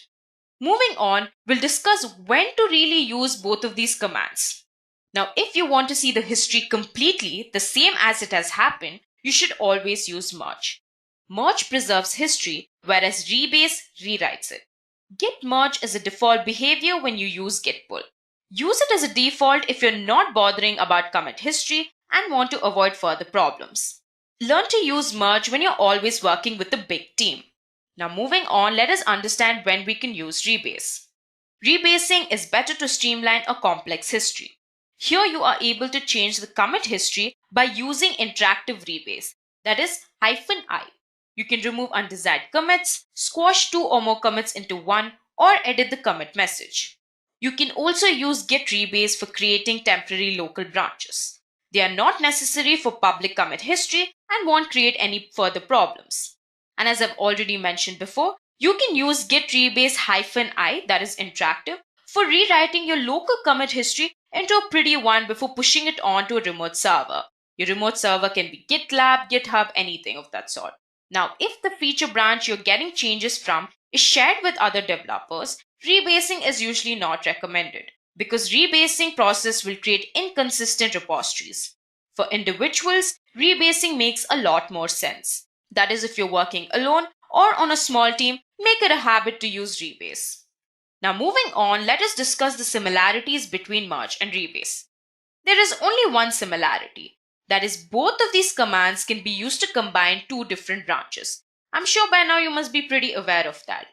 Since there is only one similarity between both of them, let us understand the differences between merge and rebase and how each of them use different techniques to combine two branches. So as I've already mentioned before, Git merge is a Git command that allows taking the independent lines of development that Git branch created and then eventually integrate them into a single branch. On the other hand, rebase is a Git command that moves or combines a sequence of commits to a new base commit that provides easy visualization of feature branching workflow. So rebase has only one line of development or one line of work, but merge on the other hand has several different lines of development. So rebase provides easy visualization of feature branching workflow. Thus, this is the main difference between Git merge and Git rebase. As you can see the syntax of merge, you have firstly two lines, that is Git checkout feature and the second line that says Git merge master. You can use the checkout keyword to switch branches, and I'm switching from my feature branch. Currently, I'm working on my feature branch and I want to switch to my master branch, so I'm using the line Git checkout feature. The second line that says Git merge master allows me to merge the contents of my feature branch into my master branch. Or you can also execute this entire command in one line, that is Git merge feature master. On the right hand side, you can see the rebase syntax. Here also it's similar to the one as merge. There is one line that says Git checkout feature and the second line that says Git rebase -i master. And as I've already mentioned before, use Git rebase -i, that is interactive, for rewriting your local commit history into a good one before pushing it onto your remote server.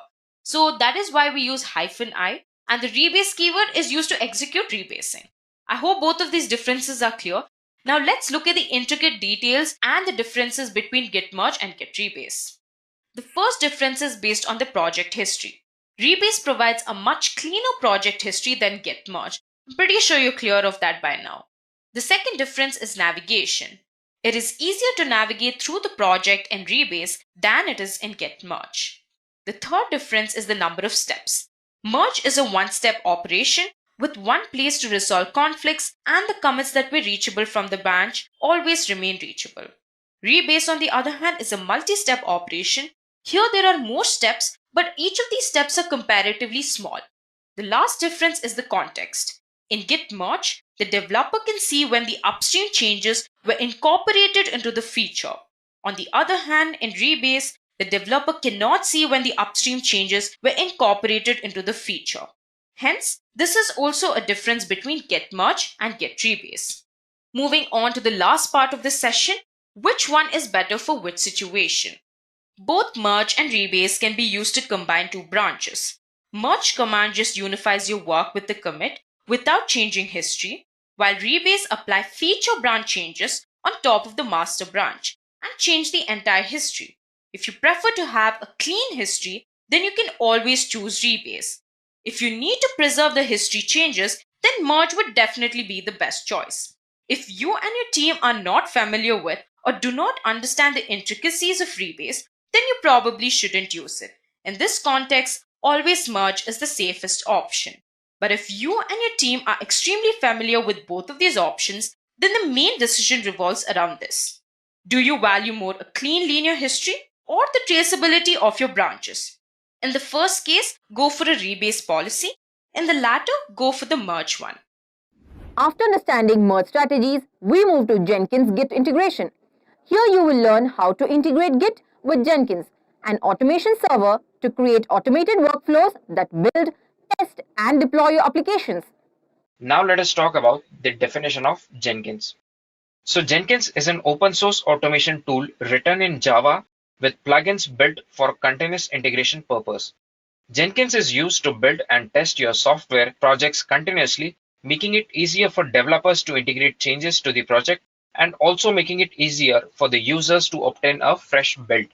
It also allows you to continuously deliver your software by integrating with a large number of testing and deployment technologies. With Jenkins, organizations can accelerate the software development process through automation. Jenkins integrates development lifecycle processes of all kinds, including build, document, test, package, stage, deploy, static analysis, and much more. Jenkins achieves continuous integration with the help of plugins. Plugins allow the integration of various DevOps stages.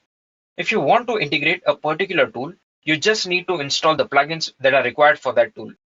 For example, the various plugins that are supported by Jenkins include Git, Maven2 project, Amazon EC2, HTML publisher, and so on.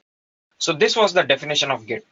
Now, if you talk about the advantages of Git, as already discussed, it is an open source tool and it has a great community support. It is very much easy to install and almost has 1000 plus plugins to ease your work. If a plugin does not exist, you can code it and share it with the community. It is free of cost and it is built with Java, and hence it is portable to all the major platforms. So this was all about the Jenkins. Now let us talk about why should we integrate Git with Jenkins, or why they are used together. So as already discussed, Git is a source control manager, and that's where you keep your source code for tracking all the code changes that happen over the time and to baseline the versions when they are ready for release. Jenkins, on the other hand, is a continuous integration solution. It was devised to automate most of the tasks that a developer has to do while developing a new application. Without a CI solution, a developer has to spend much time doing these repetitive, non-productive tasks. So let us take an example of a new feature in a web application. So what happens here is a developer will be identified and assigned the task. So he takes the existing code base from the source code, say for example Git, makes his changes, carries out unit testing, ensures the code quality manually, and checks the new code back into the Git. Then he has to build the code, deploy it into the integration instance, run integration testing, and once the change seems satisfactory, he raises a request for production deployment. Now, if we only had a minion to take care of this testing, building, quality checks, and deployment sections, the poor developer could have focused better on the stuff that he's really good at. That is, implementing and improving the features logic. So this minion is nothing but Jenkins. It acts as an orchestrator which runs all of these activities once the change is checked into the source control, and thus gives a quick feedback to the developer whether the changes he has made are good enough for the production deployment or not. So Jenkins is extremely flexible, open source, and has a lot of plugins that can do almost anything that you wish to. So these were the reasons of using Git with Jenkins. Now next comes the question of how do they work together. So here I'll be showing you one demo, and these are the steps that are covered in this demo. So first we create a sample program. So you can create any program that you want, be it a Python program or a Java program or any other program. Then in the second step, we create a Jenkins job. And once we create the Jenkins job, we add the program that is created in the first step to the GitHub. So for that, we create a GitHub repository, a public GitHub repository, and upload the code on that repository using Git. And in the next step, you add Git plugin in Jenkins. And finally, we configure the Jenkins job based on the GitHub repository. So let me just show you how do you do this. So what we need to do here is you have to create a directory on your desktop, and you have to create one Python file here. So the name of the file is, say for example, anything that you want, or in this case I've written my file. Okay, so this is basically a simple Python file with a very simple code, print hello world. That's it. So what we need to do here is you can open your Git Bash here. So first let us initialize an empty Git repository here using the command git init. So an empty repository has been initialized here in this demo folder. So now let us just check the status here using the command git status. So as you can see here, this file, it is in red color, myfile.py. So red color means here that it has not been added. So just to add the file, you can use the command git add and the dot. You can also specify the name of the file here, like myfile.py. But if there are multiple files that you need to add, then you can use the dot symbol. So the file has been added, and now let us just verify this. Okay. So as you can see here, previously it was red and now it is green here. So after adding the file, now let us just commit these changes. For that, the command is git commit -m, any message if you want, add myfile.py. So we have now committed these changes. So what we need to do here is we have to push this myfile.py on the GitHub repository. So for that, let me just go to my GitHub account. Okay. Okay guys, so what we need to do here is we have to create a public repository. For that, you have to click on this repositories on your GitHub main page, and you have to click on new. So once you click on new, you can name the repository, say for example Git Jenkins Integration, or whatever name that you want, and the description is optional here. And if you want, you can initialize this repository with a README and click on create repository. So this has been created here. So guys, now we have created a public repository on GitHub, and now our task is to upload this file called myfile.py onto the public repository on GitHub. For that, we will have to first connect to it, and the command for that is git remote add origin and the link of that repository. And how do you get that link? So when you create this repository here, you get the link. Okay, so just copy it and paste it here. So this has been added, and now we can push our content there. So for that, the command is git push -u origin and master.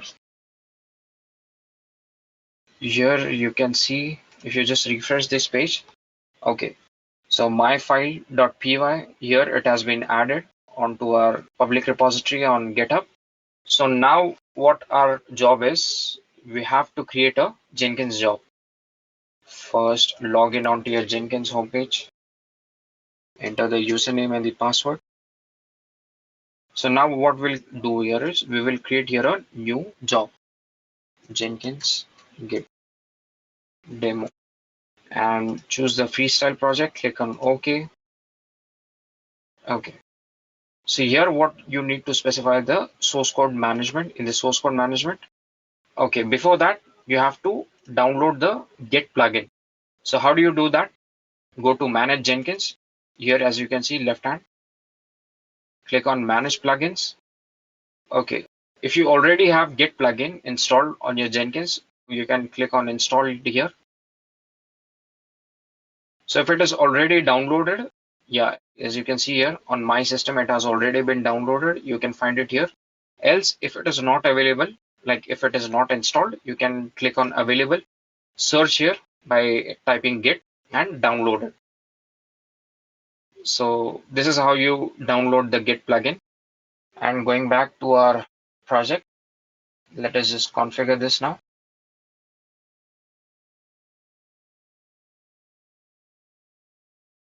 Okay, so this was our project that we created, Jenkins Git demo. So let us just configure this project. So in the source code management section, here you must click on Git and you enter the Git repository here. Copy this link and you paste it here. Click on apply. It has been added. And here in the build trigger section, we have to click on poll SCM.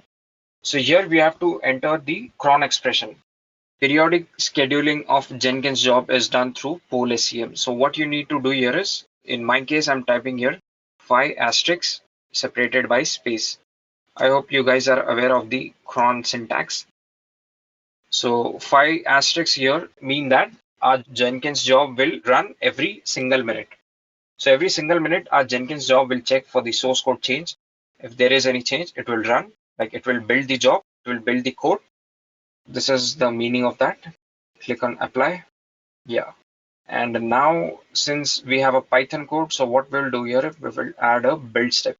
Since guys, I'm using here Windows operating system, so I'm clicking on execute Windows batch command. If you are using Linux or Mac OS, you can execute shell script. Okay. So click on here. So since I have a Python code there, so I will type Python, like the command to run the Python file, myfile.py. Okay, fair enough. Click on apply, save. So now we will build this project. Okay. As you can see here, our build was successful. So this was the hello world thing that we had written in our program. And here it shows success. Okay. So now what we will try to do is we will do some changes there in the my file. We will add a few lines and then we will see what happens. Control C. Say for example, hello world. Now we will say, how are you? Save it. Okay, so now we have to push these changes onto the public repository of GitHub. So we will do that through Git. So now let us check the status first. Okay, so modified.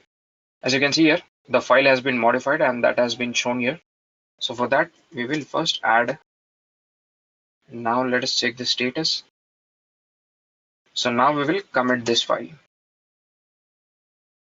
Some message if you want, modified my file. Press enter. So now we have to push these changes.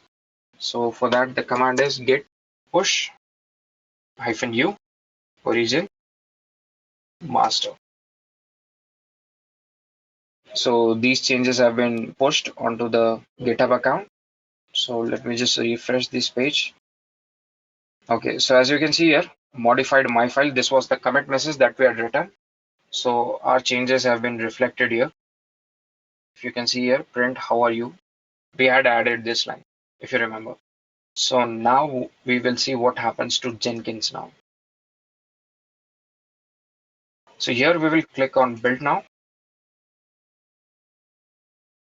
So if you click on console output here, okay, started by an SCM change. So since there was change in the source code, that triggered the Jenkins job. So here you can see hello world and how are you. Both the lines have been displayed here and it is success. We have seen Jenkins integration with Git. Next, in Webhooks in Jenkins, you will learn about webhooks, a mechanism to trigger automated processes in Jenkins from Git events, facilitating real-time automation and continuous integration. So first of all, what is a webhook? Now the concept of a webhook is very simple. It is an HTTP callback, an HTTP post which occurs when something happens through a simple event notification via HTTP post. To make it simple, GitHub will perform a post request with a payload object which contains data about the triggered event to your defined webhook URL.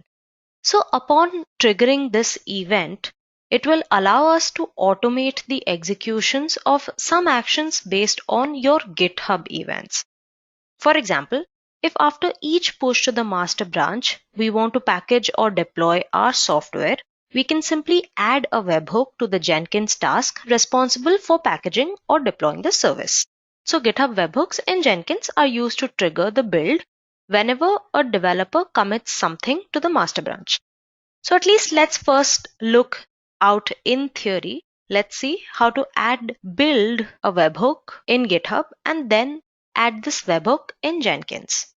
So first we go to our project repository and head straight to the settings on the right corner. We're going to select the option of webhooks and click on add webhooks. Here we have an open field for payload URL where we are going to put in our Jenkins address followed by a GitHub-webhook extension. This payload URL is the URL where our Jenkins is running, and we are adding GitHub-webhook to tell GitHub that it is a webhook, plain and simple. Next, we have content type. So here we are basically trying to specify what kind of data we want in our webhook. We are going to select JSON data. Next, we have secret. In this field, we are going to secure our webhook. So we can provide a secret in our webhook and ensure that only applications having this webhook can use it. And then we have SSL verification. This SSL checker will help you diagnose problems with your SSL certificate installation. You can verify the SSL certificate on your web server to make sure that it is correctly installed, valid, trusted, and doesn't give any errors to any of your users. Now, which events would you like to trigger this webhook? In this, you particularly have three options. Now, if you want only to send data when someone pushed into your repository, you use the just the push event. Same thing, but if you want somebody to get notified whether there is a push or a pull event, you select send me everything. And finally, you have let me select individual events in which you can configure for what events you want your data. And then click create and a webhook will be successfully created. In my case, I will be using the IP address where my Jenkins is running. Now here is a problem you have to take care of if you're running Jenkins on localhost.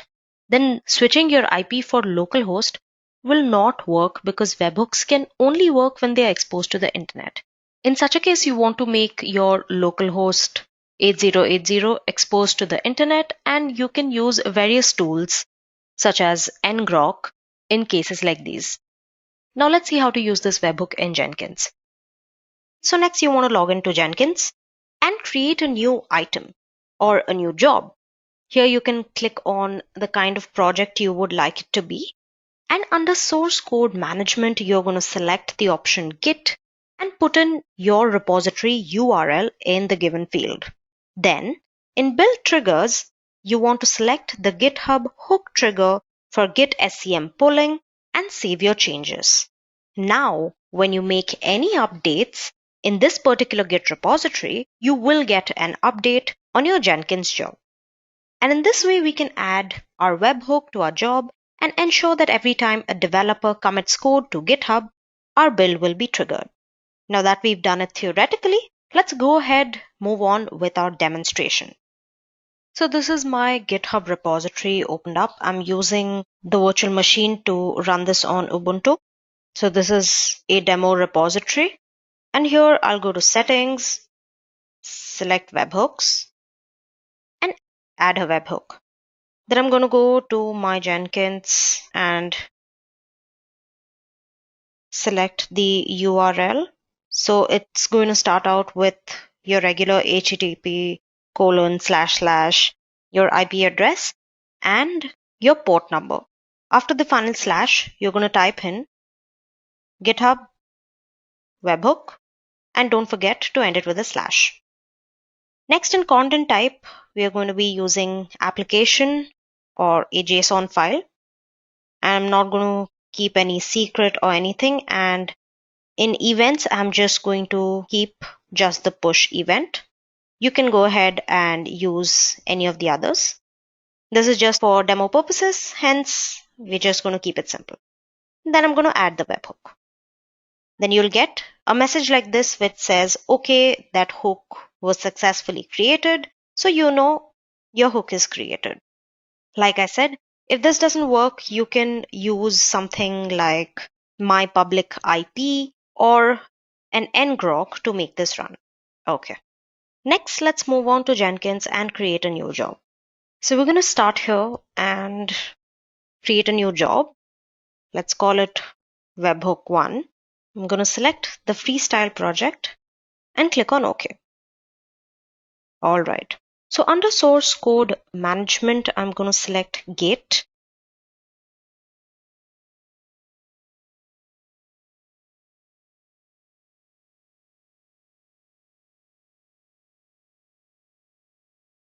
I'm going to select the link of my repository and put it right here. Now the condition is whenever a change happens in this repository, I want my Jenkins to be automatically triggered, right? So I'll select build triggers, and here I'm going to select GitHub hook trigger for Git SCM polling. So this job basically will listen for triggers from this particular repository. Yes? All right. Let's go down, let's apply and save. So now let's go back to our GitHub and try to make some changes in our sample file. Let's just type some demi text for Jenkins and commit changes.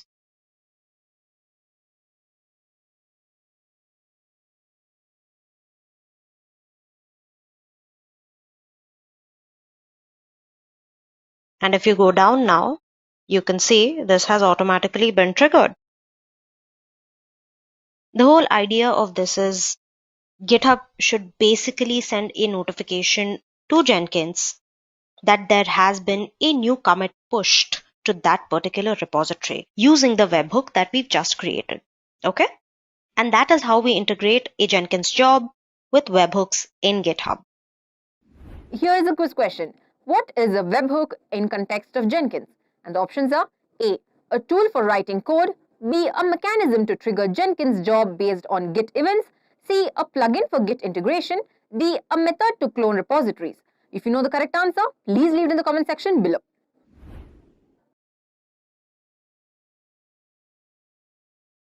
Having covered Jenkins and webhooks, our next topic is what is GitOps.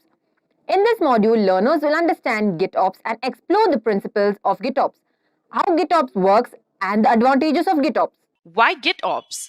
Previously, companies usually had separate operations and development teams, and unfortunately, they did not talk to each other too much.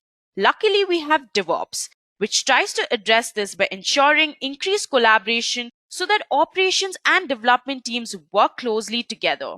In an ideal world, it meant that you have the same people who are both writing the applications and operating the applications.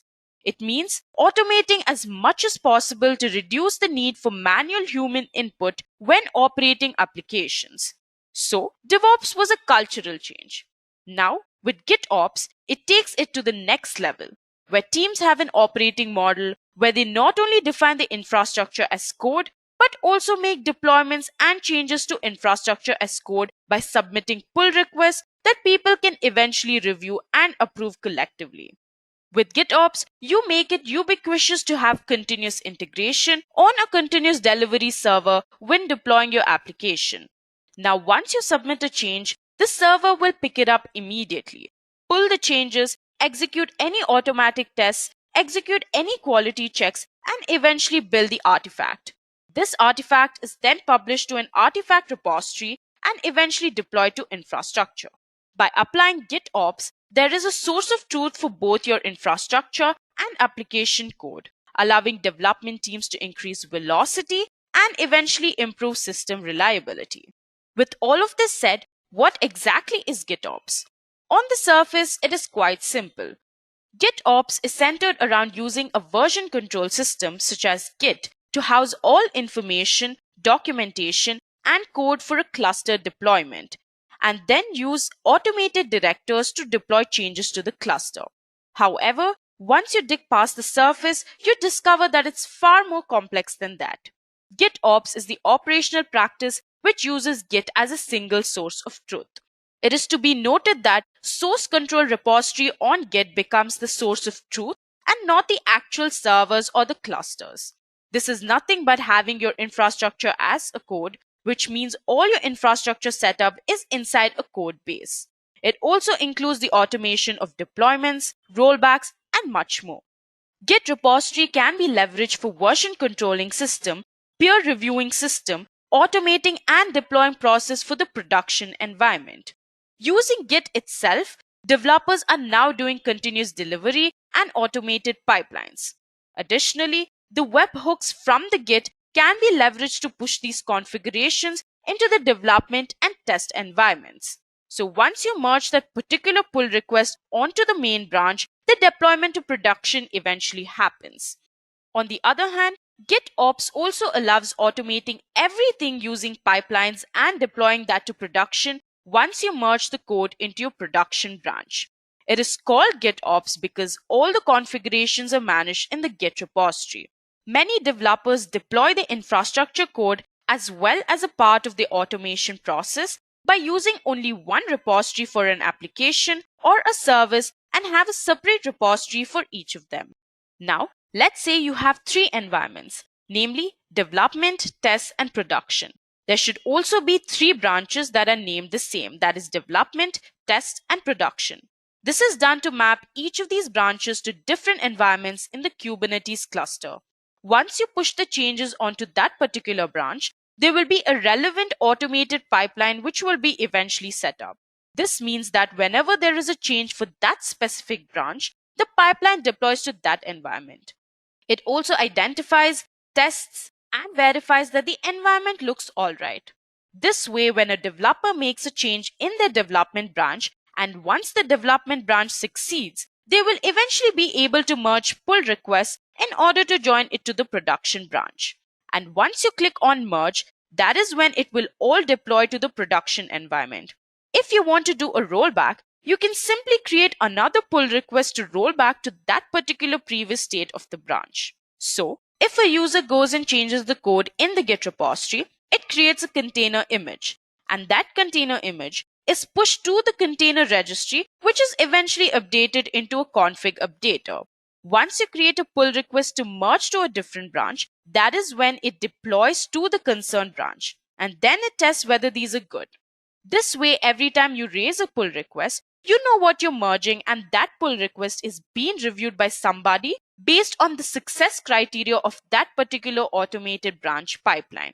This is how GitOps helps teams in solving the automation problem.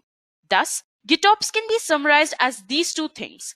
The first one is that it is a path towards a developer experience for managing applications, where end-to-end CI/CD pipelines and Git workflows are applied to both operations and development. The second one is that it is an operating model for Kubernetes and other cloud-native technologies, providing a set of best practices that unify deployment, management, and monitoring for containerized clusters and applications. GitOps is based off of four main principles. So to start managing your cluster with GitOps workflows, the following must be in place. The first one is that the entire system described declaratively. Kubernetes is just one example of many modern cloud-native tools that are declarative and that can be treated as code. Declarative means that configuration is guaranteed by a set of facts instead of by a set of instructions. With your application's declarations versionized in Git, you have a single source of truth. Your applications can then easily be deployed and rolled back to and from Kubernetes. And even more importantly, when disaster strikes, your cluster's infrastructure can also be dependably and quickly reproduced. The second one is the canonical desired system state versionized in Git. With the declaration of your system stored in a version control system and serving as your canonical source of truth, you have a single place from which everything is derived and driven. This trivializes rollbacks, where you can use a Git revert to go back to your previous application state. With Git's excellent security guarantees, you can also use your SSH key to sign commits that eventually enforce strong security guarantees about the authorship and provenance of your code. The third one is approved changes that can be automatically applied to the system. Once you have the declared state kept in Git, the next step is to allow any changes to that system to be automatically applied to your system. What's significant about this is that you do not need cluster credentials to make a change to your system. With GitOps, there is a segregated environment of which the state definition lives outside. This allows you to separate what you do and how you're going to do it. The fourth and the last principle is that software agents to ensure correctness and alert on divergence. Once the state of your system is declared and kept under version control, software agents can inform you whenever reality does not match your expectations. The use of agents also ensures that your entire system is self-healing. And by self-healing, we do not just mean when nodes or pods fail. Those are handled by Kubernetes, but in a broader sense, like in the case of human error. In this case, software agents act as the feedback and control loop for your operations. Now I assume all of you have a fair idea of what GitOps is. Moving on, we'll discuss how it works. So, how does GitOps work? It's pretty complicated, but let's try and understand this in a simple way. Imagine you have every single piece of documentation, all of your YML files, and every bit of necessary code required for Kubernetes contained in a single Git repository. With the help of a few automation tools, anyone who is tasked with managing that Kubernetes deployment can do a pull request, edit the code, and then eventually issue a merge request to the Git repository. So once the merge request is complete, the automated GitOps operator detects something has changed. Another automator declares the change is operational, and the change is then automatically deployed to the cluster. So basically, there are two important things you need to know. The first one is that changes are made via pull requests. Operating via pull requests reduces the number of variables, which eventually transform deployments into crime scenes. Fortunately, code deployers are no longer awarded war hero status for manually moving bits from point A to point B. The second thing is that convergence ensures eventual consistency.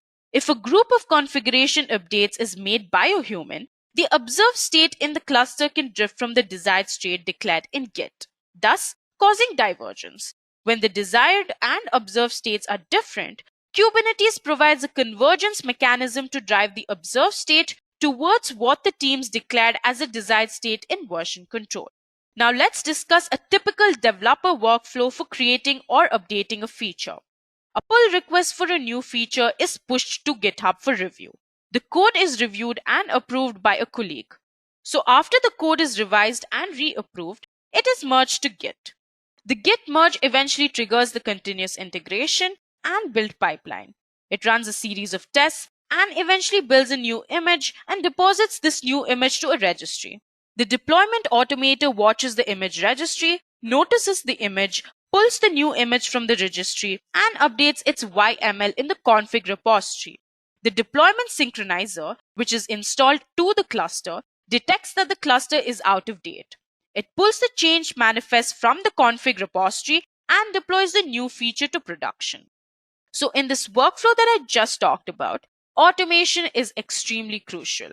So as to keep everything moving with the level of efficiency that cannot be matched with purely manual administration, The GitOps core machinery is in its CI/CD tooling with the critical piece being continuous deployment that eventually supports Git cluster synchronization. So now we'll move on and talk about the benefits of applying GitOps best practices. The first one is increased productivity. Continuous deployment automation with an integrated feedback control loop speeds up mean time to deployment. Your team can ship 30 to 100 times more changes per day, increasing overall development output by almost 2-3 times. The second reason is enhanced developer experience. Push code and not containers. Developers can use familiar tools like Git to manage updates and features to Kubernetes more rapidly without having to know the internal of Kubernetes. Newly onboarded developers can get quickly up to speed and be productive within days instead of months. The third benefit is improved stability. When you use Git workflows to manage your cluster, you automatically gain a convenient audit log of all cluster changes outside of Kubernetes. An audit trail of who did what and when to your cluster can be used to meet SOC 2 compliance and ensure stability. The fourth benefit is higher reliability. With Git's capability to revert or rollback and fork, you gain stable and reproducible rollbacks. Because your entire system is described in Git, you also have a single source of truth from which to recover after a meltdown, reducing your mean time to recover from hours to minutes. The fifth benefit is consistency and standardization. Because GitOps provides one model for making infrastructure, applications, and Kubernetes add-on changes, you have consistent end-to-end workflows across your entire organization. Not only are your continuous integration and continuous deployment pipelines all driven by pull request, but your operations tasks are also fully reproducible through Git. The last and most important benefit is stronger security guarantees. Git's strong correctness and security guarantees, backed by the strong cryptography used to track and manage changes, as well as the ability to sign changes to prove authorship and origin, is key to a secure definition of the desired state of the cluster. Finally, after exploring various aspects of Git and GitHub, we conclude with Git interview questions and answers. This module will prepare you for job interviews by discussing commonly asked questions, best practices, and effective answers to demonstrate your Git proficiency. Let us begin with our first topic, that is the basic level of or the beginner level of interview questions. So the first question is, what is Git? Git is a distributed version control system. It lets you track changes made to a file and allows you to revert back to any particular change that you wish to. It is a distributed architecture that provides many advantages over other version control systems like the SVN. One of the major advantages is that it does not rely on a central server to store all the versions of a project's files. So what happens in Git is, instead, every developer clones a copy of a repository, as you can see in this diagram, and he has the full history of the project available on his hard drive. So whenever there is a server outage, all you need to do is just copy one of your teammates' local Git repository and bang, you have the code on your system. So there is one central cloud repository where the developers can commit changes and share them with the other team members. So this is what Git is in a nutshell. So the next question is, what is a distributed version control system? So these are the systems that don't rely on a central server to store a project file and all its versions. You can see the diagram that is on your slide right now. In a distributed version control system, every contributor can get a local copy or a clone of the main repository. Here, every programmer can maintain a local repository, which is actually the copy or the clone of the central repository, which is present on their hard drive. So developers can commit and update their local repository without any hassles. With an operation called pull, they can update their local repositories with the new data from the central server, and pull operation affects changes to the main repository from their local repository. The next question is, what are the advantages of using a version control system?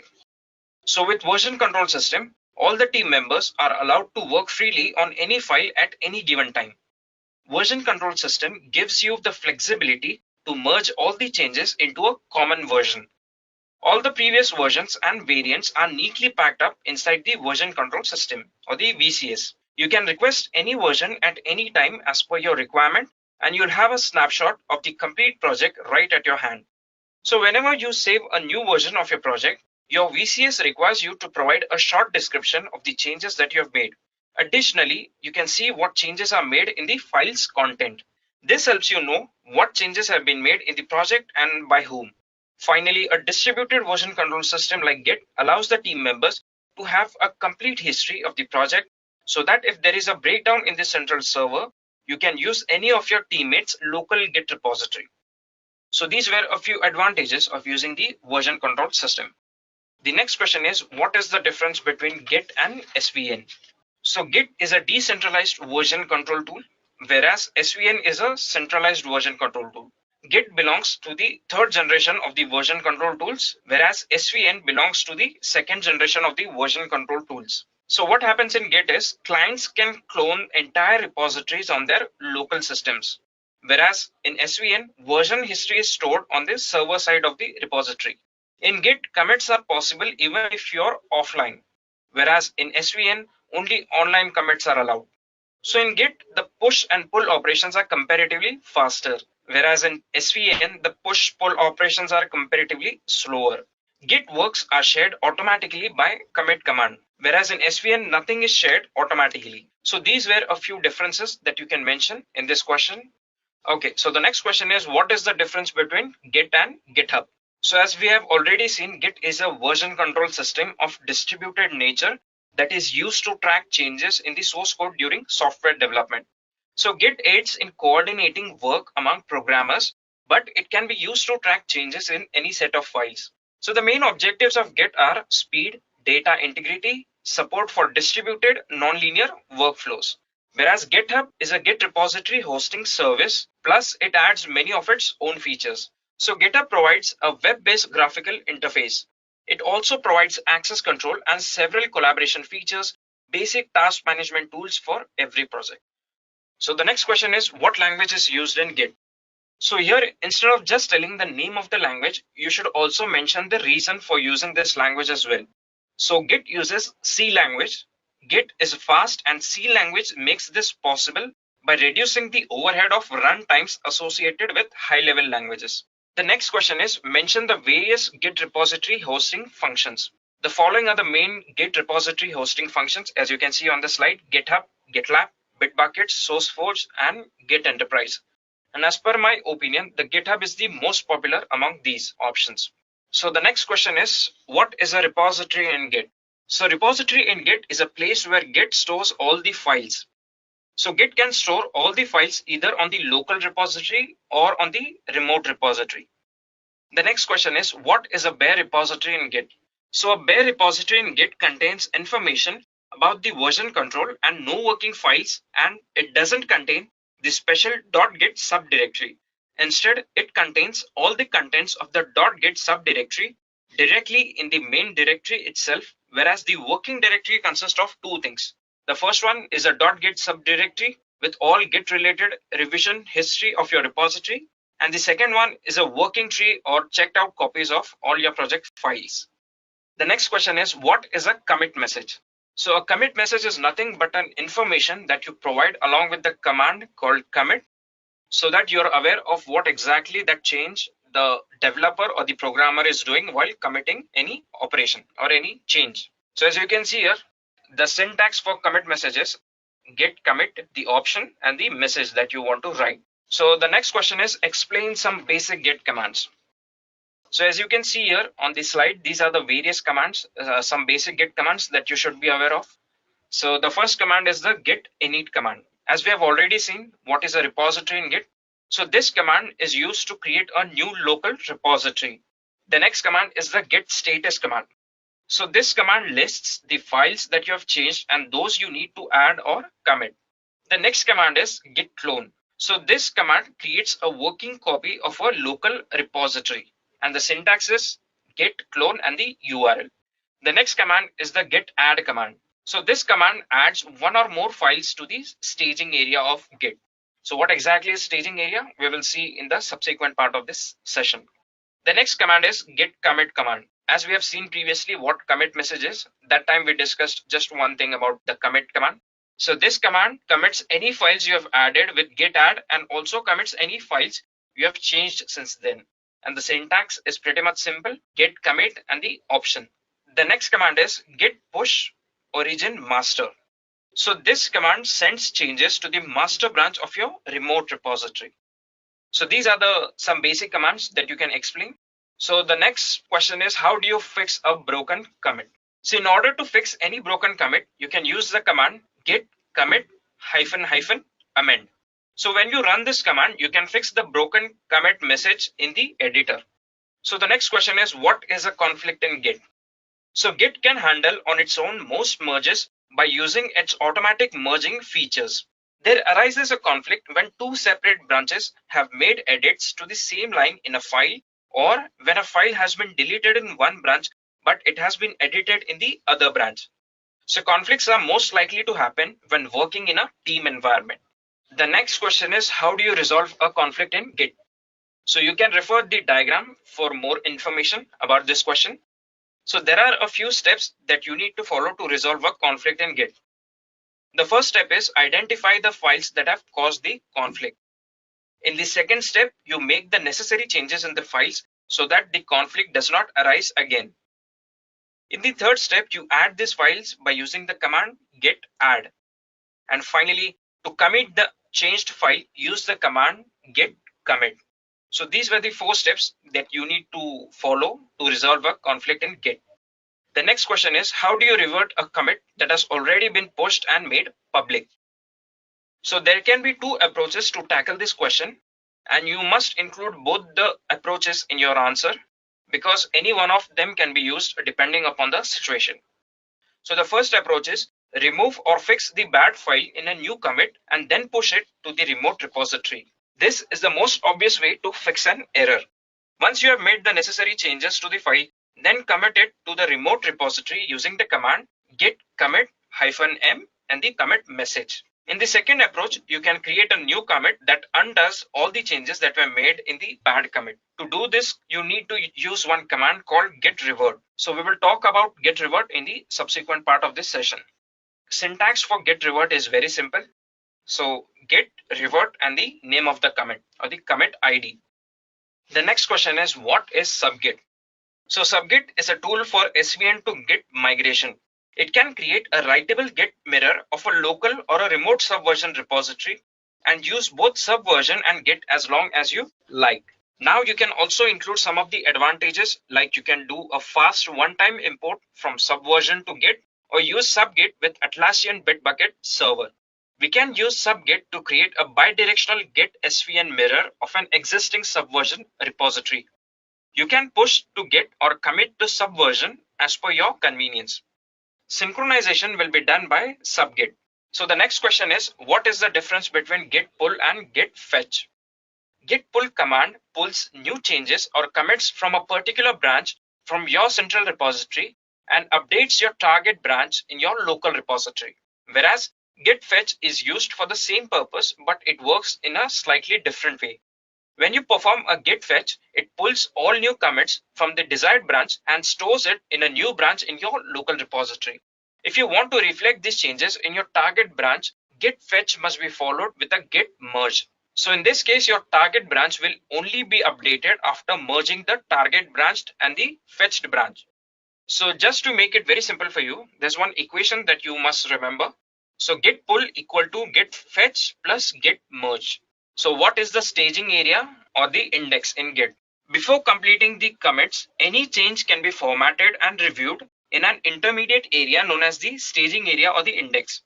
So you can refer the diagram on your slide for more reference. So this will give you a clear-cut idea of what exactly is the staging area. The next question is, what is the use of Git InstaWeb? Git InstaWeb is used to automatically direct a web browser and run a web server with an interface into your local repository. So now we will have a look at the intermediate level of interview questions.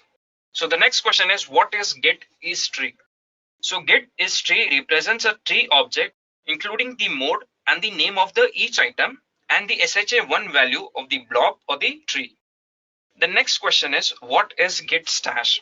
So in this question, you should first explain the need for Git stash. So often when you have been working on part of your project, things are in a messy state and you want to switch branches for some time to do something else.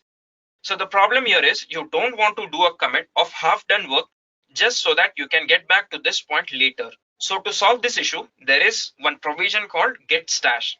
So stashing takes your working directory, that is your modified track files, and stage changes and saves it on a stack of unfinished changes that you can reapply at any time. The next question is, what is the function of git stash apply?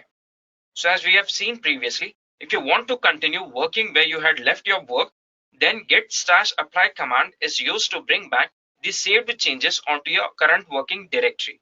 The next question is, what work is restored when the deleted branch is recovered? So the files which were stashed and saved in the stash index list will be recovered back. Any untracked files will be lost.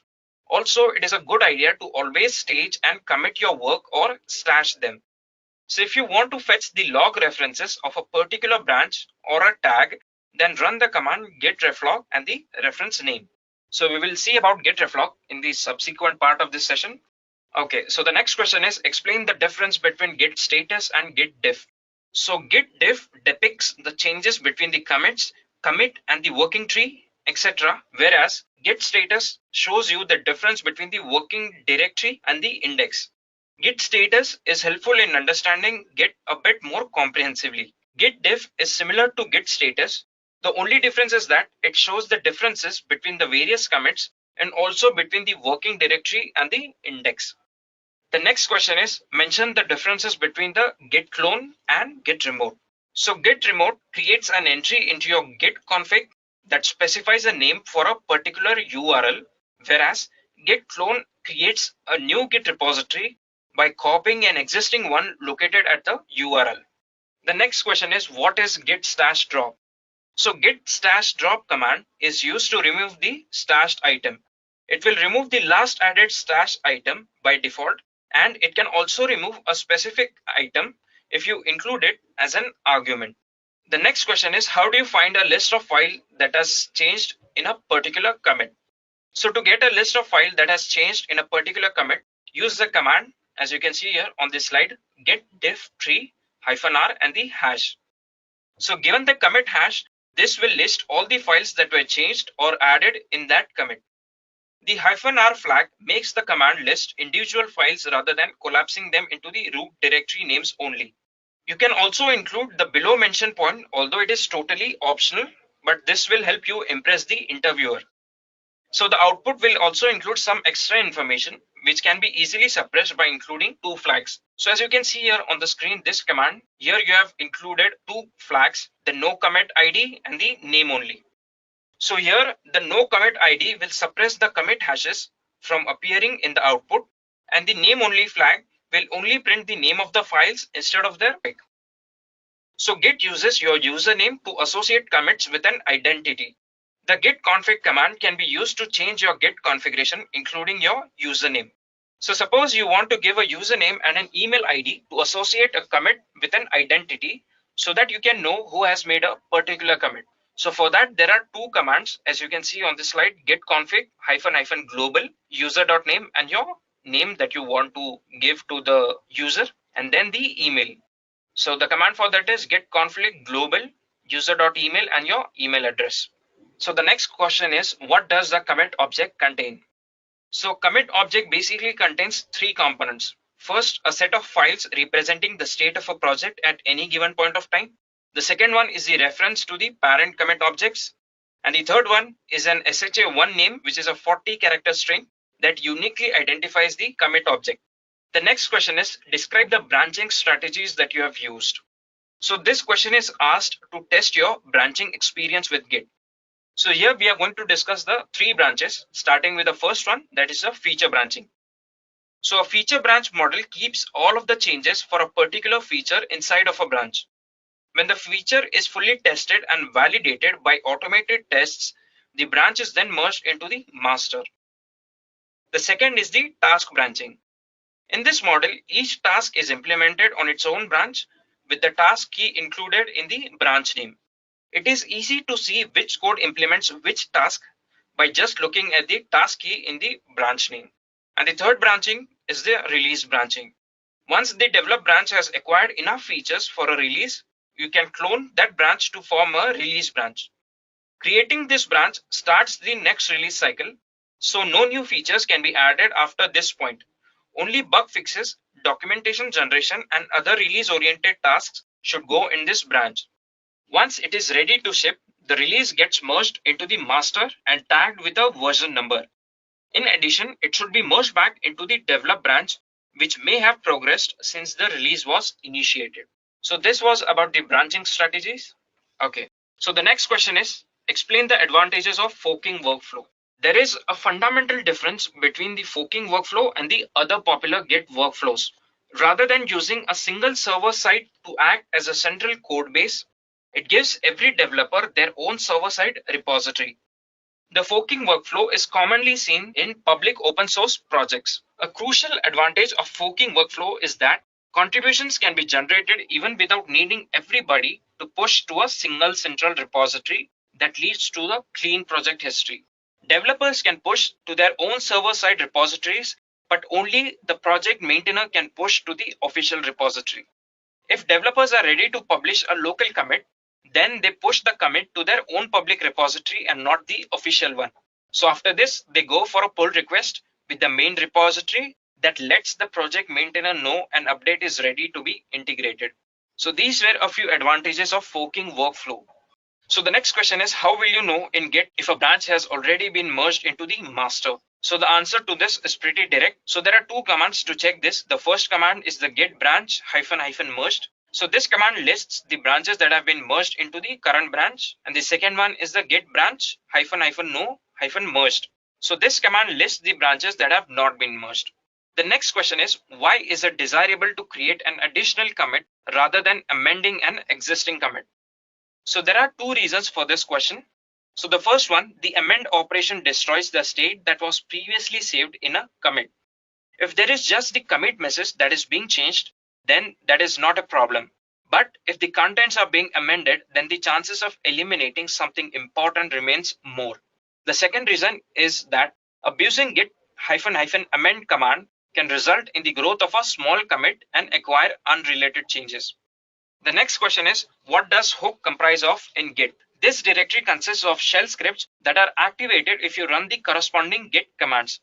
For example, Git will try to execute the post commit script after you have run a commit. The next question is, in Git, how would you return a commit that has just been pushed and made open? So one or more commits can be reverted through the use of git revert. This command in a true sense creates a new commit with patches that cancel out the changes introduced in the specific commits. If in case the commit that needs to be reverted has already been published or changing the repository history is not an option, then in such cases, git revert command can be used to revert the commits. So alternatively, there is always an option to check out the state of a particular commit from the past and commit it anew. The next question is how to remove a file from Git without removing it from your file system. So one has to be very careful during a git add, else you may end up adding the files that you didn't want to commit. However, git rm command will remove it from both your staging area as well as your file system, but this may not be what you want. So instead you can use the command, as you can see here, git reset file or the echo file name and .git ignore. So this means that git reset is exactly opposite to the git add command. So the next question is, could you explain the Git workflow? So to record the history of the project, Git workflow employs two parallel long-running branches. The first one is the master branch and the second one is the develop branch. So the master branch is always ready to be released on live with everything fully tested and approved. That is production ready state. The hotfix branch in master is used to quickly patch the production release. These branches are a lot like the release branches and the feature branches, except that they are based on master instead of the develop. And the second branch is the develop branch. This is the branch to which all the feature branches are merged and where all the tests are performed. Only when everything's been thoroughly checked and fixed, it can be merged into the master. Here there's one more branch called feature branch. So each new feature should reside in its own branch, which can be pushed to develop branch as their parent one. So the next question is, explain the difference between the head, working tree and index. So guys, you can refer the diagram that is on your slide for clear understanding.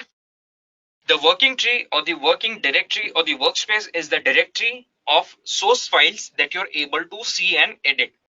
So the index or the staging area is a single large binary file which lists all the files in the current branch, their SHA1 checksums, timestamps, and the file name. It is not another directory which contains a copy of files within it, whereas head is used to refer to the last commit in the currently checked out branch. So the next question is, what is the difference between fork, branch, and clone? A fork is a copy of a repository. Normally, you fork a repository so that you're able to freely experiment with changes without affecting the original project. Most commonly, forks are either used to propose changes to someone else's project or to use someone else's project as a starting point of your own idea. Git cloning means pointing to an existing repository and make a copy of that repository in a new directory at some other location. The original repository can be located on the local file system or on the remote machine, accessible supported protocols. The git clone command is used to create a copy of an existing Git repository. In very simple word, Git branches are individual projects within a Git repository. Different branches within a Git repository can have completely different files and folders, or it could have everything the same except for some lines of code in a particular file. The next question is, what are the different ways by which you can refer to a commit? So in Git, each commit has a unique hash.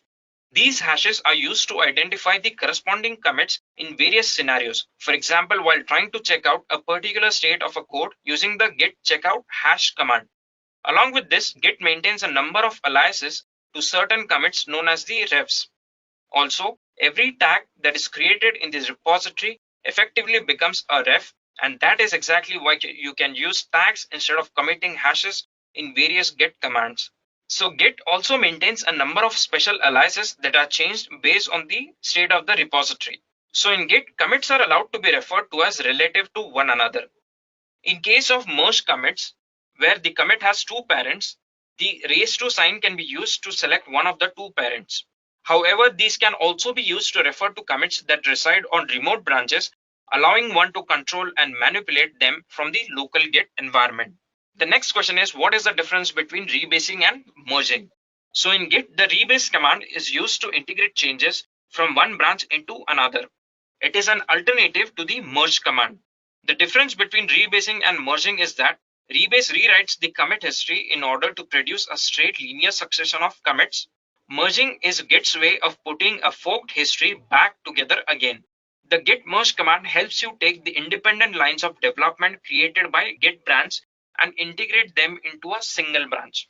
The next question is, mention the difference between revert and reset. So reset is used to return the entire working tree to the last committed state. This will scrap commits in a private branch or throw away uncommitted changes. Reset changes which commit a branch head is currently pointing at. It alters the existing commit history. So this command can also be used to unstage a file. Whereas git revert command creates a new commit that undergoes the changes from a previous commit. So this command adds new history to the project. It doesn't modify the existing history. Now we will talk about the advanced level of interview questions. So the question here is how to squash last n commits into a single commit. So there are two options to squash last n commits into a single commit, and you should mention both of these options while answering such questions. So in the first option, if you want to write the new commit message from scratch, you should use the following command. As you can see here on the screen, git reset, soft head, and git commit. And in the second option, if you want to start editing the new commit message with a concatenation of the existing commit messages, then you need to extract those messages and pass them to git commit. And for this purpose, you will use the command git reset, soft head, and this command, git commit edit -m, and the entire log command, git log, format, reverse, and the name of the head. The next question is, what is git bisect? How can you use it to determine the source of a bug? So git bisect is used to find the commit that introduced a bug by using a binary search. So the command for git bisect is pretty simple. As you can see on this slide, git bisect, subcommand, and the options. This command uses a binary search algorithm to find out which commit in your project's history introduced a bug. You can use it by first telling it a bad commit that is known to contain a bug and a good commit that is known to be before the bug was introduced. Then git bisect picks the commit between these two endpoints and asks you whether the selected commit is good or bad. So it continues narrowing down the range until it finds the exact commit that introduced the change. So the next question is, how do you integrate Git with Jenkins? So as you can see on the slide, these are the 4 steps that you can follow to integrate Git with Jenkins. And I'm also going to show you the screenshots for these 4 steps. So for anyone who's aware of Jenkins or has used Jenkins, you must be aware of this homepage or the Jenkins dashboard. So here you need to click on Manage Jenkins. And once you click on Manage Jenkins, you'll find this option here, the Manage Plugins option. Click on that. And then you will have to search for the plugin here. As you can see in this screenshot, click on this plugin. And here you have these 2 options, install without restart, download now, and install after restart. So you can choose any one of them. And once you're done with that, here you will be able to see this plugin that we have just downloaded along with its version number. So these are the steps that you must follow to integrate Git with Jenkins. So the next question is, how do you configure a repository to run code sanity checking tools right before making commits? So here you must first mention what exactly is sanity checking. A sanity or a smoke test determines whether it is possible and reasonable to continue testing. And now you must explain how do you achieve this. So this can be done with a simple script related to the pre-commit hook of the repository. The pre-commit hook is triggered right before a commit is made, even before you're required to enter a commit message. So in this script, one can run other tools such as linters and perform sanity checks on the changes being committed into the repository. So as you can see here, this is the script that I'm talking about. The purpose of the script is that it checks to see if any .go file that is about to be committed needs to be passed through the standard Go source code formatting tool. By exiting with a non-zero status, the script effectively prevents the commit from being applied to the repository. The next question is, what is git cherry pick? The command git cherry pick is normally used to introduce a particular commit from one branch within a repository onto a different branch. Another common use of this command is to forward or backport commits from a maintenance branch to a development branch. This is in contrast with the other ways such as merge and rebase, which normally apply many commits onto the another branch. So the syntax for this command is very simple. You just need to type git space cherry -pick space the commit hash. The next question is, what is git reflog? The reflog command keeps a track of every single change made in the references, that is the branches or the tags of a repository, and keeps a log history of the branches and the tags that were either created locally or checked out. Reference logs such as the commit snapshot of when the branch was created or cloned, checked out, renamed, or any commits made on the branch are maintained by Git and listed by the reflog command. So this command must be executed in the repository that has the lost branch. So if you consider the remote repository situation, then you have to execute the reflog command on the developer's machine who had the branch. So the next question is how to recover a deleted branch using the git reflog command. So here, as you can see on the screen, these are the 3 steps that you must follow to recover a deleted branch. And I'm also going to show you the screenshots. Okay, so in the first step, you get the history logs of all the references. For that, you just need to type git reflog. And once you type this command, you can see the history log. In the second step, you need to identify the timestamp of the branch that you want to recover. So here in this case, this is the timestamp that we are looking for, the pre-prod branch. Here in the third step, you just need to use the command git checkout -b and the branch name. This is a pointer reference when the pre-prod branch was created. So if you follow these 3 steps, you will be able to recover the deleted branch. So the last question of this session, that is, mention some of the git reflog subcommands. So as you can see on the screen, these are the commands that we will talk about, 4 to 5 commands. The first command is git reflog help. So this command is used to open up the manual page. The second command is the git reflog show. So this command shows the logs of the references provided in the command line. The third command is the git reflog expire. So this command is used to prune the older reflog entries. The fourth command is the git reflog delete. So as the name suggests, this command deletes single entries from the reflog history. And the fifth command is git reflog exists. So this command checks whether a reference, that is a branch or a tag, has a reflog log history entries. So these were a few commands like git reflog subcommands that you can answer in this question. So with this, we have come to the end of this session. I hope you have enjoyed this session. If you have any queries related to this session, you can post them in the comment box below, and we will try to get back to you as early as possible. Till then, happy learning. Thank you. I hope you have enjoyed listening to this video. Please be kind enough to like it, and you can comment any of your doubts and queries, and we will reply them at the earliest. Do look out for more videos in our playlist and subscribe to Edureka channel to learn more. Happy learning!